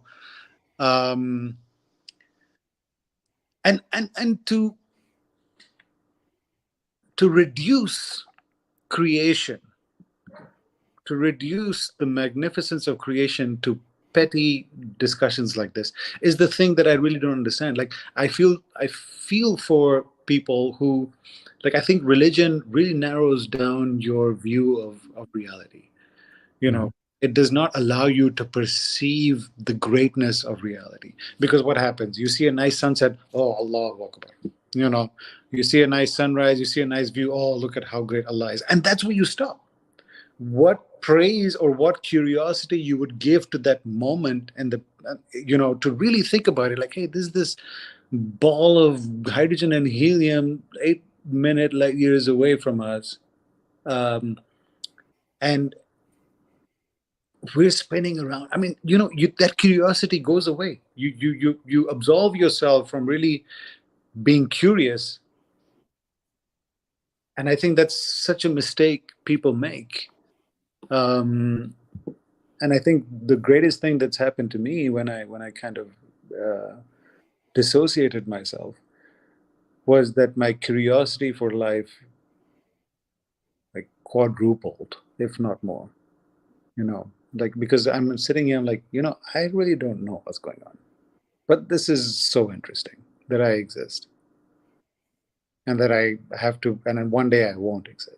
So I don't know. I'm of the opinion that I don't think anyone will ever really know what is actually going on.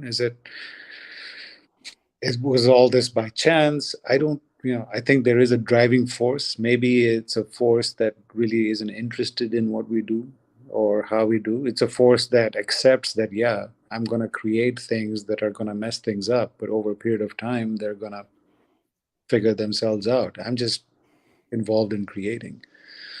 I don't know, but I do know that it's not some vindictive person sitting up in whatever heaven, and as you correctly identified, with narcissistic ideologies. And because again, it's like because what religion says is, all right, listen, I love you more than 72 times or 70 times than your mother, but if you don't do what I tell you to do, I'm gonna torture you. And so you can't blame me for that, because I told you, if you don't do what I'm going to tell you to do, I'm going to torture you. That's absolutely being in in an abusive relationship, And that's all assuming that God told us this in clear and provable terms, because there's still a very big possibility that a person would say, well, prove that God said that. Yeah. It's not that I'm hearing this from God and then I'm deciding to take the torture. On what grounds do you say that this is actually from God? But even if God came down and said all these things, I would still view him as a narcissist, and I'd be worried because I can pretend to love him. Yeah. But if he reads my mind, I'm screwed. Absolutely. Like, you'd be like, man, this is some weird story going on. We have like a crazy God with an amazing creation. And well, I mean, if that was the case, if God parted the skies and said, listen, yeah, I'm a narcissistic guy, I need you guys to worship, or I'm going to torture you, I'd worship, because I don't want to be tortured, But would you love him? I would not love him at all. But what if what if the worship doesn't count unless you love him? Well, then I'm going to hell then, I guess. Yeah. And I guess there'll be, I don't think anybody would really love him, because I think all the people, especially in Islam, a lot of the people who believe out of fear. They don't believe out of love. No, but some people do. I don't know how, but they conflate the two, or they actually do love their abuser. So it is very possible. There are a lot of Muslims who understand the horrors of hell and God, and love him. So But I don't think that's love. That's not love. That's I mean, if it's a reciprocation or if it is a coping mechanism for you to get out of torture, that's not love. That's necessity. You know, love is unconditional. Love is where God is not giving us any unconditional love. And as humans, if God can give us unconditional love, then it's hard for us to unconditionally love somebody who's threatening us with torture. It's a necessity, really. I've asked people why they believe, why they don't believe out of love and why they believe out of fear. Most of them believe out of fear, you know, because if you take the concept of hell out of religion, apostasy would multiply by like thousands of times. I think that is something that I've noticed in people that I have been able to discuss a little bit of things with. that's what I feel. I feel that to overcome the fear of hell and acknowledge the reality of you not believing in Islam is very admirable to me. Like when I see people do that, I identify with what they went through. And even as a Muslim, I couldn't believe the narrative that those people are just carelessly choosing to go to hell. You know, like if you believe in hell, why would you want to go there? So these people had to overcome that fear to accept the reality that they don't believe in hell. I mean, they don't believe in Allah. I would say that they're more arrogant than those who don't believe. I mean, as you said, like, it's absurd. If I knew that Islam was true, why would I not follow it? I would probably give up a lot of things that I do in my life right now to follow it, because I mean, what's this life for? It's temporary at best. If I'm 80, you know, you don't even realize how fast time passes by. And it's an absurdity, because a lot of times when I've spoken to people about, hey, listen, I'm not interested in religion anymore, and they're like, oh, it's because you want to sin and you're too obsessed with sinning, that you don't want to feel guilty about the wrongdoings that you're doing. I'm like, no, I just don't. It doesn't make any sense to me anymore. So people are so blinded, and it's an unbelievable expression of how human beings can identify with denial as a coping mechanism. It's really eye-opening, and it's frustrating too, because when people that matter in your life have that opinion, then it doesn't make for a congenial relationship with them. I sometimes feel I used to question myself and think, am I crazy or are they crazy? And I still don't really, I know that I'm not crazy. I don't think they're crazy, but there has to be some kind of delusion in play here. And it's definitely not, it's not the way that I'm seeing the contradictions. Like it's clear to me that the side of skepticism is more collected than the side, more calm and collected than the side of like throwing threats when there's a contradiction. Yeah. So, but how do you go on with life thinking that either you're delusional or everyone around you is delusional? How do you not think of the other as delusional? You're compelled to, I think, because I mean, thinking of them as delusional or not is different from judging them for being delusional or not. I think you're compelled to, at some degree, because if you don't identify with the dogma of all the Abrahamic religions, at least, then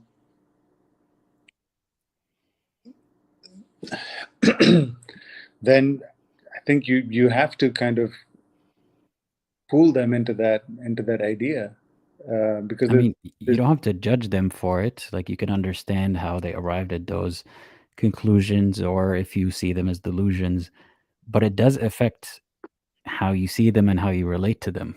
It does, absolutely does, because because they are not willing to accept who you are. And so in their presence, especially if their parents or their loved ones or wives or whatever, I think if you want to continue, if they're going to judge you for what your views are, then you have to suppress yourself. And that's not a healthy way of living. You either suppress yourself or you leave that situation. And that's tough. And Well, that's the problem is it seems inevitable. Like, I find it very difficult to be a very practicing believer who also isn't tormented inside, or by accepting the other, the non-believer, tormented by empathy, by fear of what's going to happen to them and all that stuff. So it makes sense for them to put a wall there if they really believe. So I don't know what I'd be asking believers to do is, hey, you need to be cool with people who are non-believers and like who have left your religion, and do all these things that are against your religion, even acceptance. I'm not saying actually sinning among them, but just your acceptance of their perspective is a sin. I'm asking them to do something that's against their belief system. Yeah, I don't know how to relate to them while keeping them in their belief system. It's not always easy. Well, what it does do is that it allows them to question. And a lot of apostasy kind of stems from most of the people that I know that have dissociated themselves from religion were actually really practicing Muslims. More practicing than I was.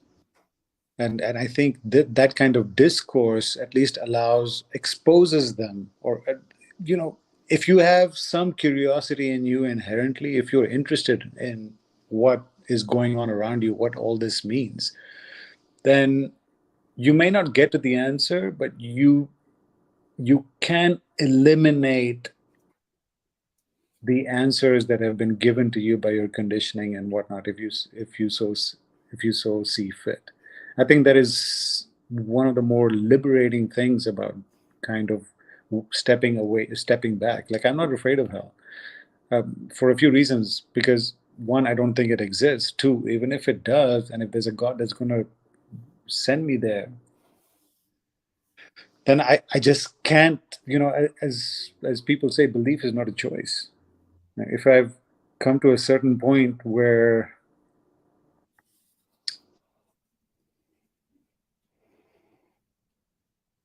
it's not a choice anymore, then it's hard to see the logic in the whole thing.